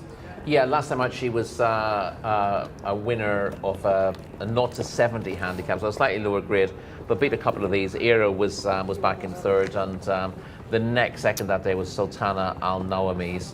Not an awful lot between the pair, but again, Shahika has done well to stay on in this grade for a kickoff. Up to 75 for that, so is actually better than most of these on the ratings. Only one other in this race with a rating of 75, and has done well with the draw in stall 1, whereas Sultana Al Nawamis, who's closely matched with her on that form, is stuck out in stall 13. That's the top 2 covered. Third choice is number 2, Tala Al Khaladir for Mohammed Saeed. A big drop in grade today. Yeah, I've been keeping good company. Tala Al Khaladir, only victory today came at Taif in August last year. Hasn't been in great form since, but the drop in class does give Tala Al Khaladir a chance at bouncing back. Callum is paddock side. Connections are making their way onto the grass, Callum. Thank you, team. Yes, I can confirm I have absolutely fallen in love. And it is with a favourite. It never usually happens, but ladies and gentlemen, I have absolutely fallen in love with Jcsa, horse number 1 in this field. Isn't this filly gorgeous? She is absolutely stunning. Look at her ears. Oh, I want to take her home. She's absolutely gorgeous. She is going to be the paddock pick for me, and I tell you, she will be in the same club as the other purebred Arabians that I fall in love with, who I then support every single time they run. Usually, that gets me in trouble, but hopefully we can get a winner today. Jcsa, your horse number 1. I have no faults. Absolutely gorgeous. Let's track back to horse number 2, Tala Al-Khaladiyah, a much more rangy type, very athletic. This daughter of Sandek, a stallion we don't know too much about. Not through the Laith Al-Khaladiyah mould. I imagine they're just trying to alternate the bloodlines here. She's a filly, so obviously she'll be used for breeding purposes going forward. They can't all be by Laith Al-Khaladiyah. This runner has had plenty of opportunities, has had the 1 win from the 15 starts, but this looks rather winnable, so hopefully she can run a big race. Let's go back. Horse number 5 and horse number 6 are the next 2 we're going to look at. The 4th, Threat Al-Khaladiyah, the nice athletic type. And I do like Shahena Arela. I see her every time, and this is always a horse that I'm a big fan of. She always catches my eye because she always looks so well in the coat. Very, very well turned out. Teeniest of tiny saddles on board as well. There'll be no weight, it's a postage stamp on her back. She's well put together, but obviously she's had plenty of chances and only has the 1 career victory. We'll go back to another horse that makes my shortlist every time. This is Alesia. We love Alesia, horse number 6. She is a really, really nice looking individual here. She's danced plenty of dances. She used to be the ally to Wigberto Ramos. The 2 of them together used to be very dangerous last season. Not quite shown that same form this season, but she looks very fit. You can see the hip pointer is on show. Her hindquarters are very high. She's not carrying too much of a bad top line, and she certainly makes the shortlist. There is only one more I need to look at, and that is a horse right toward the back. Horse number 15, Munir, is an absolute stunner here. Making sure I've got the right horse. Here she is, horse number 15, Munir. Now, really, really like her. She's got the cross noseband on. That's just to give the jockey some more control. She's got a bit of a funky bridle get-up going as well with multiple colours. She's not going to blow you away with her coat. She certainly, I still think she's got to come into that more of a summer coat. She's sort of in-betweeny, which is never a positive. But what I love about her is her stature. She's got real size about her. She's got a great walk. She looks very keen to get going. The ears are pricked. She looks well enough. She'll certainly make the shortlist. But guys, I've fallen in love, and it's Jcsa is going to be the pick for me. Yeah, she looks a picture, doesn't she, Callum? Jcsa, who we can see in winning action last time, Rory. This course and distance success on her first start here, and as we've highlighted, she beat a couple of these that reopposed. She did leave it late, though, didn't she? She gets stall 1 today. Hopefully gets an easier passage through. Yes, if she can save ground, that'll make a big difference. She's a pound worse off for the filly who finished second there. That's Sultana Al Nawamis, who's making ground in the middle of the track with the yellow colours and the blue cap. Jcsa is the grey in those quite well-known dark blue and Al Nasrallah colours. Very similar to the colours of Peter Davis in the UK, but that's by the by. Yeah, you thought she was going to get there half up the straight, then you thought, hold on a second, she's struggling. But once she gets across to the rail, that was the crucial thing.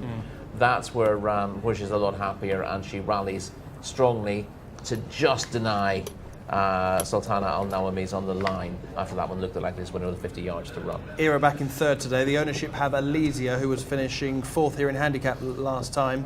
Can she make her presence felt? She can make her presence felt. She's 3 from 24 in her career. She normally runs pretty respectably. She's tiny, Alesia, but you see that she's gutsy enough, and she runs on willingly to grab 4th here on her return to Riyadh last time out. Stall 14 isn't ideal, but given her run style, I'm not sure she would have made much use of a lower stall. But yeah, she never takes the eye, particularly Alesia, but she's genuine enough, and she's won when she has the opportunity. So she's not easy to rule out here, but she wasn't on my very short list. What else shall we discuss? Number 3, Alhambra, who is still a maiden after 11 starts. Bits and pieces of form. Yeah. The question, I suppose, with Alhambra is whether she's as good here as she is at Taif. Good form at Taif earlier in the season. Disappointed last time out, slipping before her normal, reliable form. and it may well be that she's just a little bit harder to catch right here in Riyadh. Sariat Al Kaladir is certainly one we should highlight, is by the best Arabian stallion in the land. 1 win from 5. Yeah, Laith Al Kaladir, the sire, still reasonably unexposed. Sariat Al Kaladir, a winner second time out. That was last December over this course and distance. She's well beaten at Taif in 1 run there this season, but you can argue A, Taif doesn't suit, or B, the Connections just wanted to get a run into her there so that she was fit when returning to Riyadh, and she's certainly got a chance on the form that she showed last season, with the other argument being that she's less exposed than most of these and could easily improve again. Shmok Shah is drawn in stall 2 next to the market leader. She has a habit of being slowly away. There'll be no excuses today for number 16, Shmok Shah. And there was 5th behind Shahika last time out, and obviously well, 3 of these, we saw 2 of them obviously close up in that footage era in 3rd and Sultana Al Nawawi's in 2nd. So she's got to turn that form around, Shmok Shah. She's she's more exposed than most. She's been 2nd a couple of times recently, but not from 14-9 in her career. Stall 2 is a solid one, but I preferred others in this contest, to be honest. Callum gave the thumbs up to Munir, who does have a wide draw here for North Al Farouz, number 15. Drawn in stall 17, wins in her turn. Does the British-bred runner. She does. I mean, on the best of her form, she's got a half-decent chance. She just hasn't shown an awful lot recently. Even that 4th last time I saw her, beaten a fair away. So she needs to show that she can reproduce some of her old form, and I can't give her much of a chance of what I've seen lately. And the other 5 are all 20-1 and bigger. Do you want to mention Evia Al Shahab or Sayul Al Gayar, 10 and 17? Well, we've got time, but I'm not mad to do it, I have to say. I mean, obviously, we're who do you think most deserves a mention of these? Hood. Good old Hood. 14. Yeah. 50-1. Will travel the best probably, won't he? She does travel into her races. She's not from 18 now, and she's been unplaced in her last 6 or 7. As you said, she'll often flatter to give the impression she is going to get into the frame, but she seems to lose positions late in the day. And although she's theoretically been given a chance by the handicap, it's worth mentioning that her rating of 49 means that she's racing from out of the handicap. So you'll see she's got 54 kilos. Dawi Al-Sham, for example, is rated at 63, also carrying 54 kilos. So it's a slightly odd order again. We've got those horses that are out of the handicap listed alphabetically rather than by their handicap mark, which is not the way we would do it back home. So you have to sort of dig up and down and see who's badly treated. So Ansiati is the other one who's badly treated at the weights. Her rating of 57 means that she's 6 pounds wrong as well. But Hood is the one who's most inconvenienced by this, with a rating of 49, but essentially being forced to race off a mark of 63 instead, so a stone out of the weights. Should also say hello to Nanu and Samir, who are in touch on the YouTube page. Samir fancied Tamada in the previous race. It was a heartbreak there. Yeah, it was, particularly as Tamada ran her race, didn't she? So she did, yeah. I guess it's 2 sides to the coin. It's always a little bit gutting when a horse that you like a piece of form, and the horse who's come out on top of that piece of form ends up being beaten by something that it beat the last time. Indeed. But there'll be another day for Tamada, as the runners are now steadily making their way down to the 1,600 metres start. The Arabians aren't exactly the quickest down to the start, are they? They do like to take their time. They're not the quickest coming back either. Particularly this grade. We'll have a little bit of fun watching 1 or 2 of these. Some of them can look a little bit awkward.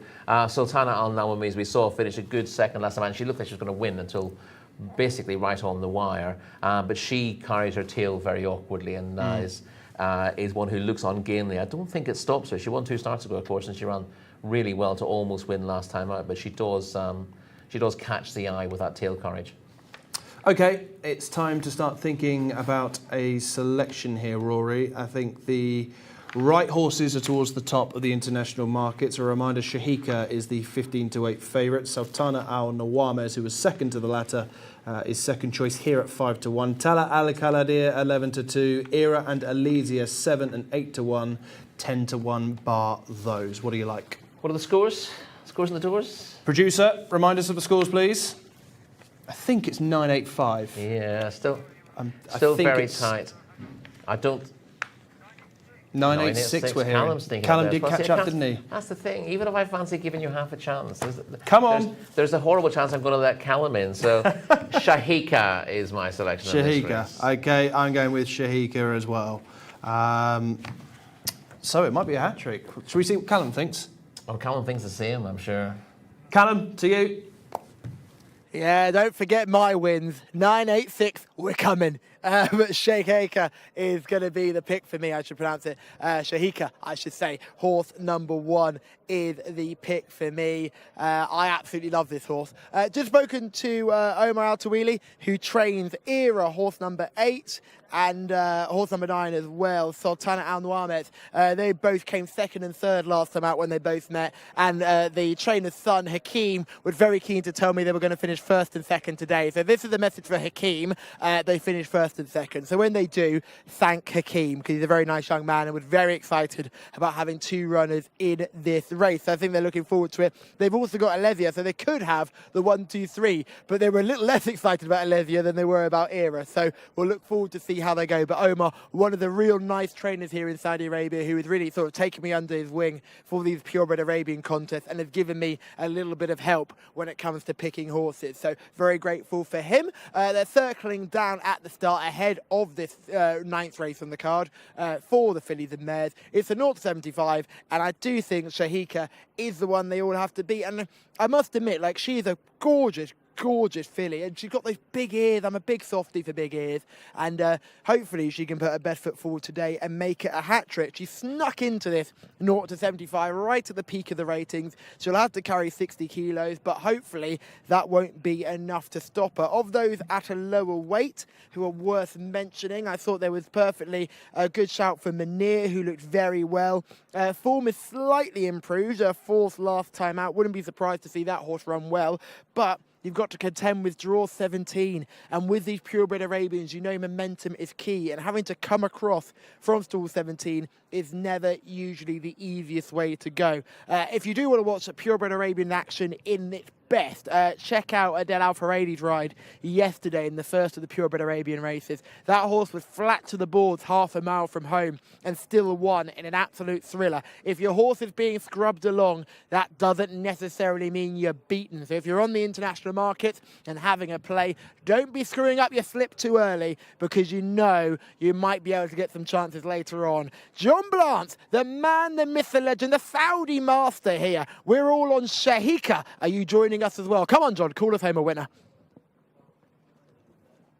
Well, I'll do my best. I think I've already called home a team's team earlier on today, haven't I? When they were all aligned, all the particular stars, and I mean metaphorically and, of course, literally.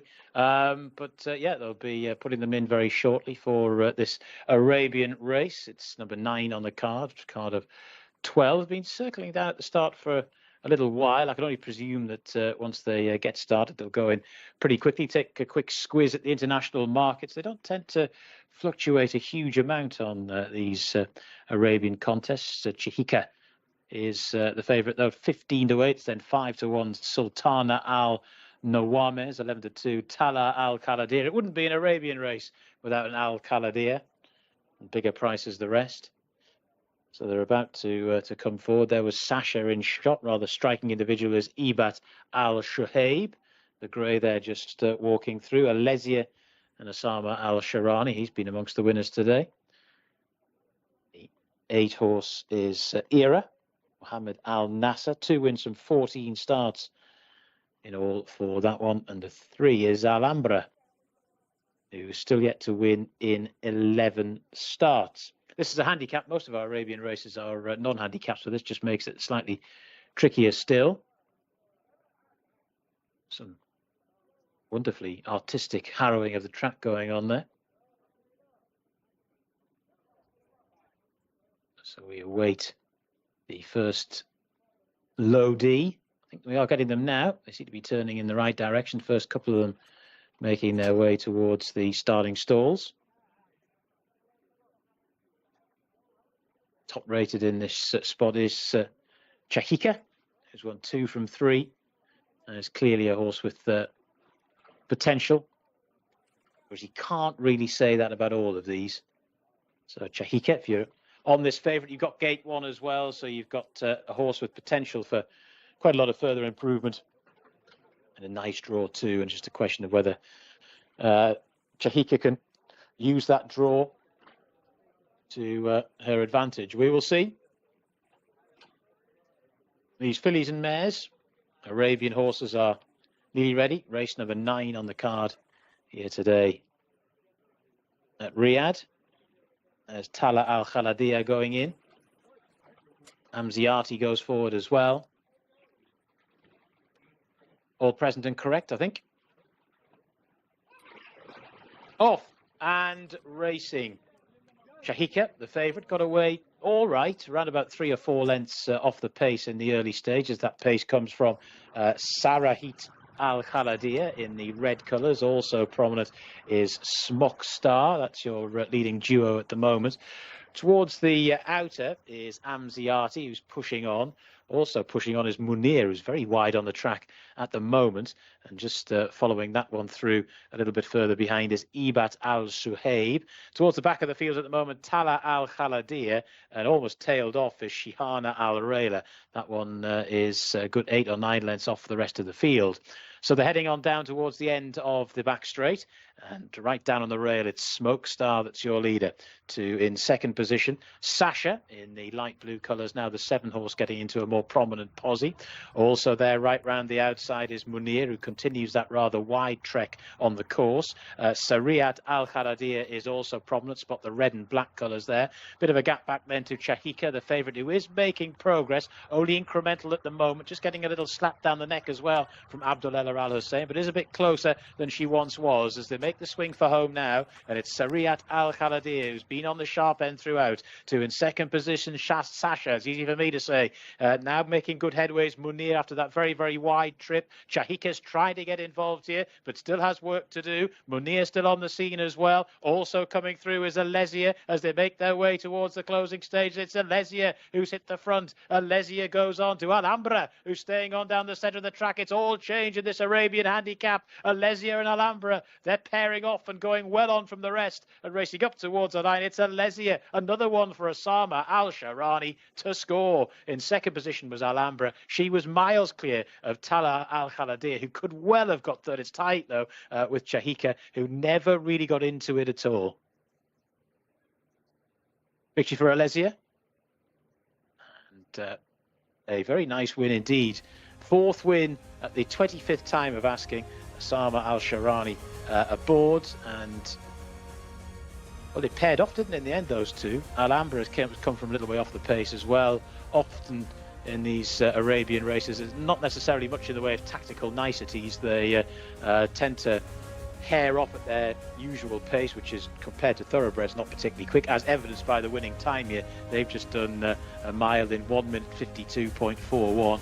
Whereas our thoroughbreds were doing that 11 or 12 seconds faster. So it gives you an idea of the difference in breed, if nothing else. It's very tight for third, isn't it? Possibly Jcsa getting third over Tala Al Khaladia, but that was very tight. But Alesia has won by 4 lengths in the end, 7 1/4 lengths back to the third.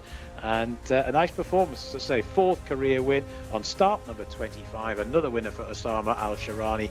He's a jockey having a very good day, very good time of things in general, and some very happy winning connections. 3 more races to go.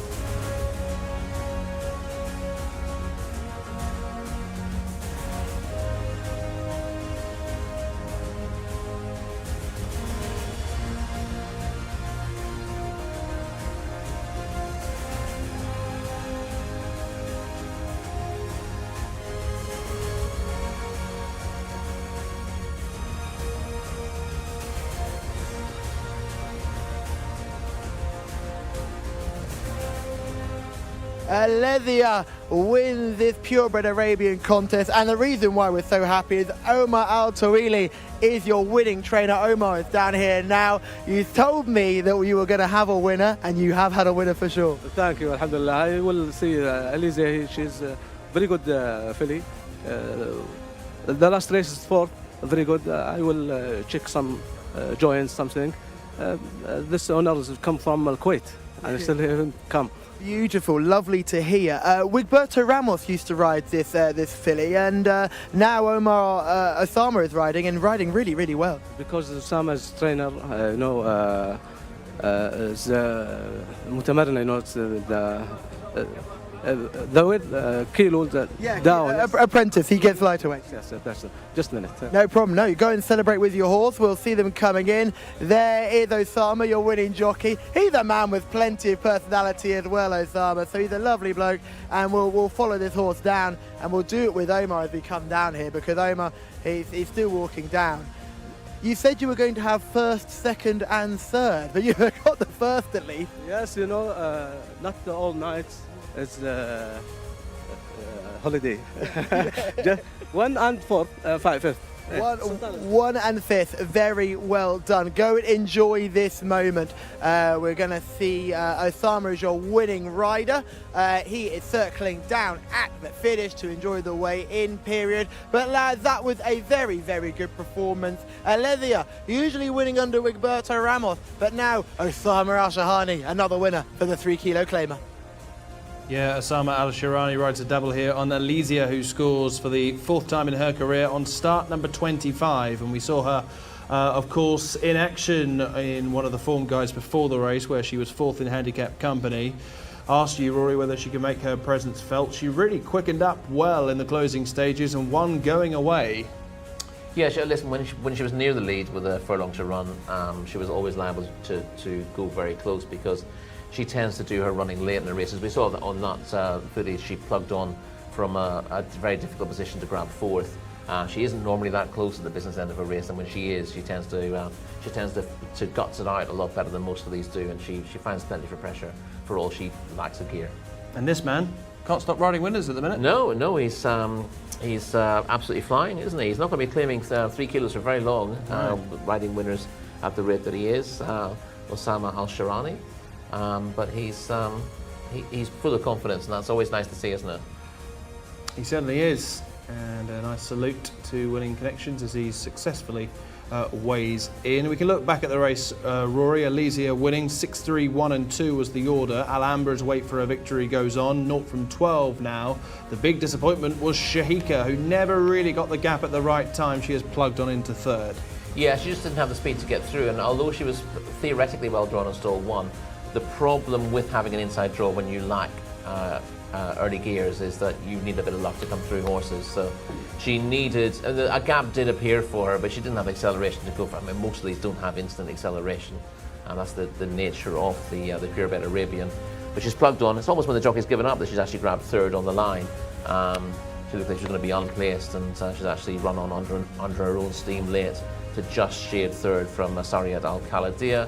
But Alethea has proven game here. Still 14. We'll see a replay of the start. She's come from a wide draw. She's never going to be that handy from there. But she's not badly away by her standards. Obviously, Era, the stable companion, is outside her in similar colours. Actually, at this stage, she's not too badly away. She's virtually last at this stage. But that's her. She just doesn't show an awful lot of early speed, and she runs on well. And we had a strong pace, which helped her, courtesy of Shmok Star, who isn't always the best away herself, but got away really well from stall 2 and automatically got to the front, and has set what was a pretty strong pace for this sort of contest.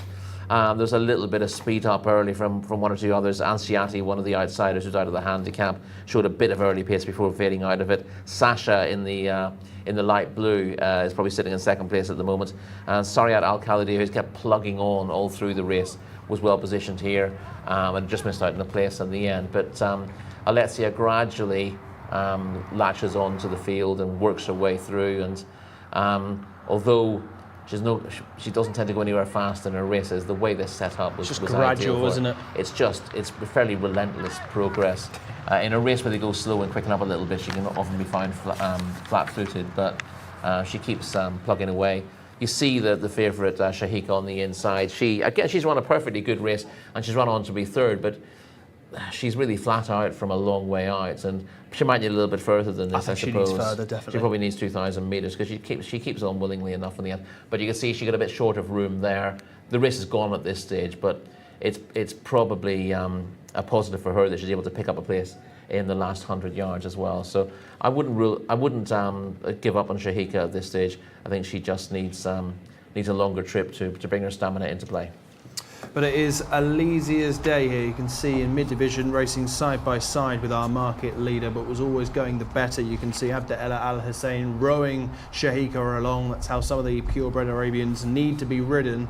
But Elysia always caught the eye, got the gap there, and as I said earlier, really started to accelerate away in the closing stages. Alhambra was always wide, has rallied in the style of a horse that always seems to find 1-2 good. And Shahika, we mentioned with the trip as well, possibly 2,000 metres next time. Tala Al Khaladir, you can see in the white and black colours, also plugging on into a remote fourth. Yeah, that was a better performance from Tala Al Khaladir, but not enough to really encourage support next time out. Indeed. Let's now move on back to Thoroughbred Code here. We step up to 9 furlongs. This is a domestic Group 3, one of the highlights on the programme. It is the Ministry of Justice Cup, and the candidates will be going through here with John Blance. Thank you very much, Your Honour. The runners and riders for the Ministry of Justice Cup. It's a Group 3 race. Azam Al Riyadh is the mount of Adel Al Faradi in horse number 1. 2 is Ale Wagi, the mount of Asil Al Sahani. 3 is Al Kawakibi, Naif Al Anazi. 4, now there's a ruling on this, ladies and gentlemen. It's Thaidan as the pronunciation. Camilo Ospino, I might still have got it wrong, but there was a ruling anyway. Fonda is the mount of Fahed Al Faradi. 6 is Fulham, not the place in West London. Alexis Moreno is aboard that one. 7 is Marquez, Riyad Al Tuaish. 8 is Mesbah Al Amal, Fawas Wanas. Horse number 9 is Mountain Top, Abdulaziz Al Faradi. Taj Al Anaya is the man of Mohammed Al Daham. And horse number 11 is Waqid, that is in the hands of Abdullah Al Fayrouz. So from the runners and riders, we can go to Callum, who's in the parade ring. Thank you very much. My cameraman is shaking in his boots because I've told him we're going to have a look at every single one of them here, because this is a cracking race, and I cannot stress this enough. These are proper horses. These are horses we remember running as juveniles last season, and we'll get started with horse number 1, Ain Al Riyadh, who we're going to have a look at. Azam Al Riyadh, I should say. Rated 95, beaten in the stewards room last time after winning a very, very good race at the end of the Riyadh season. A gorgeous individual, first time up this season. We're looking for signs of fitness. Straight away I'm saying you're not seeing the hip pointer. I'm saying you're carrying a little bit of condition. You're not getting massive muscle definition. I'd be saying Azam Al Riyadh needs this run. Let's go back to Alo Aji, horse number 2, with a big, strong 2-year-old, is now a more complete 3-year-old. Look at the difference. We can see a bit of a hip pointer. We've got a lovely back end. We've got a big, strong shoulder, but this horse has been a little bit out of form. But it's great to see Alo Aji growing into that promising frame we saw as a juvenile. We'll pull back. This is Al Kawakabi, and we'll talk about fitness. This is the horse that's won the last 2. Look at the difference. Straight away, you can see the muscle definition. You can see the poverty line. You can see the rib cage. This horse is fit and ready to go today. We've already seen fitness coming to the fore once already. Can we see it happen again? The girth is tight. This horse is ready to go. Got the blinkers on, not a concern for me. We'll go back one more. This is Zaydan.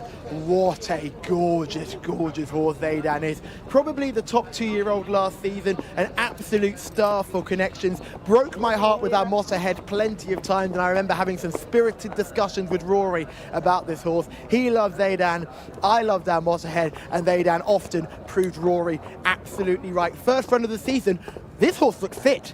I must admit, hip pointers on show, plenty of muscle definition in the hindquarters, very promising for me. I was more attracted to him than I was to Carmel Road. Let's go back one more. This is Fonda, another horse I remember from last season. Hasn't stepped forward as much as I'd like. This is a bit disappointing for me. I thought Fonda would grow into this frame and he just hasn't. Let's go back one more. I let Mustafa go through the gate so he doesn't get crushed by metal as we look at Fulham.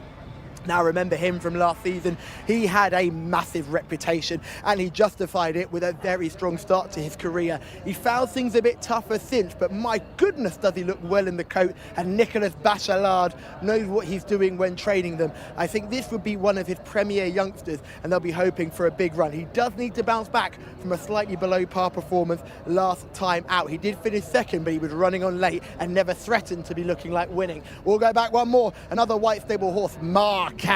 Let's look at Rayan Alterace's ride. I would say Marquez is a completely different build to Daidan. He's striding out nicely. He's got plenty of muscle definition. The last 2 runs have been disappointing, but he's built like a sprinter, isn't he? My goodness, we're going over the 1,800 meters here. He looks like he wants 1,200s and nothing more, but he is looking red hot fit. Look at him, a real stamp of a horse, a big, strong, powerful type. Mustafa, my cameraman, is shaking his head. We've only got 4 more left, Mustafa, don't worry. Let's look at Mesbah Al Amal, probably the underrated runner in this field, I would say. Getting a bit warm in the prelims. You can see he's just got a little bit of an interesting colouring, the little splashes of white on his skin, but that would not be a negative for me. I think he's carrying just a little bit of condition here, but the hip pointer is on show and very jig-joggy in the prelims, not getting warm, but certainly on the edge of his seat. We'll go back one more, Mountaintop, horse number 9. My goodness, what an animal. Tall, rangy, future stayer, 100%, or the winner last time out, has only had the 4 starts. Probably one of the most exciting horses in this race, an unknown prospect. You've got the rib cage on show, you've got the hip pointer showing, you've got a little bit of muscle definition. I think this horse can come on. I wouldn't be surprised to see more from this horse in the future. Horse number 10, Taj Al Anaya, goes for very strong connections. We've probably got to the bottom of him. And finally, horse number 11, Wakid, the 3rd and final of the white stable runners, 7th last time out, needs to find more, and certainly others are preferred in the parade ring. Boys in the studio, that's all your horses in vision. Talk about the form. Thank you very much indeed, Callum, for taking us through the field here. Of course, this is the prize that we're playing for. This is the local grade or Group 3 Ministry of Justice Cup, and this prize will be presented by His Excellency Mr. Abdul Rahman Al Kharif, the Under Secretary for Joint Services. Perhaps could be him in shot there as the leading connections are watching over the horses in the parade ring. A trophy like that would look pretty useful in the front room, wouldn't it? Indeed, yeah, it's a handsome trophy, and this is the man who will be presenting it after the events. 82,500 Riyadh to the winner, but a lot more on show for that. Obviously, the prestige of a local Group 3 and any of these ministry cups are very prestigious to win. They very much are local Group 3. The connections are ready. I'm sure they'll be assisted if they see these horses in action historically. We're going to start here with some form. First of all, Rory, just confirming, Zaydan, yes. We can see an action from back in March. Awarded the race here. Azim Al Riyadh was first past the post, eventually thrown out. Yeah, this is obviously the most crucial piece of form because it involves both Azim Al Riyadh and Zaydan. Zaydan coming through on the inside. Azim Al Riyadh, for all the world, he was coming through to win the race. But he does just drift across as he gets to the front. And Zaydan had to be taken back briefly. I think the winner would have won had it gone to a head-to-head, but he idles a bit in front. Zaydan finishes strongly, and because he'd lost more than half a length in that incident, the stewards give him the race. This is Al Kawakabi in winning action. 3 wins from 5 starts this year. Both defeats have been at the hands to Zaydan. Yes, but he's just been very progressive all the time, Al Kawakabi, and I think the crucial thing with him is that he is hard fit, having won here. You can see this is the local track with the turf track on the inside. And he seems to go from strength to strength. Yes, he is held by Dedan on balance of form, but he's got the same rating these days because he's managed to take his form to a new level with this win. He'd have won even further, I think, if he was hard fit for that, but he will be hard fit this time, whereas Dedan might just be in need of the run. I think that might be the difference between the pair of them today. We were due to see Ezim Al Riyadh last week, weren't we? But he was a late scratching, having kicked out on Tariq Al Mansour. Yeah, he kicked his jockey, unfortunately, last week, Ezim Al Riyadh. Jockey got off at the start to adjust his girth, and unfortunately got a bit of a cow kick from Ezim Al Riyadh. So the horse was jockey obviously couldn't ride, and Ezim Al Riyadh was withdrawn as a result. He has a little bit to find on the ratings, but you have to say, you know, based on that standout performance of his when second in the King Abdulaziz Cup at the end of the season, that was the strongest race. All the form lines met in that contest. And Ezim Al Riyadh, a little bit of a surprise package early in the season, showed that he was able to mix it with the big boys. And I think you can imagine that he really has a similar rating to Dedan, given that he's run so close to him in that run. Well, finished in front of him, obviously. But we didn't get to see him last week. We were slightly concerned that he might not have been 100% fit after his layoff last week as well. I actually think that coming to the races and getting geared up to race still a plus, isn't it? Is a plus. It gets the heart racing a little bit. It gets the horse mentally prepared. All right, we're back in and action. stuff. This is no longer work time. So that will have actually done him a little bit of good. And he's a really likeable horse. I'd love to see him win. I do think he might just come up short in his first run of the season, but it would be good for Connections, who suffered that heartache of losing out in essentially the biggest race of the season in the stewards' room, to get a little bit of justice on the track. I say justice. I mean, it was a reasonable enough decision on. You're the only night. saying that Military of Justice Cup, aren't you? Well, exactly.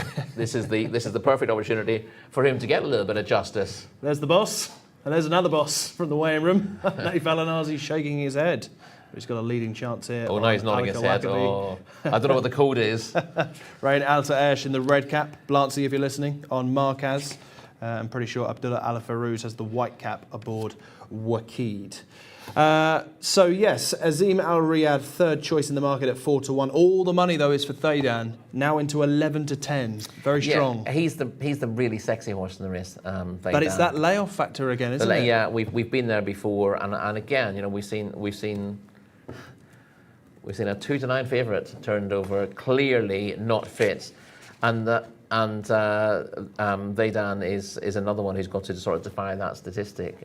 So that 2-9 is the shortest price favourite we've seen beaten. Obviously, we've only had the odds-on races here for around a year, but we're trying to work out whether the 4 shortest priced horses all season have all been turned over, or whether we sort of turned a blind eye to 1 or 2 easy winners. That might not, but certainly 1-4 was about as short a price as we ever saw when Angad Al-Khalidiyah was turned over in that purebred Arabian maiden race. 2-9, 2-7 today. So those definitely, and 2-7, two in the same day is remarkable. Thaydan not that short, but I mean, you know, the warning signs are there. And again, you just can't. Doesn't matter how classy you are, you cannot afford to let anything slip here, because the competition is pretty hot, and we're making this a sort of 3-way go between Ezim Al Riyadh, Alka Wakabi and Thaydan, but I think it is a 3-way go. Fulham's a good horse, but Fulham's a good horse, and he's got, you know, again, he showed lots of early promise last season, got a little bit lost in the better races and has rediscovered his form of late. Again, he comes here fit, and horses like him have been springing shocks. I guess we should actually highlight quickly Mountain Top, number 9. Yeah, well, Callum seemed very keen on Mountain Top. He's lightly raced. 2 wins from 4 runs, was disappointing on a penultimate start. But won a winners of 3 over course and distance in February. The 8th was behind Thaydan, again in that King Abdulaziz Cup. But it's promising that he turned out after that later in the season to win that non-winners of 3, to show that the defeat hadn't knocked him back at all. And he went into the King Abdulaziz Cup with a lot less experience than most of the runners there after just 2 starts. So he's clearly grown up a little bit since that, and Callum was suggesting that he's grown well from 2 to 3 and is the type of horse to go on again this season. A rating of 87 doesn't give him a huge amount to find. Waqid, number 11, is rated at 90. You know, still 2 as well. The favourite doesn't have to run too far below form to look a little bit vulnerable. Waqid is well drawn. was not beaten far, but he gets this rating because he wasn't beaten far twice last season by Dedan in similar sort of companies, and was third, actually, I think was third past the post in that King Abdulaziz Cup, but was subsequently disqualified. So he's got the form of the book, only 7th last time out, but could easily bounce back, and this could be an absolute barnstormer of a race. It really is. Really looking forward to this. Time to highlight a selection then in the Group 3 Ministry of Justice Cup. 3 big standouts towards the top of the international market. Thaidan Al-Kawakabi, Azim Al-Riyadh. I don't see Al-Kawakabi losing this, I'm being honest. Really? That's a big shout for Riyadh. I'm fed up of backing horses from a layoff that then don't turn up. You can't beat me in this competition if you keep just selecting the same horses. Well, I've gone first, hoping that... I've got it all written down here. Look, I've got a piece of paper and it's all typed out. I can't change it. My selection is also Al-Kawakabi, and it's purely on the basis that he doesn't have... He's got very little defined on paper. Even if you take the view, and I think it's easy to do that, Dedan is a real class act on his day. Race fitness is so important, and Al-Kawakabi will definitely have gained some benefit from having a couple of runs since last meeting Dedan, and I think that gives him the verdict on the day. Whether he's a better horse come the end of the season is a completely different argument. It's all about this race. Yeah, if Al-Kawakabi is ever going to beat Thaidan, then today is probably going to be the day. They're rated the same, Al-Kawakabi with fitness and match sharpness on side. Draw is less than ideal, but workable. Most of the stars and Group 1 winners from last time have all needed their comeback runs. We've seen that today with Carmel Road. I'd imagine it'd be the same with Thaidan. So yeah, Al-Kawakabi for the hat-trick for me. Al-Kawakabi for you as well. Callum, it's back to you ahead of the Group 3. Yeah, thanks, guys. I'm really keen on this race. I couldn't take my eyes off the 9 here.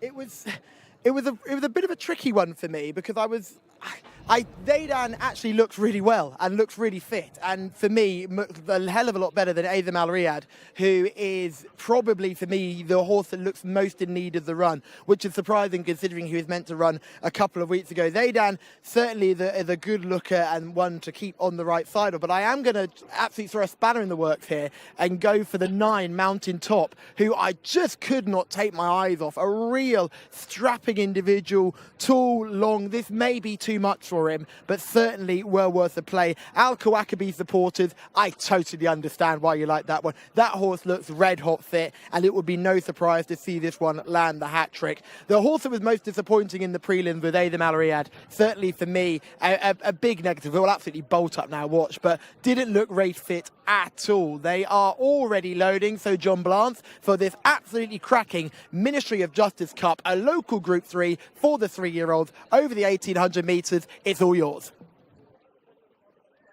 Alan, many thanks. Yeah, they're going in pretty quickly. Yeah, just the 3 white stable horses to keep an eye on here as well from a cap perspective. Thaidan, we'll go with Thaidan. That seems to be the general consensus of opinion, is in the first green cap colours there as they put them in. And we're nearly all ready for what should be a really informative little contest.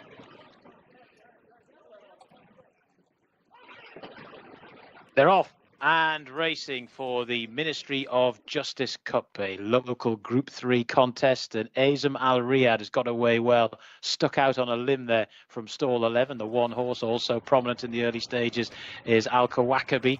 Spot the white colours there with the red sleeves, the red sheepskin noseband as well.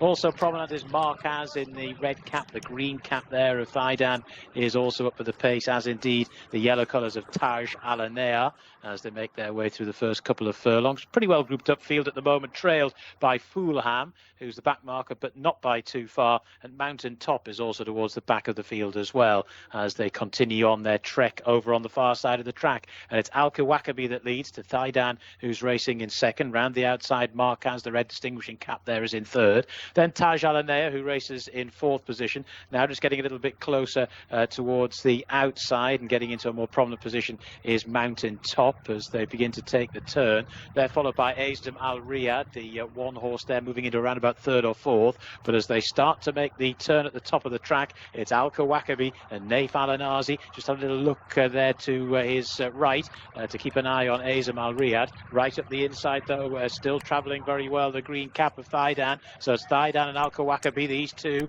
the market principles at the moment. Followed then in third by Azdam Al Riyadh. Now making headway up the inside is Waqid for Abdullah Al Fayrouz. They're down the lane now, over on the far side. It's Thaidan who leads them. Centre of the track, Azdam Al Riyadh, followed in between the pair by Waqid, the white distinguishing cap, another from the white stable as they go towards the closing stages. Waqid has just about got on here to Thaidan, who's battling back. Waqid, Thaidan, Waqid just to Thaidan in second. Waqid by a neck as they race up towards the line, and Waqid is going to win this in the end by just over a length to beat into second Thaidan. The third horse home was Azdam Al Riyadh, and it was tight for fourth between Al Kawakabi and Mountain Top. The other white stable, well, one of the other white stables, Waqid has scored. King Abdullah bin Aziz and Sons, of course, the full name of the owning operation. And Waqid, who's by Premium Tap, just sat off that pace. They didn't go overly quickly, certainly not to the naked eye. I've got to confess I wasn't totally all over all the sectionals there when you're trying to identify horses. But just from a experienced race reader's perspective, didn't look to be really thundering along. Waqid has just stayed there out of any pace battle that may have ensued and has come through and weaved his way through in the latter stages to win for a second time, the 9th time of asking. Thaidan's probably gone okay here given the circumstances, and then on the outside Azdam Al Riyadh, who's run a pretty good race from stall 11 as well. We said that one had to come out from a wide gate and was stuck out on the limb, then had to work across.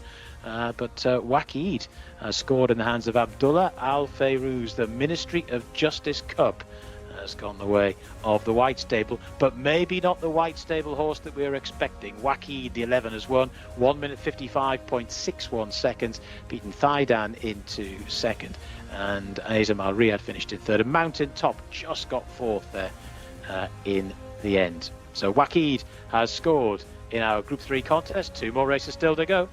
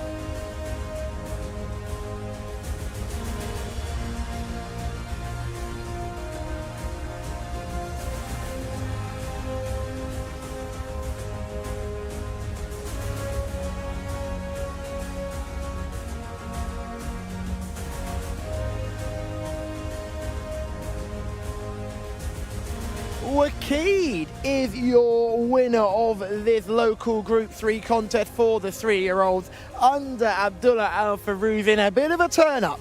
For me, out of all the white stable runners, this looked like the horse that was most in need of a run, to be honest. Didn't look particularly red hot and ready to go, but has crept in and swept past Thaidan. And lovely scenes here. Look at Camille Ospina. This is the jockey that's just been beaten into second by the stablemate, a horse that he may have had the chance to ride himself and has chosen to ride something different, and he's there celebrating with the winning connections.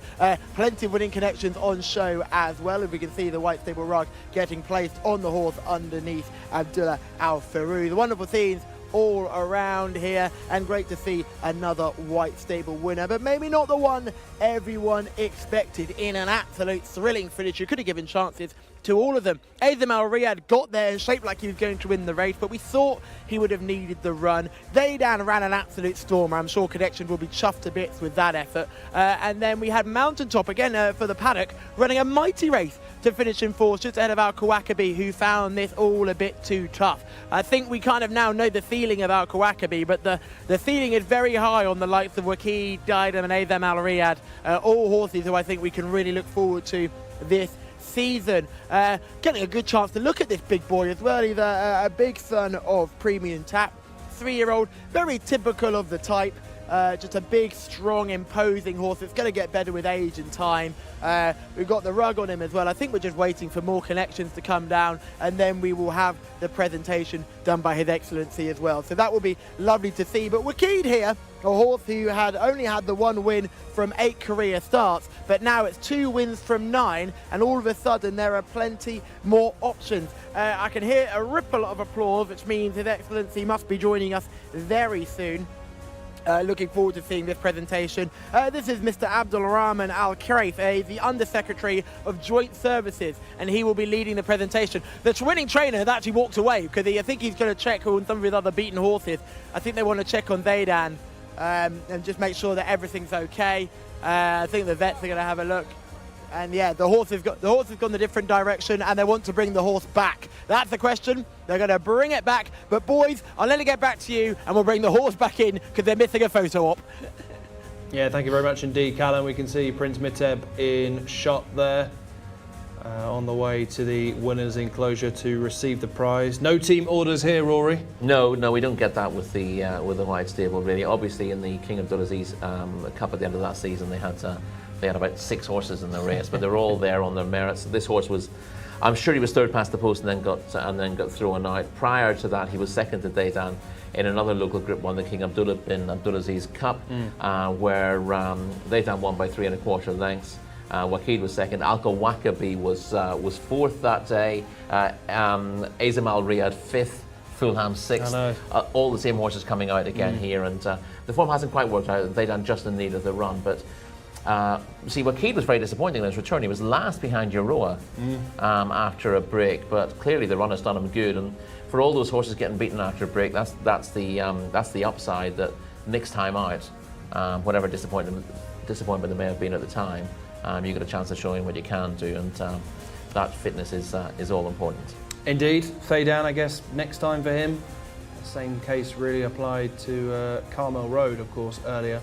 As you see, Abdullah Al Ferouz, very much the number 2 man at the White Stable, still gets plenty of chances. Obviously had to deputise for Camillo when he was out for 15 meetings. He's definitely a capable rider and has scored here on Wakid, who was sent off a big price, it's fair to say, around 16 to 1, may have got 20 to 1 in places. But Prince Miteb and the White Stable will not care which one comes home in front, hence the reason why they sometimes throw in 5, 6 runners at times. They don't care which one comes home in front as long as it's one of their own. The old Inderbrand Coolmore approach, really, exactly. Isn't it? Yeah, this horse, obviously he's had his disappointments at disqualification late last season on the back of his career best effort when second in a Group 1, and then his disappointing run behind Euroa on his return, but right back to his very best here, and possibly better than ever to turn the tables with Zaydan, with Al Kawakabi, Azam Al Riyadh behind him again. So the form all stacks up. This is a good contest, but it whets the appetite for these horses meeting again later in the season. Let's take it back from the start then. I think 1 or 2 tried to anticipate the start. We got away second time, more or less. Al Kawakabi was ridden to take an early lead. Azam Al Riyadh also prominent. Where are the White Stable horses? You can see Zaydan in the green cap. The white cap on the inside of Wakid wasn't too far away from the pace, but plenty of it out wide. Yeah, a lot of speeds from, surprising speed actually, from Azam Al Riyadh out wide in the early stages before tucking in behind. He was a horse who used to come late and fast in his races.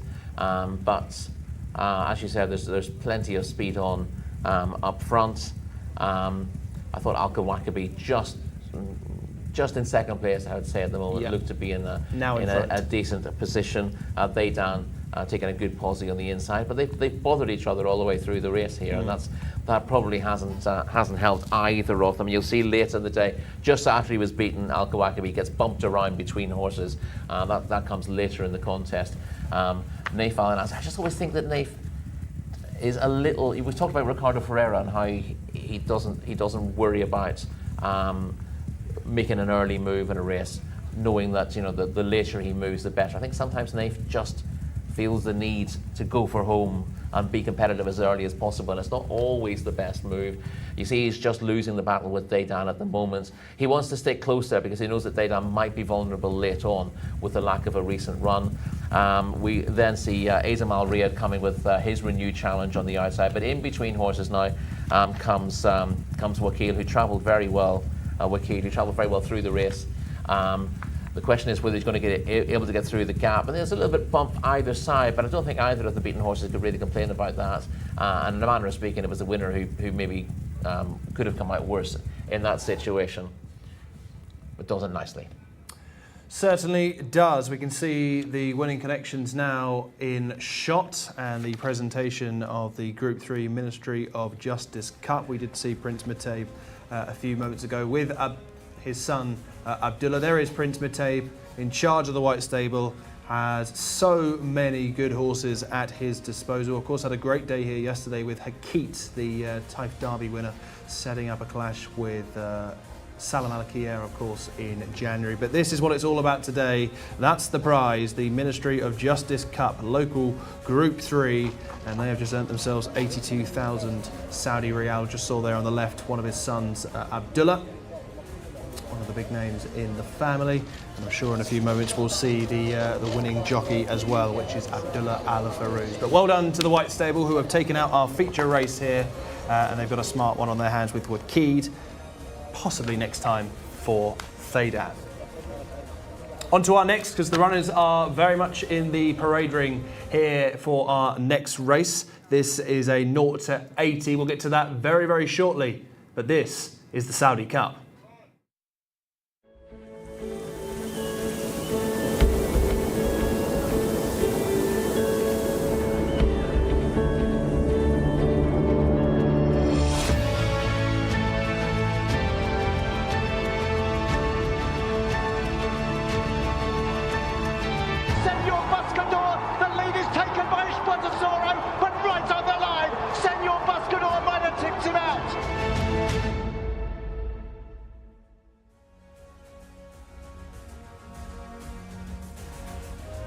Yeah, that's the Saudi Cup meeting in February. All those high-quality Group 1 races to look forward to. Right now, though, it's a 0 to 80 Arabian horses handicap, which on the international markets is almost impenetrable in terms of trying to find the winner. Horse number 1 is Hammam.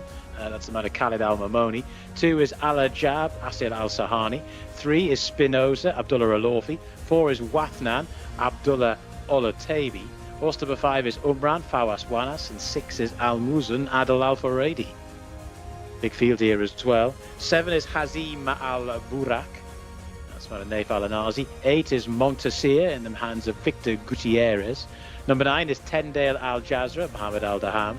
10 is Dagui Lotwa in the hands of Mohammed Al-Yami. 11 is Abha Al-Seham, Mohammed Al-Nasser.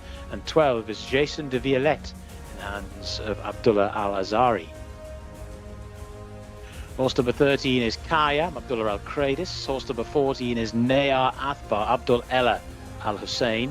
14 is Austral del Sol, Osama Al-Sharon. He's had a good day and it could get better. Gandalf de Pompadour is the mount of Rakan Al-Obeid. 17 is Haydar, Hamza Saad. 18 is Farid Spar, Nawaf Al-Fayruz. 19 is Sadeh Al-Khaladir. 20 is Warad Alid Najd. So 20 runners. Here's Callum to sort his way through them.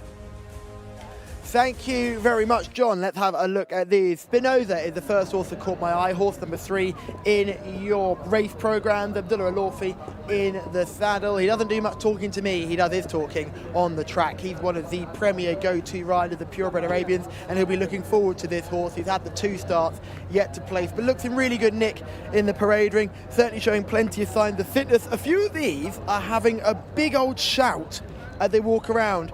Plenty of colts and entires in this field, and they're all having a big old shout. They were having a big old shout at the outriders as they came round. It was all kicking off, but we seem to have settled down now, and let's keep an eye on Spinoza, who is the first horse that makes the shortlist. The wee bonny type, bouncing around nicely, certainly ready to put his best foot forward. Let's go back to horse number 9. Tendil Al Jazra is the next horse we're going to have a look at. Coming towards us now, a very bright chestnut individual with the red noseband on, handling all these prelims very well. It's not the first time I've highlighted Tendil Al Jazra in a race like this, and it won't be the last, because this is a really good looking individual.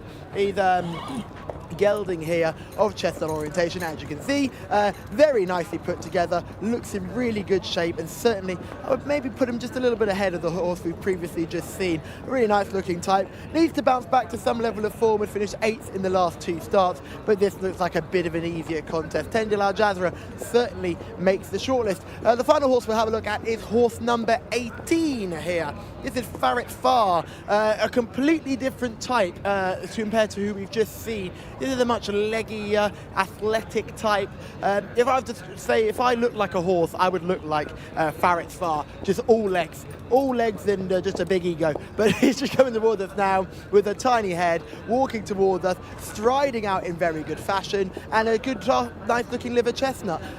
Very typical purebred Arabian, high hind quarters. I've just seen some good purebred Arabians coming past as well. Some good Al-Khaladirs are coming through for an evening gallop tonight too. But focusing on these ones, horse number 18, Farit Far, is a good looking type. Strong neck, good head. I'd like a little bit less of a dip after the withers, but it's purebred Arabians. You can't expect too much, and this horse is walking out well and certainly makes the shortlist. Those are the 3 for me, team. It's a hard race, but I think I'll have to take horse number 9 in this contest, Tendil Al Jazra.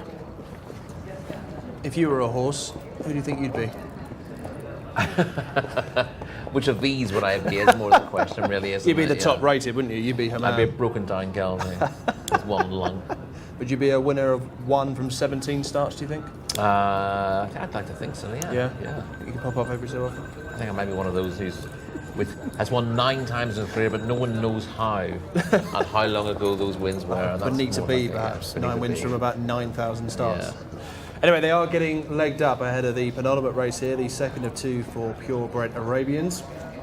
See Hamam in shot there for Khalid Al Mamoni, 1 win from 17, just requiring an extra hand. This is a 0 to 80 over 2,000 metres. Well, the favourite is Al Muzin, Rory, at 5-1, joint favourites with the unbeaten Jason de Violette.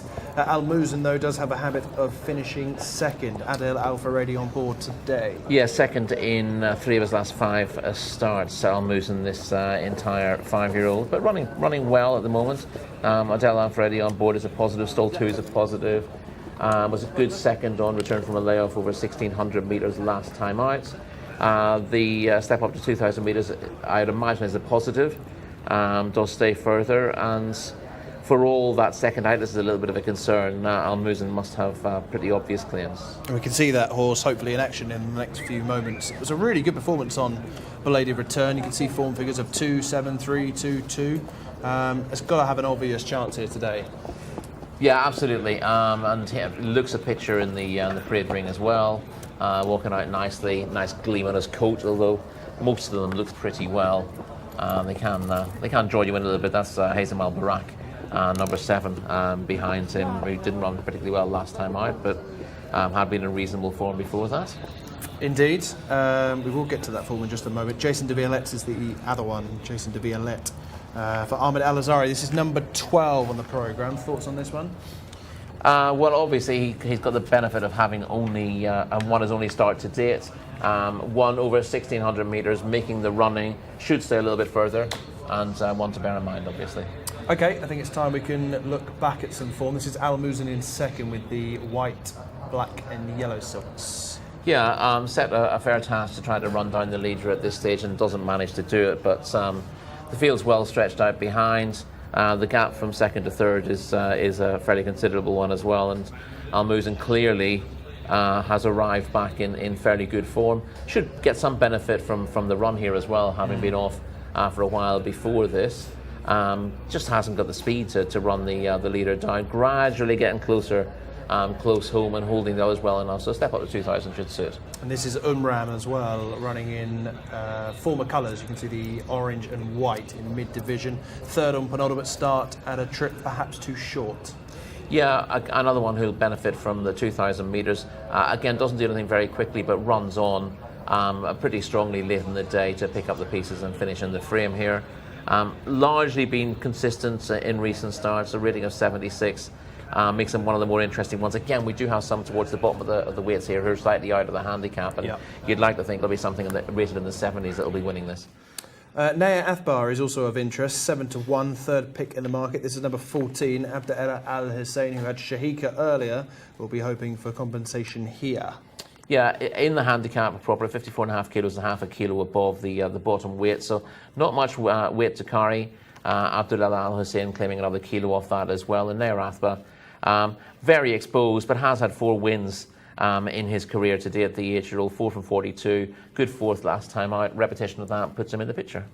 We should highlight one of the best named Arabians in the country, Gandalf de Pompadour, who amazingly, as you pointed out last time out, isn't a grey, but we did see him winning last time. Yes, indeed. You'd like, with a name like Gandalf and so many greys in these races, you'd be surprised. Very disappointing. Yeah, we didn't really fancy this one last time out because he's a it's a low grade, wasn't it? A 7-year-old. It was not a 55 handicap. It was difficult sort of tracking down his most recent solid piece of form, but did win quite nicely in the end. And he does have a little bit of back class. Obviously, he's down there on bottom weight. With a rating of 64, so he's marginally out of the handicap. I think 67, I believe, would be the bottom weight. So anything rated 66 or lower is just out of the weight. So he's essentially 3 pounds higher even than the handicapper Maiden for winning that 0 to 55 last time out, and he's drawn a stall 16. So this is clearly a tougher contest. He needs to show he can back that up, and even if he does, he'd probably fall short here unless he's able to take a step forward. But as a 7-year-old who's exposed, that's a little bit of a question mark. I know we won quite nicely, but nicely against 0 to 55 horses is different from 0 to 75. Indeed. Also at the handicap is number 15, Ostra del Sol, who we should not ignore, was a winner at Taif and has got that man Osama Al-Shirani on board. Yeah, as we said, Osama Al-Shirani riding out of his skin at the moment. And again, with claimers, what's often important is just getting on a run. When you're riding a few winners, suddenly you think you're the best jockey in the world and no one can knock you down. And that's the way he's riding at the moment. Absolutely full of confidence. Has won over this distance at Taif. Wasn't really at his best in a few subsequent starts, but on a reasonable mark on his best form. Just out of the handicap again, as I say, but with his jockey claiming a very useful 3 kilos, he comes into contention as well. Wouldn't make my short list, but it wouldn't be a massive surprise to see him play a part. We are running around 5 minutes late here if you are just tuning in for this 11th race on the programme. We should be off around 7:55 local time, maybe perhaps 7:56 once we get this big field loaded. But they are leisurely making their way down to the furthest point from us, the 2,000 metre start here for this 0 to 80. What do we like then, Rory, in terms of a selection? I'm trying to do something slightly different to you, but there aren't that many who Is that you trying to open the door? An awful lot of appeal. I get the impression you're going to go with Al Musin, aren't you? Correct, number 6. I am going to go with Jason de Violette, who probably hasn't achieved quite as much thus far. But you know, when you're 1 from 1 in your career, there must be the possibility of progress. So I'll take a chance that Jason de Violette finds the requisite improvement to follow up on that debut success in Maiden Company. And that's factored into the price as well. Joint favourites Al Musin and Jason de Violette at 5-1 for this 0 to 80 Arabian handicap. So 5-1 Al Musin, 5-1 Jason de Violette, 7-1 about numbers 14, 16 and 19. Naya Athbar, Gandalf de Pompadour and Sadir Al-Khaladir. It is 10-1 bar those. So Al Musin for me, that's number 6 on the programme for Adil Al-Faradi. Meanwhile, Rory has gone with number 12. That is Jason de Violette from stall 5 under Ahmed Al-Azari. Let's go back to Callum for the final word ahead of race number 11. Thank you, team. Yes, interesting race coming up here. A tricky contest before an absolute cracker. I feel like today has been all about the thoroughbreds. The purebred Arabian races have not been particularly strong, but the thoroughbreds have more than made up for it. What a couple of days of racing we've had so far. Tendil Al Jazra is the play for me. 2 wins a few starts ago, has lost a little bit of form recently, but that's not too much of a concern. I'm looking forward to this contest, really just see how Mohammed Al Daham rides this horse. It'll be interesting to really see what Mohammed Al Daham makes of all this success, because Ricardo Sousa Ferreira has ridden 2 winners for the team. Mohammed has ridden 1.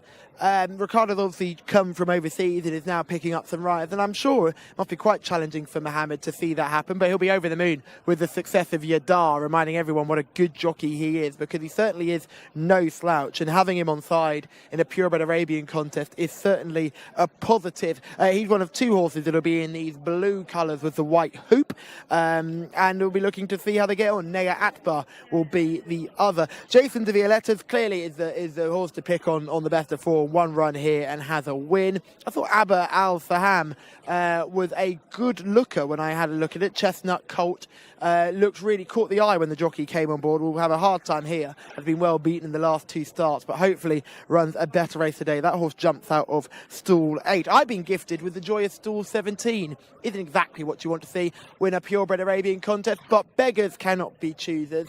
And I think they're already loading ahead of this contest, so it's time to hand over to our commentator extraordinaire, Mr. John Blance.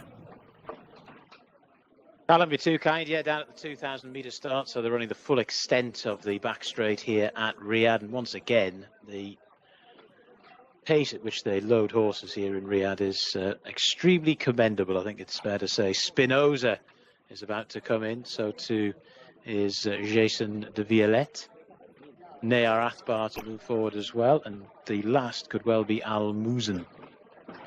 So 2,000 metres for these purebred Arabians. Jason de Violette is certainly interesting given that 1-from-1 record. All in. Stand by. Oh, there's one rearing up there. I'm not entirely sure which one it is, but getting a bit restless in the starting stalls. They look poised.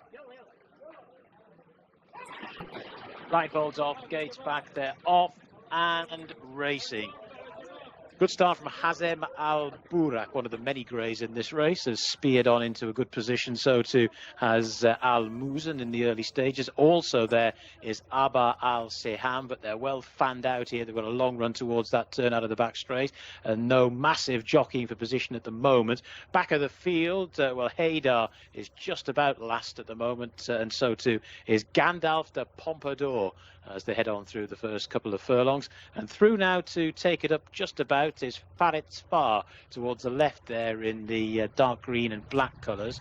Also prominent is Hammam in the dark blue and grey. Another one that's up with the pace early from a very wide draw is Warad Alit Najd, horse number 20 from gate number 20. They're followed by the red colours of De Gouy Lotois. And then after that, up the inside rail, we have Jason de Violette in the blue and green colours, just working into a rather nice position.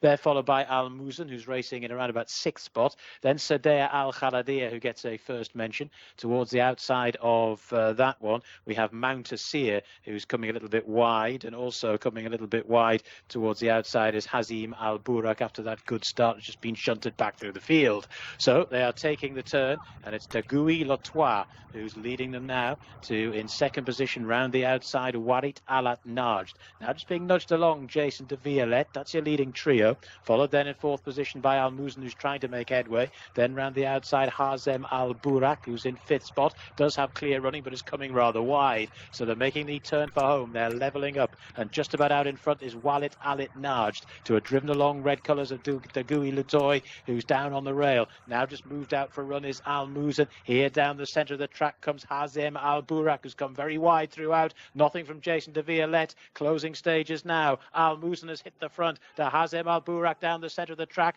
Battling on over on the far side is Umran, who's now trying to get into this and has skimmed the rail to do so inside the final 200. And it's Umran on the scene late, has now come through to take it up. And it's Umran for Fawaz Wanas, who's going on. Umran to Al Muzan in second, and Umran's going to win this Arabian handicap. Al Muzan in second. Third horse home was Hazem Al Burak, and the fourth over the line was Warad Alit Najd.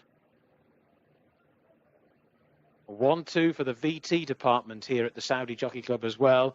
They knew, we showed you, we told you that these horses would run well, or we certainly had opinions about them. And Umran for Fawaz Wanas, who you see that again, I think he has gone right round the rail the whole way.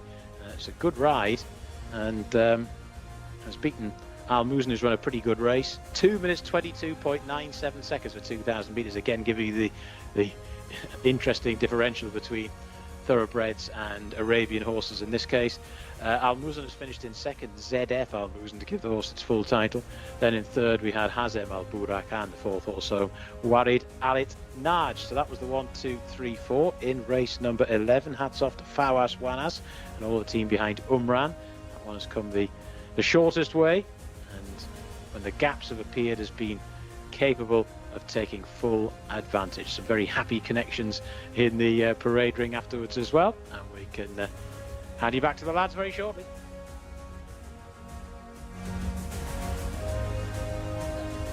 Oh, 28.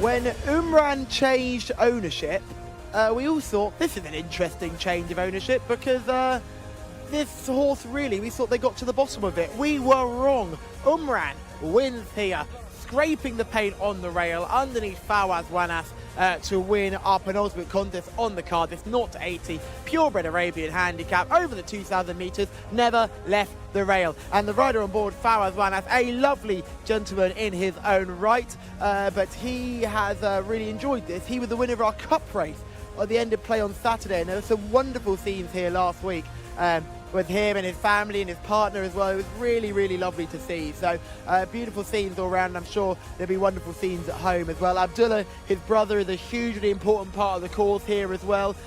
Gave me a big hug as this horse won, as Fawaz won that cup race last time as well. So they'll be over the moon with the success of this. And Umran is your race winner. We will grab a word with Fawaz because his English is very good and he's a very good talker. So we'll grab a word with him as well. Never left the inside rail, weighs in fairly comfortably, and hopefully all goes well. He's a very popular man in this weighing room as well, Fawaz, so he has weighed in hopefully, and everything is okay. He's getting his kit collected.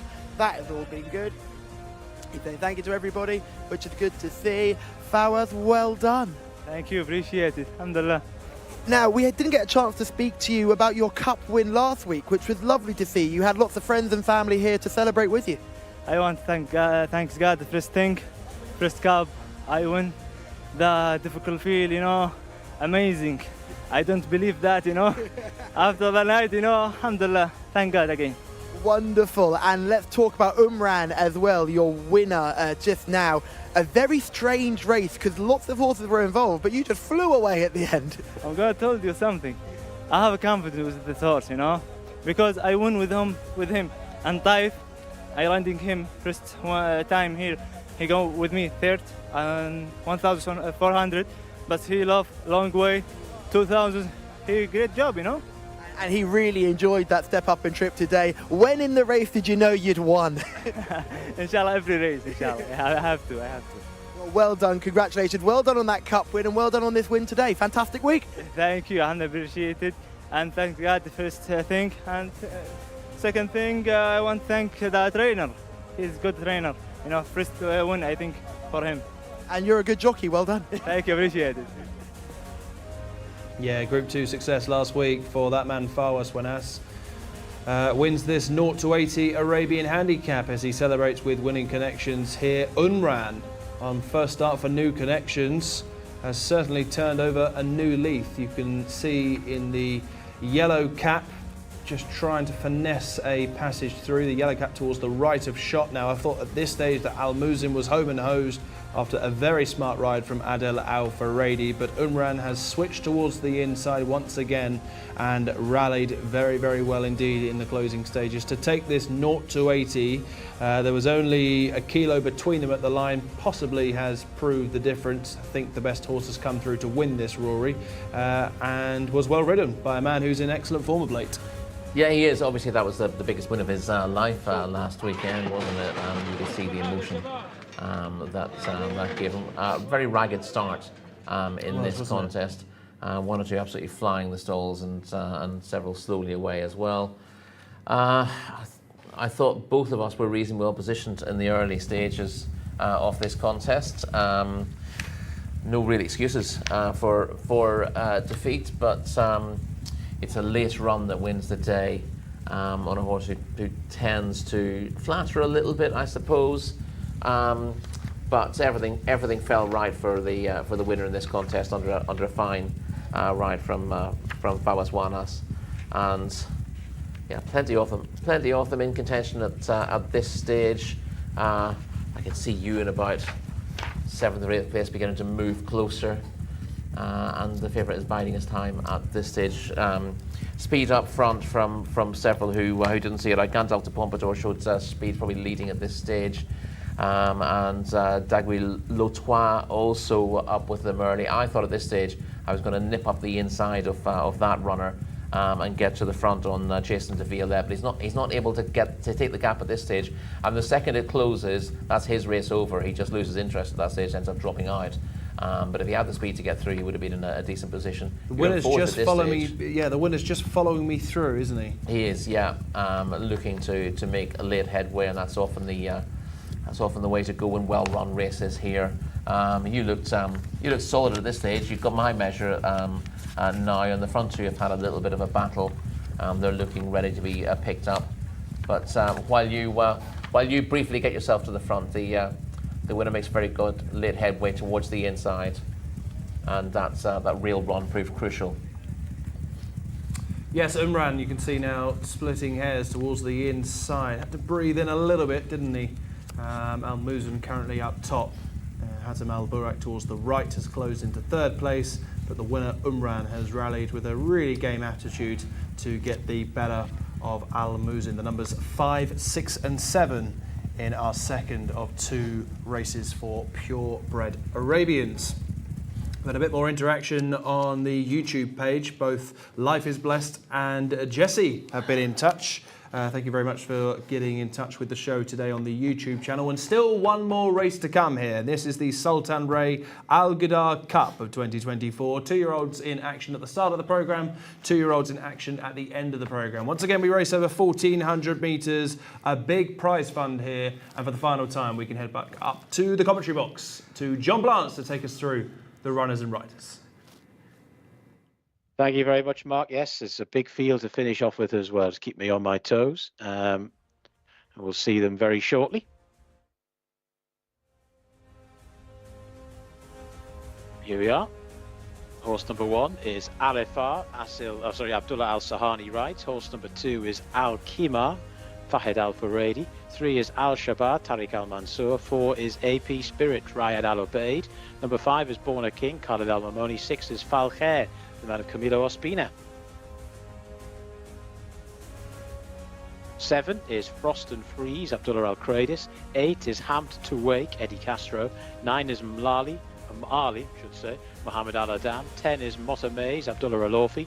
Number 11 is Mucho Bisu, Yasser Al Hussein. Horse number 12 is Mukaba, Ricardo Sosa Ferreira. Riyadh Angel is the mount of Fawaz Wanas, looking for a quick double. Alexis Moreno rides Riyadh Central. Safia Jean is horse number 15, Victor Gutierrez. 16 is Selham, Ali Al Mutib. 17 is Shaher, Adel Al Faredi. 18 is Sheikh Anthony Campos, making a late appearance. There's more. 19 is Bougie Filly. And 22 does get a run. Spiardi gets the late call up there and will be emerging from stall 19. It's the Sultan Ray Al Ghouda Cup, and it's the final race on the card. Back to the lads.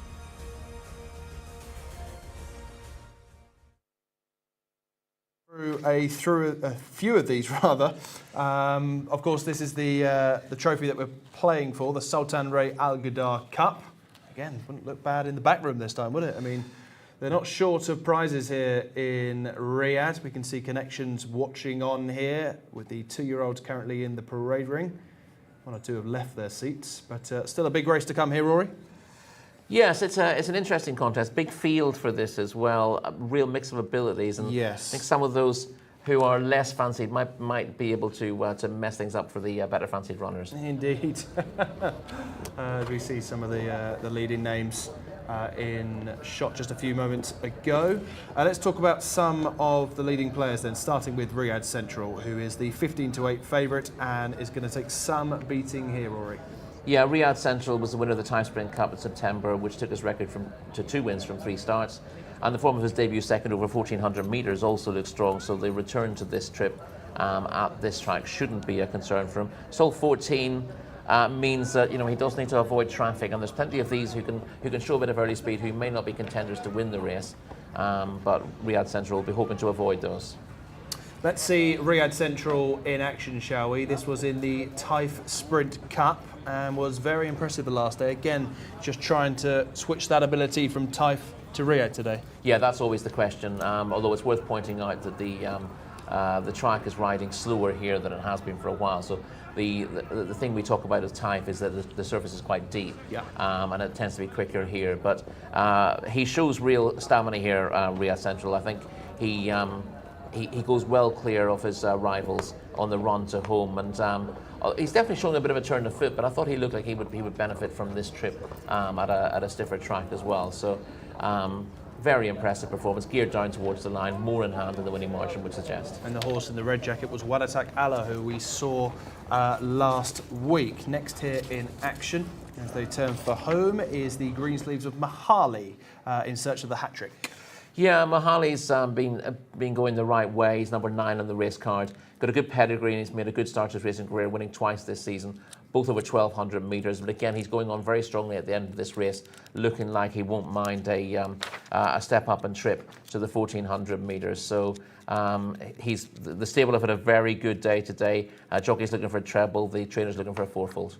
Another Riyadh, this time the Angel. Fawaz Wanas looking for more big race success. We can see Riyadh Angel in former colours, the very pale blue. Yeah, he's running in different colours today. We spoke to Connections after this race and they were very excited about his prospects going forward. This form is nowhere near as good as the 2 races we've seen so far, but Riyadh Angel will clearly come forward for the run. The runner-up, I think, is rated in the 60s here. So in terms of what he's achieved, Riyadh Angel needs to do better, but when we spoke to Connections after that, they thought that this was a cup horse down the line, and here he is in a cup race straight away. Callum, I wonder if you had eyes on number 4. Rakan Alabaid was just unshipped there from App Spirit. Team, it's all go over here. We're going to try and get Abdullah Al Manif, who's got he's got Riyadh Angel in this race. He's also got the 17, who's proving very difficult to saddle at the moment. So we'll go over and try and get Abdullah Al Manif, get a line on both of these. Obviously, horse number 17 in your race cards is Shahar, and then you've got his other horse, Riyadh Angel. We have to stop you here, Abdullah, because you've got two lovely horses. Riyadh Angel, to start with, very impressive on debut, has since been bought by the Red Stable. Yes, they are both. They should be very competitive at this race. Again, this is a tough race, maybe the most strong or competitive race since we started the season. They should be competitive enough, and we'll see. We'll see, but they are in good form, good condition. Work-wise, they are doing great. We just need to be lucky. Yeah, Riyadh Angel was so impressive on debut. Were you surprised when the Red Stable showed interest, or were you expecting to have some outside interest for him?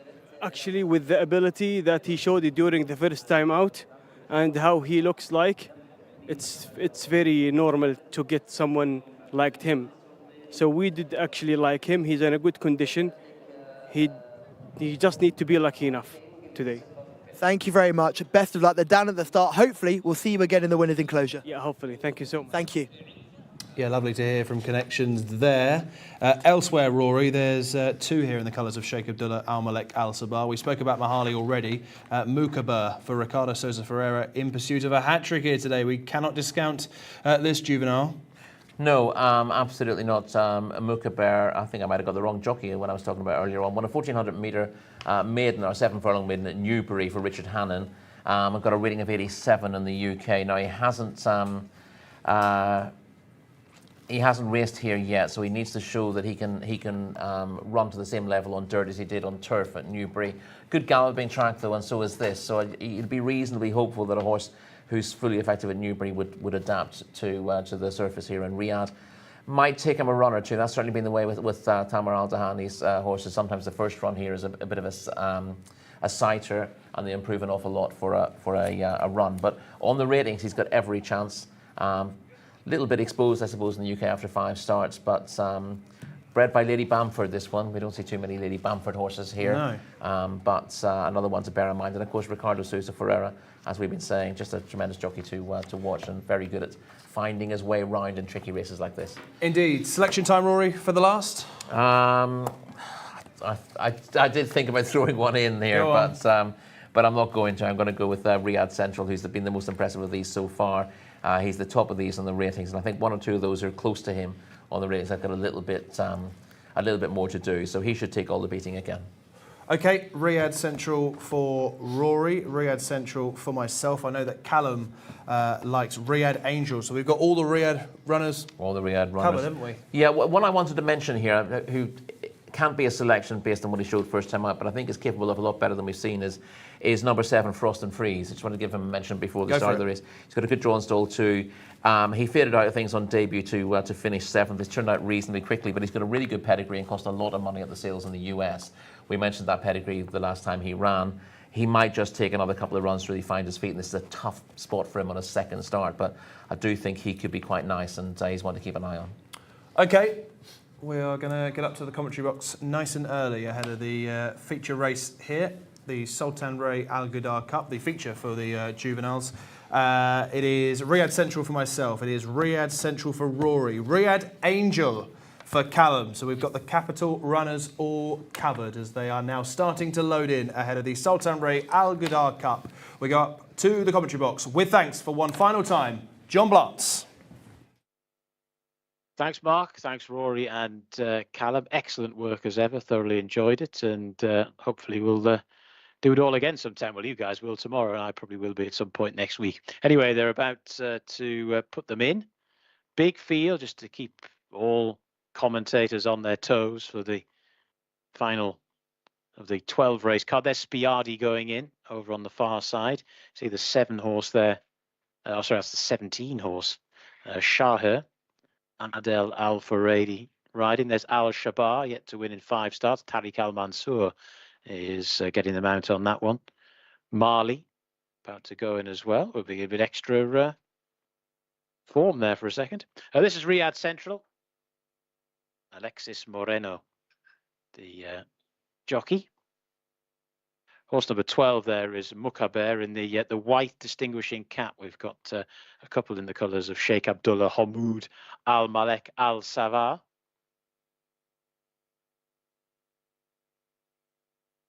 They keep loading.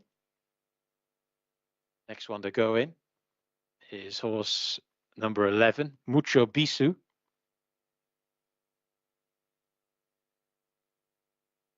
Mahali to come forward as well. You see the red colours there in the background of Riyadh Angel. Watch your Riyadhs here. I know the boys are. Riyadh Angel, Riyadh Central. 1400 metres here for these juveniles to close off proceedings. Got the 13 Riyadh Angel to come in, the 6 Falcare to come forward as well. Once again, even a huge field hasn't stopped a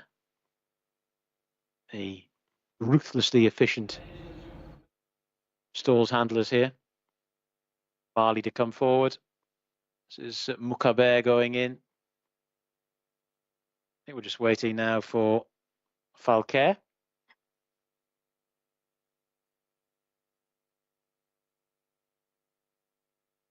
Just the 11 horse still to come in. They're nearly ready.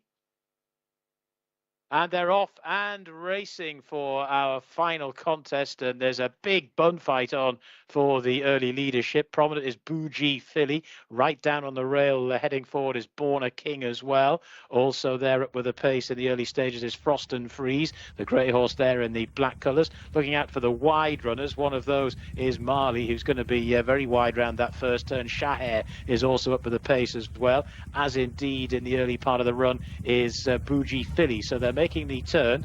One that's now going on is Mukaber. Mukaber in that white distinguishing cap for Ricardo Sosa Ferreira. What a day he's had. In second position, Frost and Freeze is now just looking a little bit outpaced. Right round the outside, getting into this now is Riyadh Central, who's coming wide but is travelling pretty strongly. Shahir is still there as well. Also trying to get involved is Marley, but there are plenty of chances as they swing for home. It's Riyadh Central who's hit the front and leads by about a length and a half. To in second position, Shahir in the light blue jacket. Down on the rail in third is Mom Tamiz, who's now staying on as well as they make their way inside the closing stages. Riyadh Central, who's lengthening the Shahir in second. Motamaiz in third. Bit of a gap back to the rest. One that's staying off the back is Mucho Biso, but surely too much to do from there. It's Riyadh Central who's well clear. 4 lengths to the good as they race up towards the line. Riyadh Central getting a little bit tired now, but the damage has been done. Riyadh Central has won. Tight for second. That looked like Momtaiz getting that in third spot.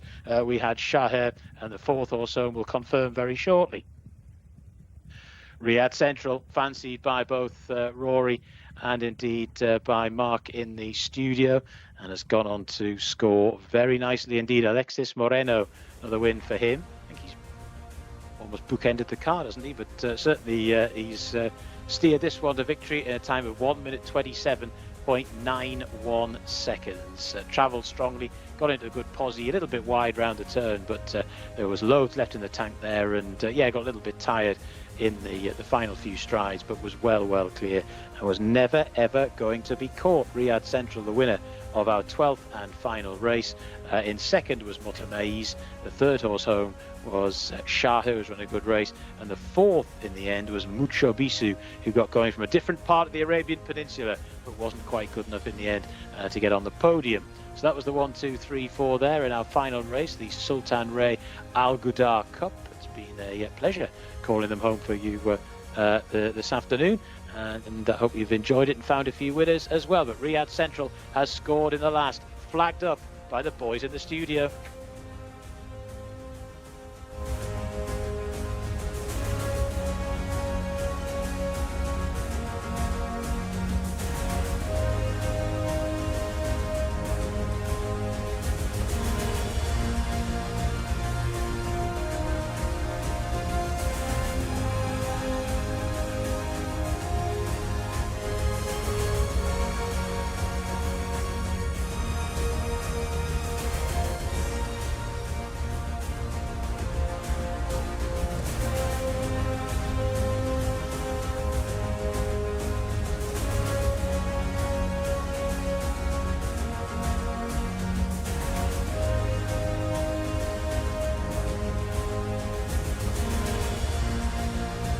final race on the programme. Riyadh Central has confirmed the promise he demonstrated in 3 starts at Taif, but of course with 2 victories has transformed that form now into the capital. The appropriately named Riyadh Central has won the 12th race of the programme here under Alex Moreno. You can see in shot there, wins by 2 lengths, with Motomays placing once again in 2nd place. I think that's 3 seconds now for Motomays in 4 starts. Shaha very much back to form now, running on well into 3rd. Mucho Bisu back in 4th. A very stylish performance here from the winner, Rory. Yeah, he was the one to beat going into this race. There was a slight worry with a big field that things could get a bit messy, and we heard from John Blance there was a bit of a bun fight in the early stages, but Riyadh Central was always well placed under Alex Moreno. Nice to see Alex come back in with a big smile on his face. He's always a more interesting character when he's smiling than when he's grumpy with no winners. So it must be nice to finish the night with a winner, and this is a really exciting horse. He's not massive, he's not one of these big scopy sorts, but he's very athletic. And he benefited from the return to 1400 metres. He's got the speed for 12. Yeah. He's got the stamina for 1400, so you can put him where you want in the race. And he cleared away nicely to win in good style from Motomays, who you said has now finished 2nd in 3 of 4 career starts, winning the other one. And Shaher back to form. We spoke to Abdullah Al-Manif before the race. He was hopeful with a bit of luck that his horses would run well, and it was Shaher. I mean, we talked a lot about Riyadh Angel, but Shaher actually had the better form of the 2. He's a bit more exposed, but he's bounced back to form with a good performance there, and a result that makes an awful lot of sense, to be honest. It certainly does. We saw Forte disappoint in race 1.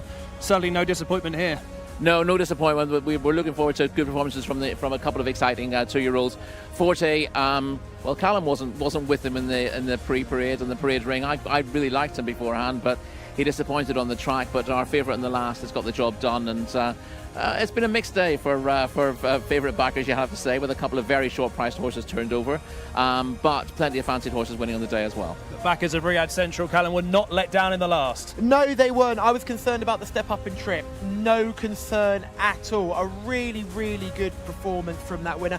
Clearly 1400 metres isn't his trip. He's definitely in treacle by the end, but the speed he's shown and the way he's travelled into the race has saved him there, and he's managed to get home with the petrol gauge very, very empty. I'm not sure it was quite as bad as that, to be perfectly honest, Callum. I think he was holding on very comfortably at the end, despite your that's why we're not in the studio together despite your anymore. own commentary. Yes, I mean, he had the race won at this stage, and it's put to bed. But he was idling a little bit late in the day. But I think he'd stay the strip perfectly well. But you're right, he does have the speed for 1200 metres, and it's speed fundamentally that's won him this race. But it's his adaptability that makes him an easy ride. And you know what the owners are going to do next? They're going to aim for the Saudi Derby and step him up in trip again. Yeah. It's our Motta head all over again. Well, He'll yeah. be beaten again. I'm telling you now. Al Head really was built like a sprinter, was it? But he ended up staying at the end of the season, didn't he? In very bad races. We were pretty much sure. Well, I don't know. We were pretty sure that we had him pigeonholed, but he did go and win at the mile at the end of the season. I don't think this is really a miler, but as you said, because the Saudi Derby is such an important race, people always want to stretch their horses out.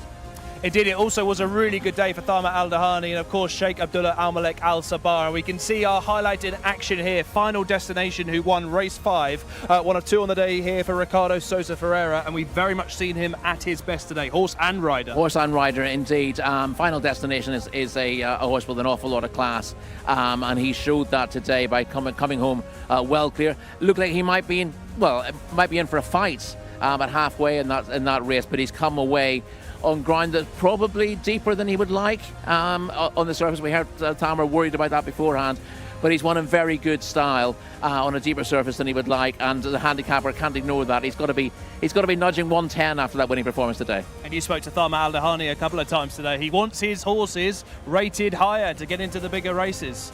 It's fascinating. I'm really enjoying being on the ground here because I'm now talking to trainers and I'm getting a bit of an inside line. The 2 things we can take away: Thama Al Dahani absolutely loves Ricardo Sosa Ferreira. Mohammed Al Daham is fuming. He's not happy that Ricardo's taken these rides. This is very clear to see. Talma wants to rely on Ricardo. That's what we're going to see going forward, and that clearly is a plan to get more winners. The boss was here today. He saw 3 winners. Everybody's happy. Prince Mitib is here today. He is not happy. They've had 2 big shots defeated. Carmel Road beaten. Zaydan, beaten.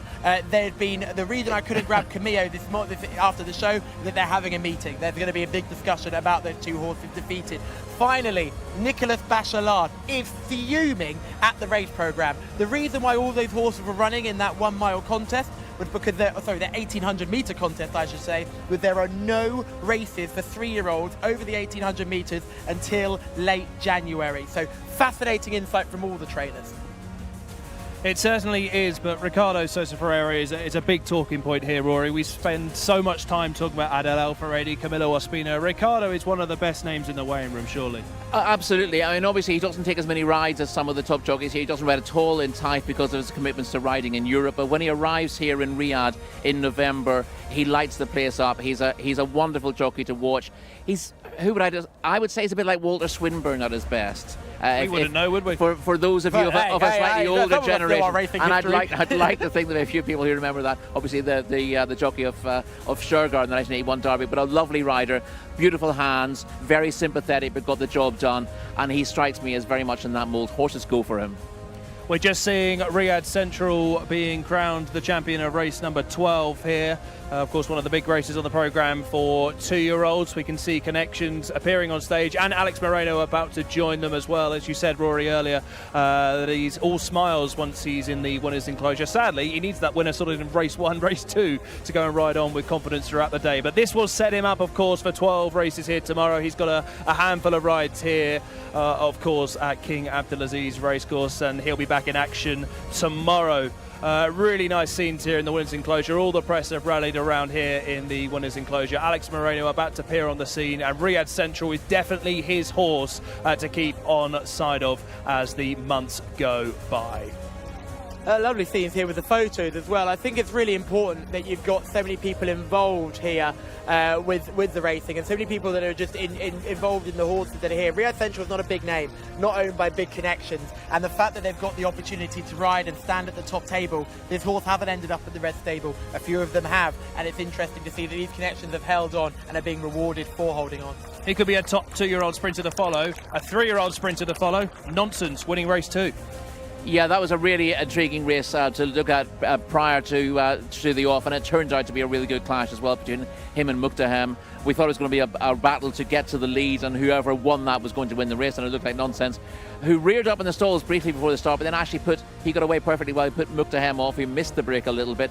I thought the runner-up, he was only beaten a neck in the end, or a head actually. Yeah. I thought he ran a massive race after missing the break to get alongside, looking like he was going to win for a while, but Adel Al-Faredi, the winner, showed all his track craft to just put the second off a little bit as he was coming with that run and hold on narrowly. They pulled well clear of a really good yardstick in third back in the field, and the pair of them are exciting horses going forward. And elsewhere, Callum, you were absolutely spot on to go against a couple of the White Stable returners. Of course, Carmel Road most notably. Of course, you had the winner in that race, and also Thaydan. So we are seeing horses improve from their first start onto their second. Nothing really is making a winning return. They need the run, and I think we saw with Marquez, the White Stable runner that won that big 2-year-old race. Wakid, sorry, not Marquez, that's the other run, was it? Wakid.